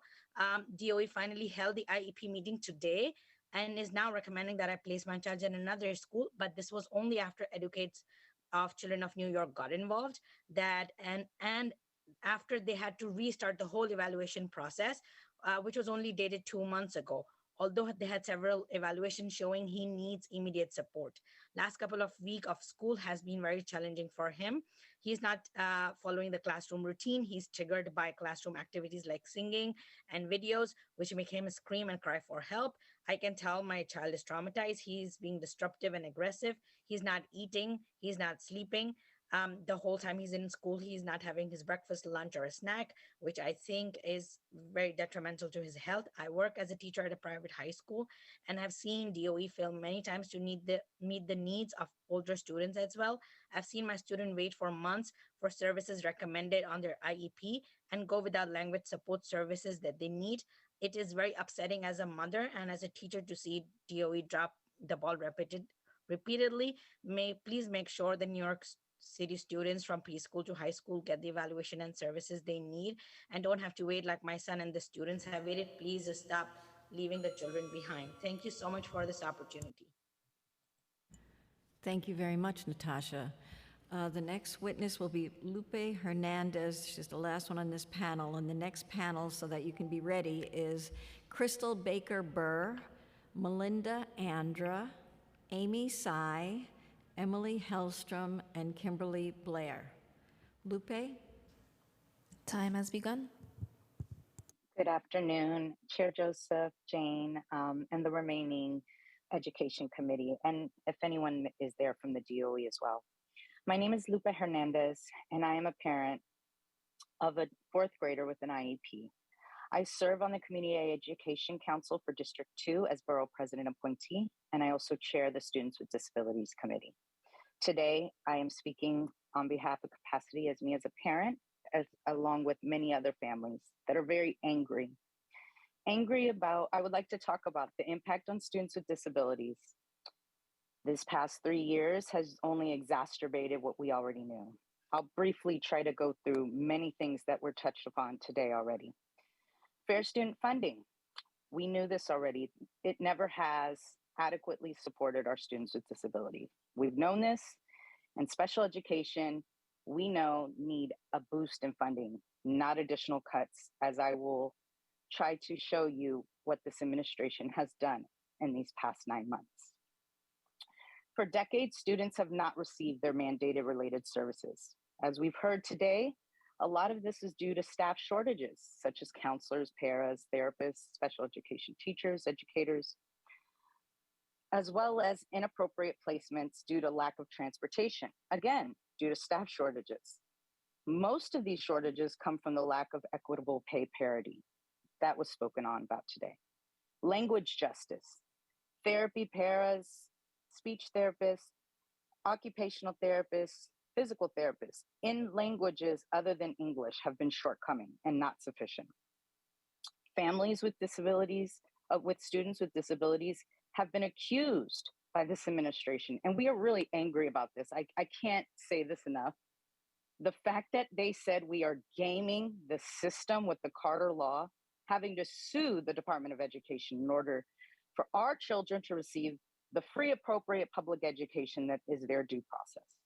This process is long, draining, exhausting, frustrating, and expensive for even those that actually have the time, the money, and the resources to go through it. It is not a picnic. It is not a walk in the park. Many families, I could tell you just a personal experience, how many families in my son's kindergarten ICT classroom at our local public school was asked within the second, third day of school if we had explored private special education. They pushed 5 of these boys out. My son is the one out of these 5 boys that are remaining in that school. I advocated, I fought. Also partially because I did not have the means to actually exhaust the private school option. In fact, many private schools that are fully funded by Department of Education that does not require reimbursement or suing. Time has expired. They're diminishing. So they're becoming private.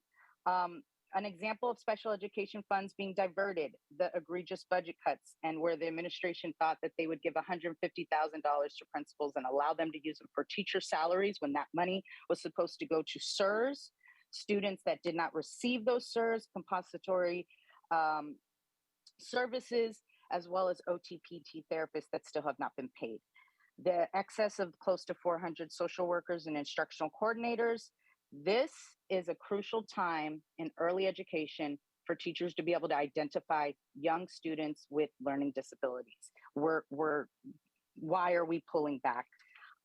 For-profit bus companies with zero oversight or accountability. These contracts continue to be renewed while student transportation has been non-existent for some, late for most, long bus routes for all. Busing has caused the excessive absences that are not allowing our students participate in SERS as well. But talk about complaints about these kids not getting to school. If there's not a bus para, that student cannot board the bus. And OPT, as far as complaints, they said that these complaints have gone down. I would like to really acknowledge the fact that that process to file a complaint changes throughout the year.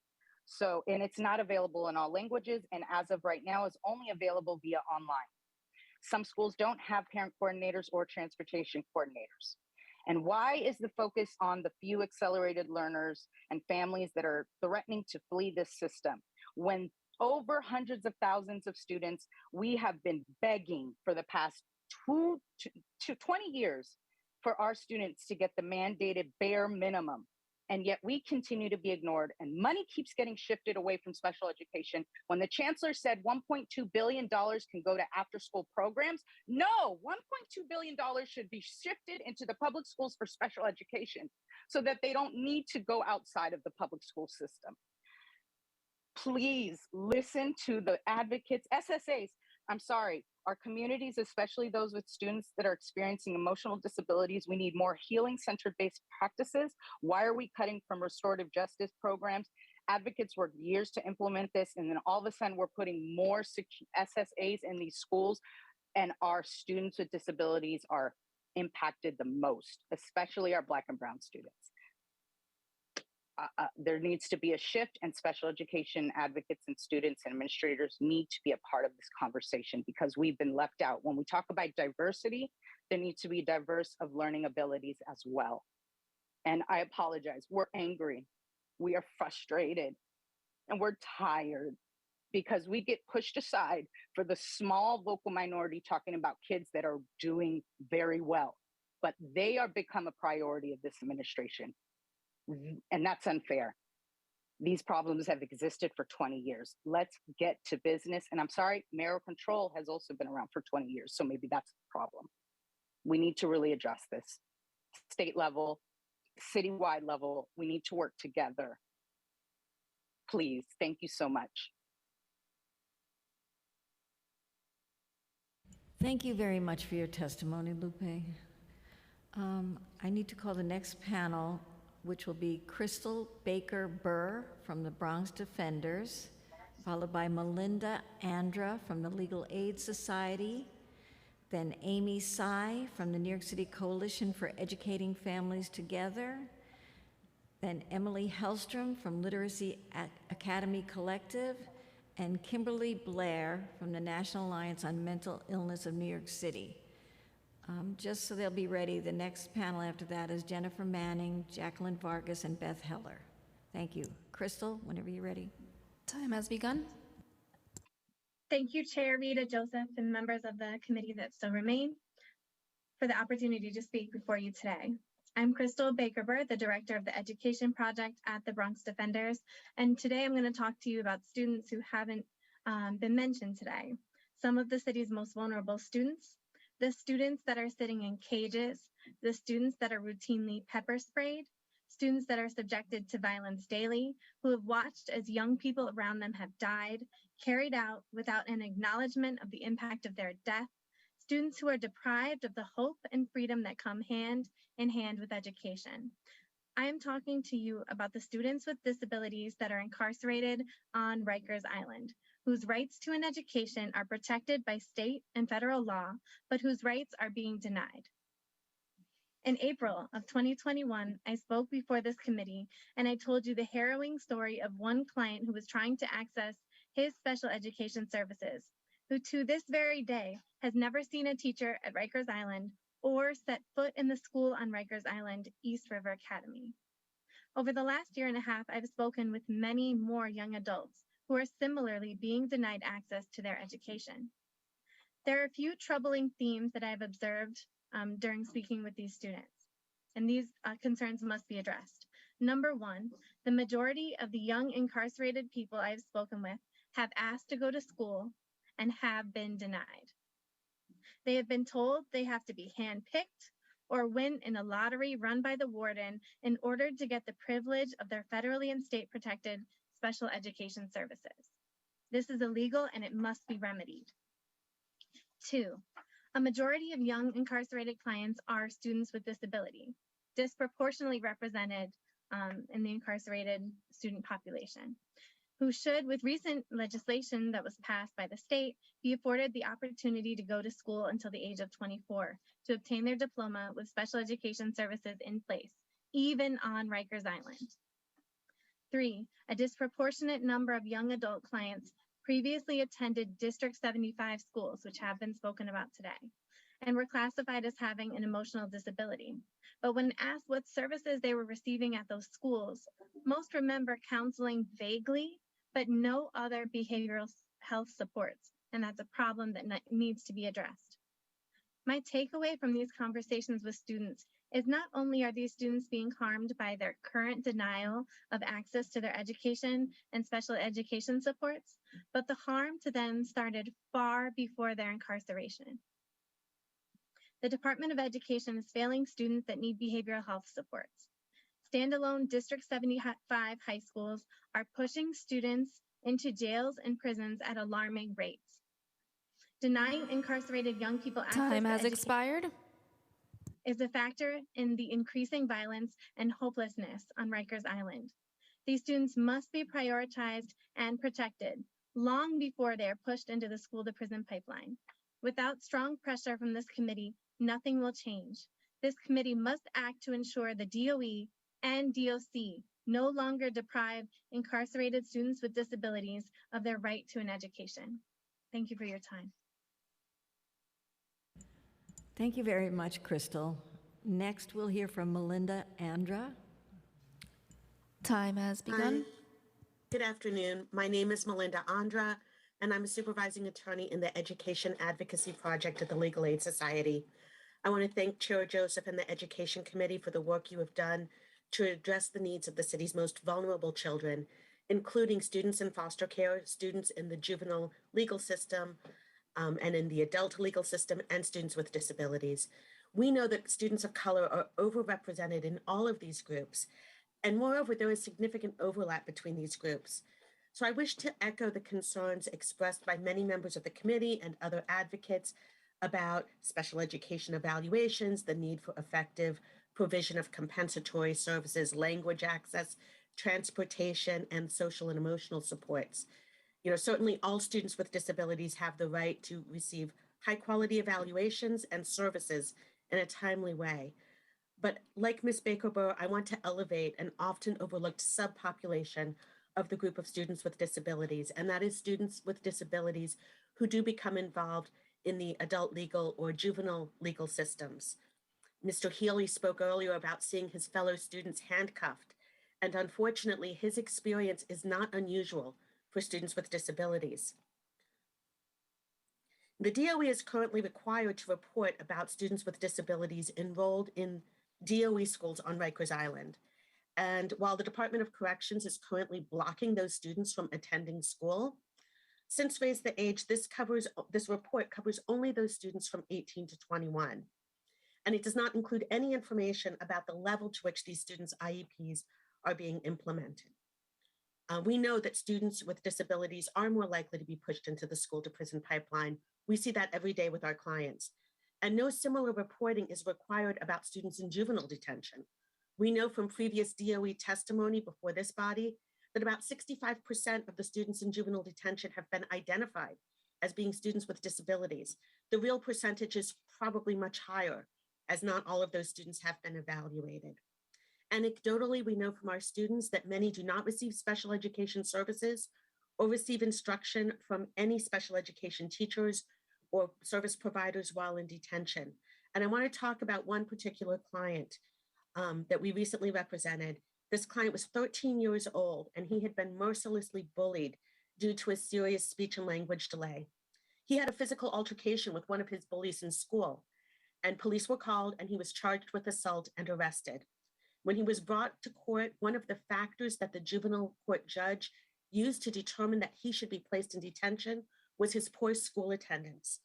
And when his legal aid attorney spoke with him, this young man said that he avoided attending school because it was so difficult for him academically and because he was always bullied about the way he spoke. One of our advocates, along with the parent, reached out to the school at Passages Academy, which is the school that students who are in juvenile detention. Time has expired. And requested that he be reevaluated in the hope that he would get services while in detention, and that when he left detention, he would be able to have the appropriate services provided to him. Although that program is open during the summer, there was no school psychologist on site. And there was no coordination, even when we reached out to the principal to ask that this child be evaluated. To date, his parent does not know if he received any special education services or if he got his speech and language, which had already been mandated on his IEP when he was in detention. And when he was discharged from detention, the DOE had done no work on his case. He started high school this week, and he has still not been evaluated, and we are depending on his new school to do that evaluation. And this was not the fault of the school psychologist, who had a right to be used for vacation time and who covers multiple Passages sites. However, it is the fault of the Department of Education, who had a responsibility to ensure that this young man's needs were being met before this incident and while he was in detention and in DOE school. So I ask that the City Council consider imposing reporting requirements on the DOE to include information about students with disabilities enrolled in schools in the city's juvenile detention facilities, information about special education services that are being provided there, and to what extent those students are being served. And I thank Chairperson Joseph and the entire Education Committee for their attention to the needs of students with disabilities and for holding this hearing today. Thank you. Thank you very much, Melinda, for your testimony. Next, we'll hear from Amy Tsai. You hear me? Good evening. My name is Amy Tsai. I am a CEC member for the District 75 citywide programs for the Citywide Council. I'm also here representing as New York City's Coalition for Educating Families Together, New York City CEFT. I am the Vice President for Special Education and District 75 policy. I really wanted to touch on, and I don't want to add to all of the issues that a lot of the advocates and parents here have already testified, but really want to touch on student transportation. That is the access to education for our students under the fair, appropriate public education. We want to make sure that students with disabilities, students with IEPs, students are English language learners, and temporary housing and foster children who are the most vulnerable in New York City and the largest population that accounts for the size of Houston, Texas. So, transportation, as you hear, Council Member Joseph, Chair, you had heard yourself from the voices of parents in District 75, how critical these issues are, from the most littlest things, from not having a bus service to a late service, servicing 4 hours a day, just like myself, who has 3 children out of 5 who have disabilities, and travel across city just to get a program that they fit for their needs. I really want to touch that OPT services is not just a service. It is a lifeline for families to get an education and the resources that they need for their child. OPT hasn't been as responsive as they claim here today for their analytics. They have claimed that less of the complaint forms versus what has been in a larger number previous years, but also this is due to pandemic. A lot of our families are just unable to know who to reach out for complaints, or even language barriers. Language justice hasn't been self-served from the Office of People Transportation. We want to make sure that they understand that those numbers on the ground does not exist. Those numbers are much higher in District 75, as well as across general IEP students. that ride a school bus. We also want to make sure that the funding for recovery services are not just so that you can hire teachers in the shortage of teachers, but also to really compensate those services that were not given and were promised to students and families last year during the pandemic. My child didn't receive the services because there was no busing, and that was offered in person only and no bus service. And so therefore, we have thousands of families in District 75 and in Gen Ed ICT classes that are offered these services and still not being reviewed or told that if we were going to have it this year with the remaining amount of money, we want to make sure that release services are still compliant and also recovery for those non-compliance the last 3 years of pandemic. OT and PT and ST and counseling are very important to our children throughout their academic life here in the school system. Time has expired. So transitioning workforce is really important. We don't want to see our children staying home early on in their early childhood just so they can get a service that's appropriately fit for them in special ed, as well as exiting the system with a CDOS degree, but a high school diploma, making sure that there's post-secondary readiness for them and that there's available careers across the city, as well as city agencies that can hire them. And so I really appreciate our chair here at Committee of Education, Chair Rita Joseph, for allowing me to speak this evening. I apologize, I'm nervous, but thank you for all the members here as well from City Council, the opportunity to speak. Thank you so much, Amy. Next, we'll hear from Emily Hellstrom. Hi, my apologies for some of the background noise. I didn't realize that I would be in transit. My name is Emily Hillstrom, and I am a co-founder of Literacy Academy Collective, a nonprofit organization that is bringing evidence-based literacy instruction into the DOE public school system. We partner with schools, families, and community-based organizations, institutes of higher education to bring culturally relevant, structured literacy to the most marginalized students at the intersection of race, income, and disability. Our aim is to alter life outcomes by allowing children to access learning through literacy. We at Literacy Academy Collective believe that literacy is the biggest civil rights issue of our day. As many people have referenced, in Rikers Island, 60 to 80% of incarcerated individuals aged 19 to 21 have reading and writing disabilities. The inability to read provides a barrier to all learning in school. We must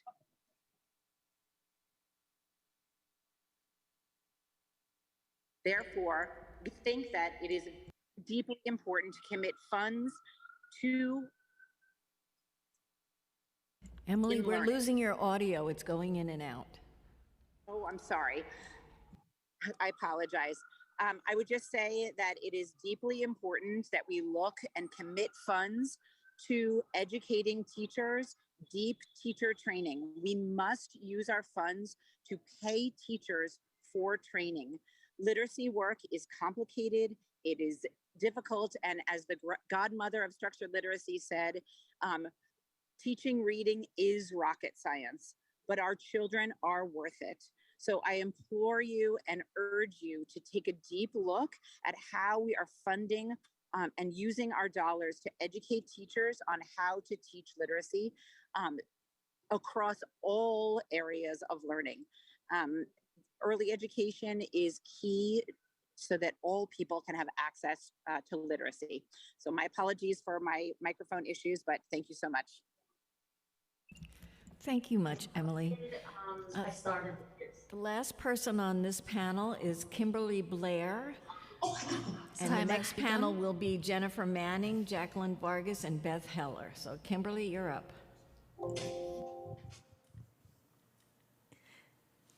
Time has begun. Sorry, you guys, my mask.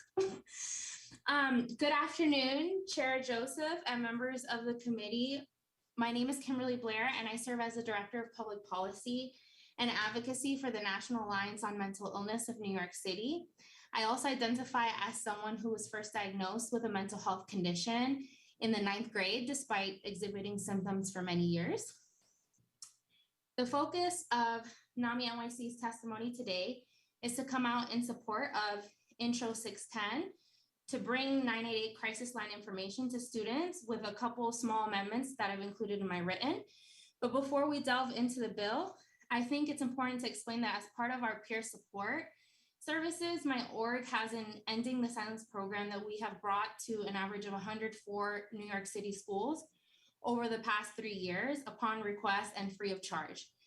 For the sake of time, I've included more information about that in Appendix A to my written. But the reason I really bring up this program is because we have a primary look into the school setting and the concerns raised by students, parents, teachers, and school staff. Anecdotally, we have heard about the increased anxiety and depressive symptoms students experience due to the ever-changing context of COVID.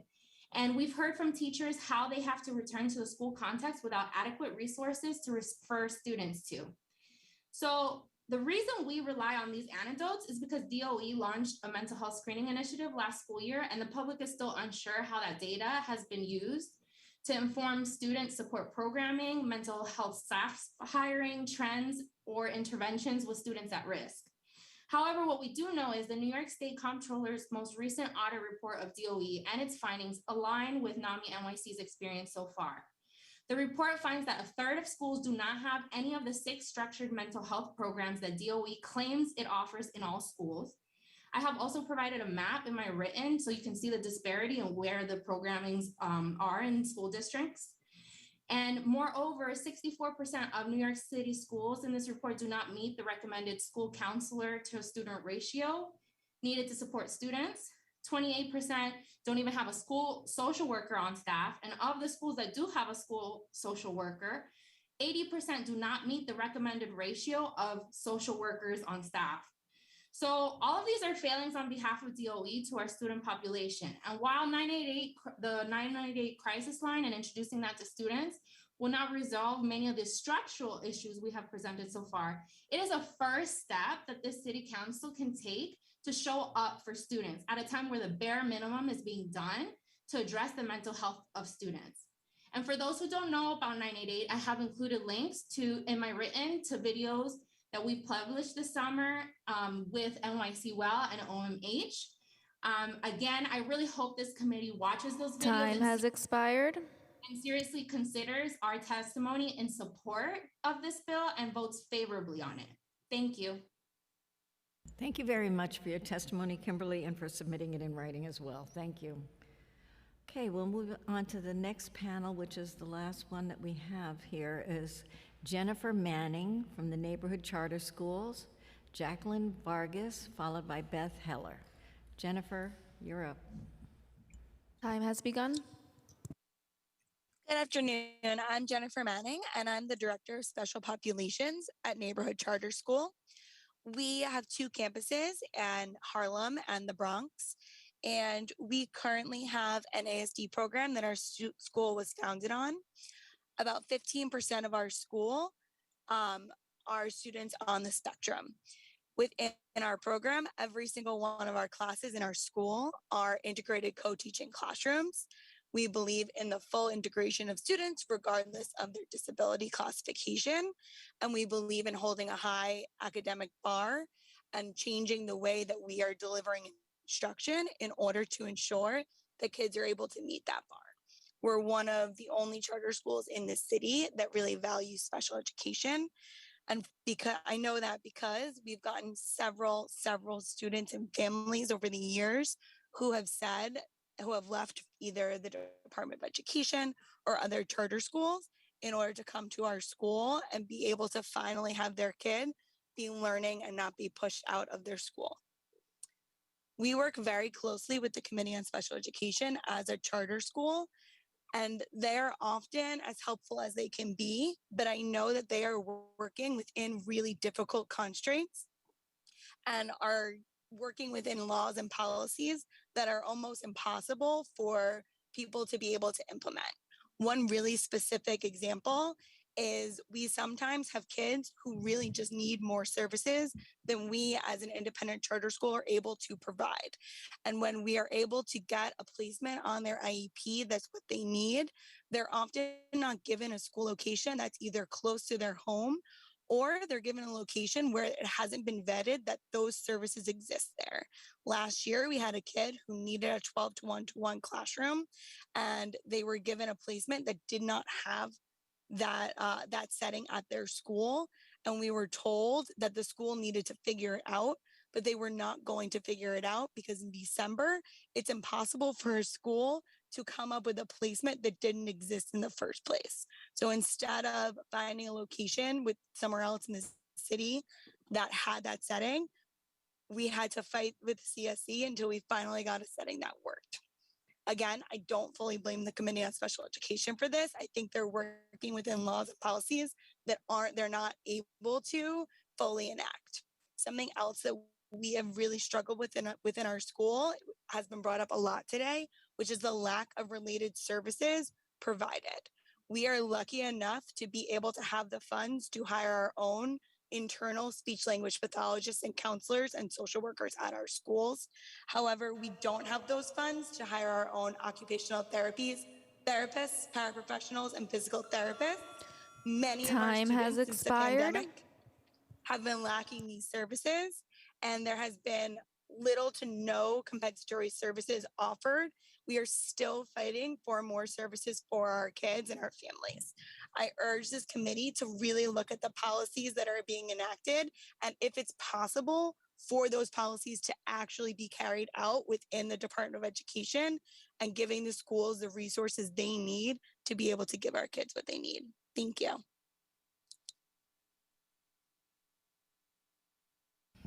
Thank you very much, Jennifer.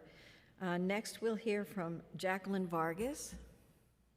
Hi, my name is Jacqueline Vargas. Thank you for allowing me to speak today. Thank you for having this meeting. I myself am the mother of a District 75, almost 12-year-old girl who has her set of cognitive delays and disabilities. As a parent who now works for the DOE, I'm a paraprofessional, so I am not on the outside looking in, I'm on the inside looking out, and I have to say that the system continually fails our children over and over again. The first couple of days of school, I walked into work over an hour and a half late. I live 2 blocks away from my job because of busing. I have to sit there and I have to wait, and you call these bus companies and they don't answer. You call OPT, they don't answer. You finally get through and no one ever follows up with your complaints. I work with students with IEPs in a high school, and it's sad and it hurts. It hurts the heart because you have to advocate for these children because they don't know how to advocate for themselves. And you become frustrated, you become overwhelmed, and you become extremely angry because whether you are a tax-paying citizen or not, you are in this country to receive services that no other country provides. So we should be held on high. And politicians, senators, the DOE themselves, they should all be ashamed of themselves with the way they are conducting the educational system in this country. It is a shame that parents have to miss work or they have to go into work late because of certain situations, that parents don't know how to advocate, that do not have the knowledge, or just don't know how to navigate the system to get the services that are out there. I myself struggled with getting OPWDD services for my daughter, to then find out that my daughter had OPWDD services and they were charging her Medicaid and nobody ever walked through my door to provide services. As a parent who advocates, I'm here to say that I help my parents whichever way that I can.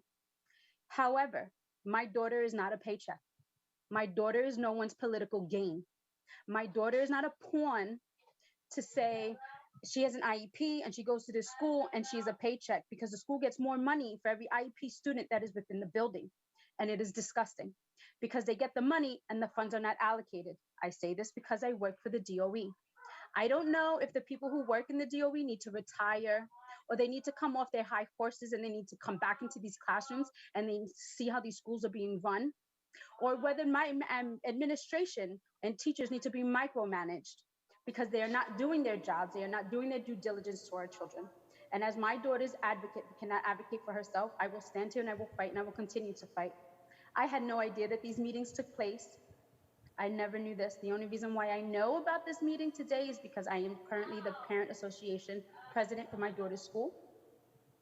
And it is sickening that we live in a state that has so many services and so much money, and the money Time has expired. as they should be. I am exercising my right as freedom of speech, and I will continue to speak. I am going to stand here, and I will help parents as whichever way that I can, and I will have my voice heard. My daughter is 12. She's been in the DOE system since she's 5.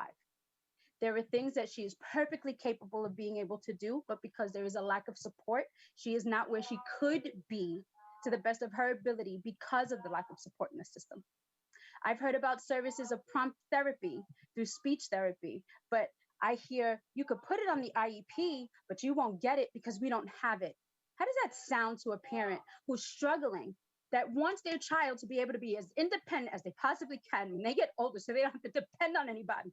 And someone sits there and says that you could put it on the IEP, but you'll never get the services.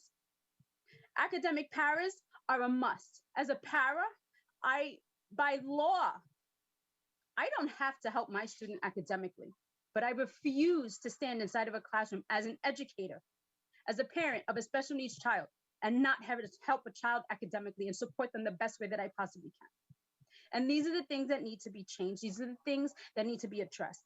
And if money is an issue, then stop paying administrators $150,000 a year to not run a school.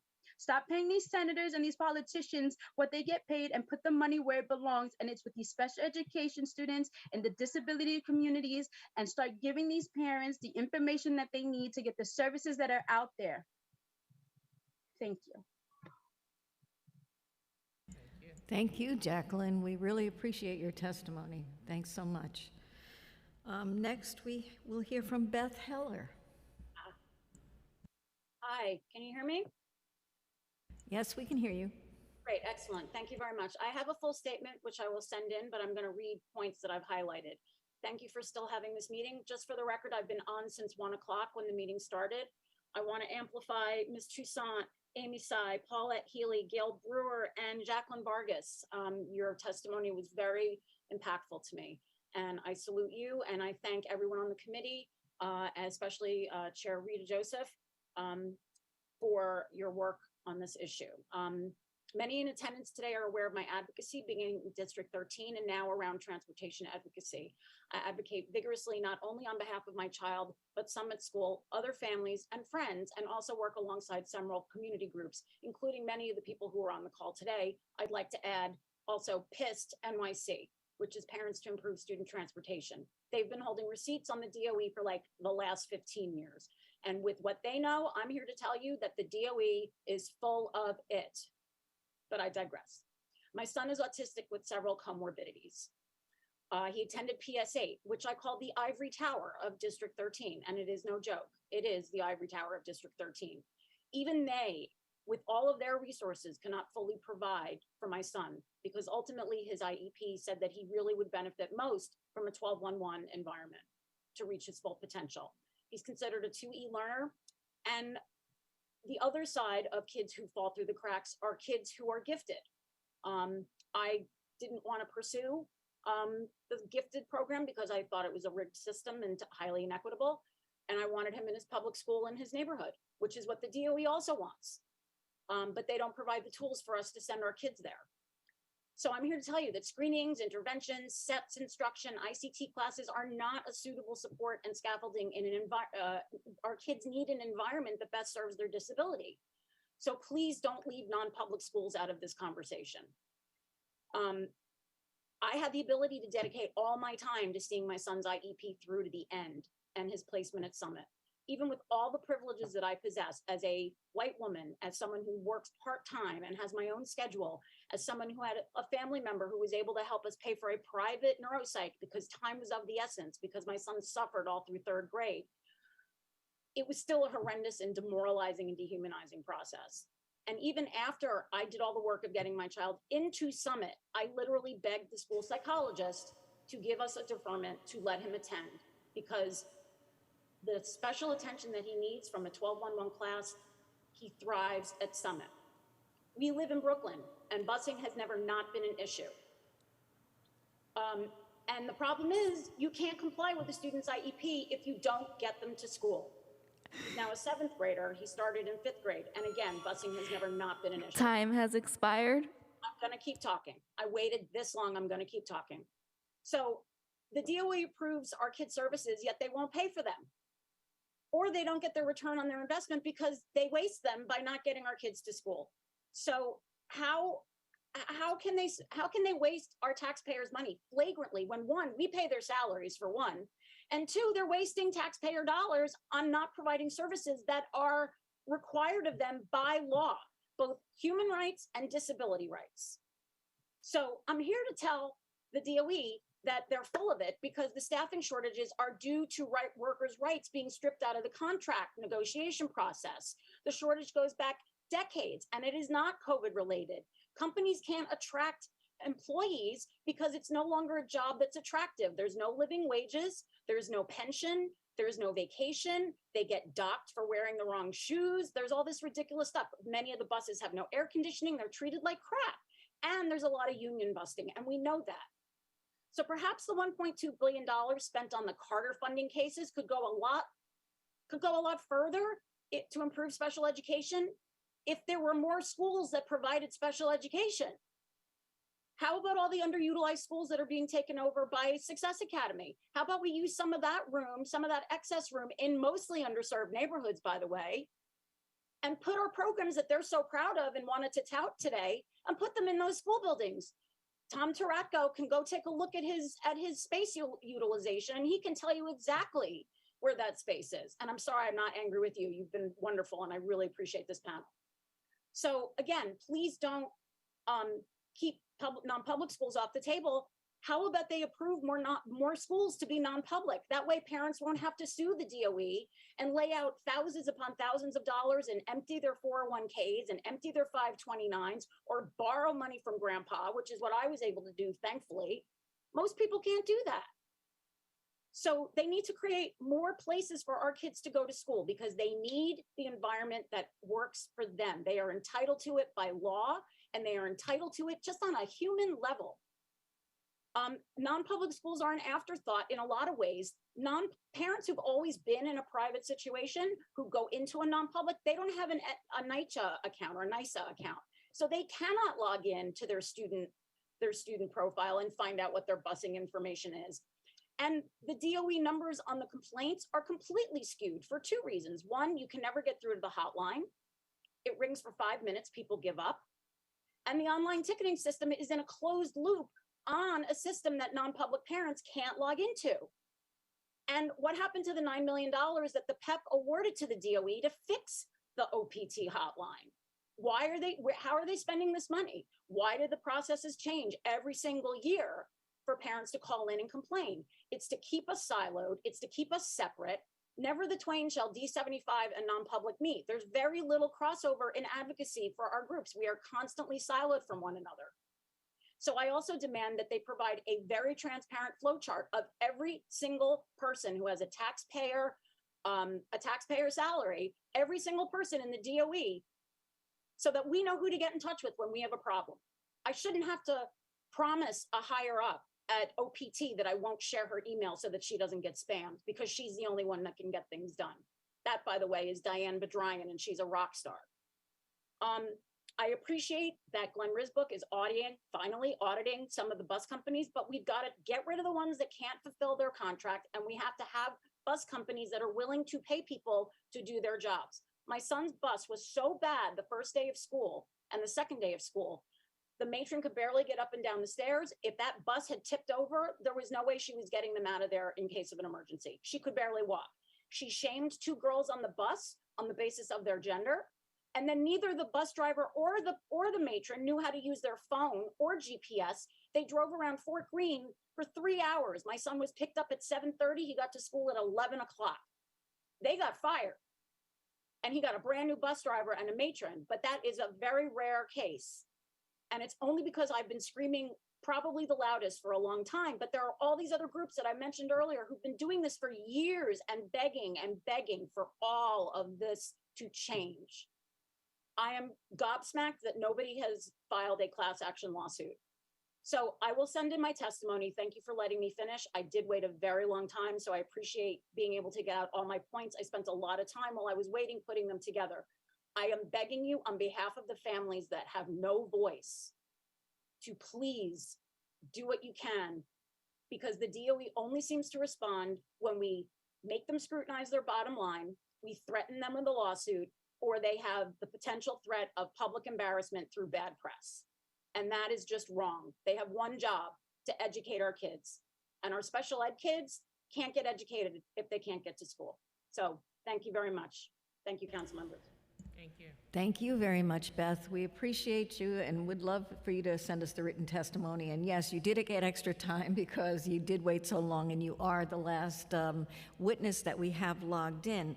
Although I am going to call now the names of people who did register online to testify, in case any of them are in the Zoom.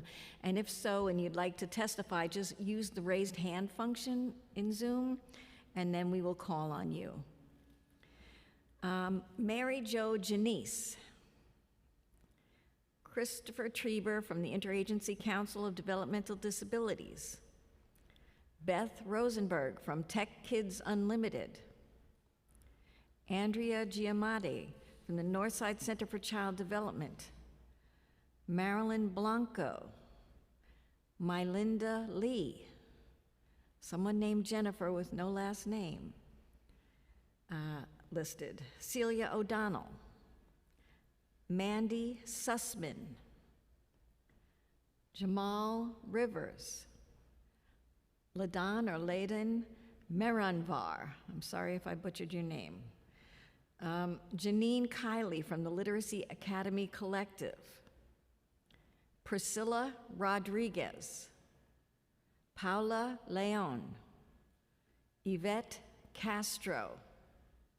Giselle Ramirez.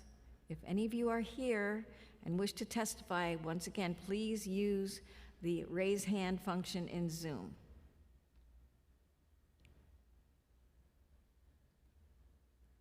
I'm sorry, seeing none. There are no raised hands in Zoom, so if there's anyone else who is not on that list, who is present, the list of names that I read, but who is present and wishes to testify, once again, please use the raised hand function in Zoom.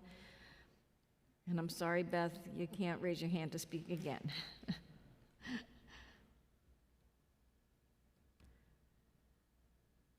Okay, apparently we're not seeing any raised hands, so I'm going to turn it back over to the chair for her closing comments. And thank you all for testifying. I want to thank everyone from the DOE, the parents, the advocates who testified today. DOE got a lot of work to do, and it's been going on far too long.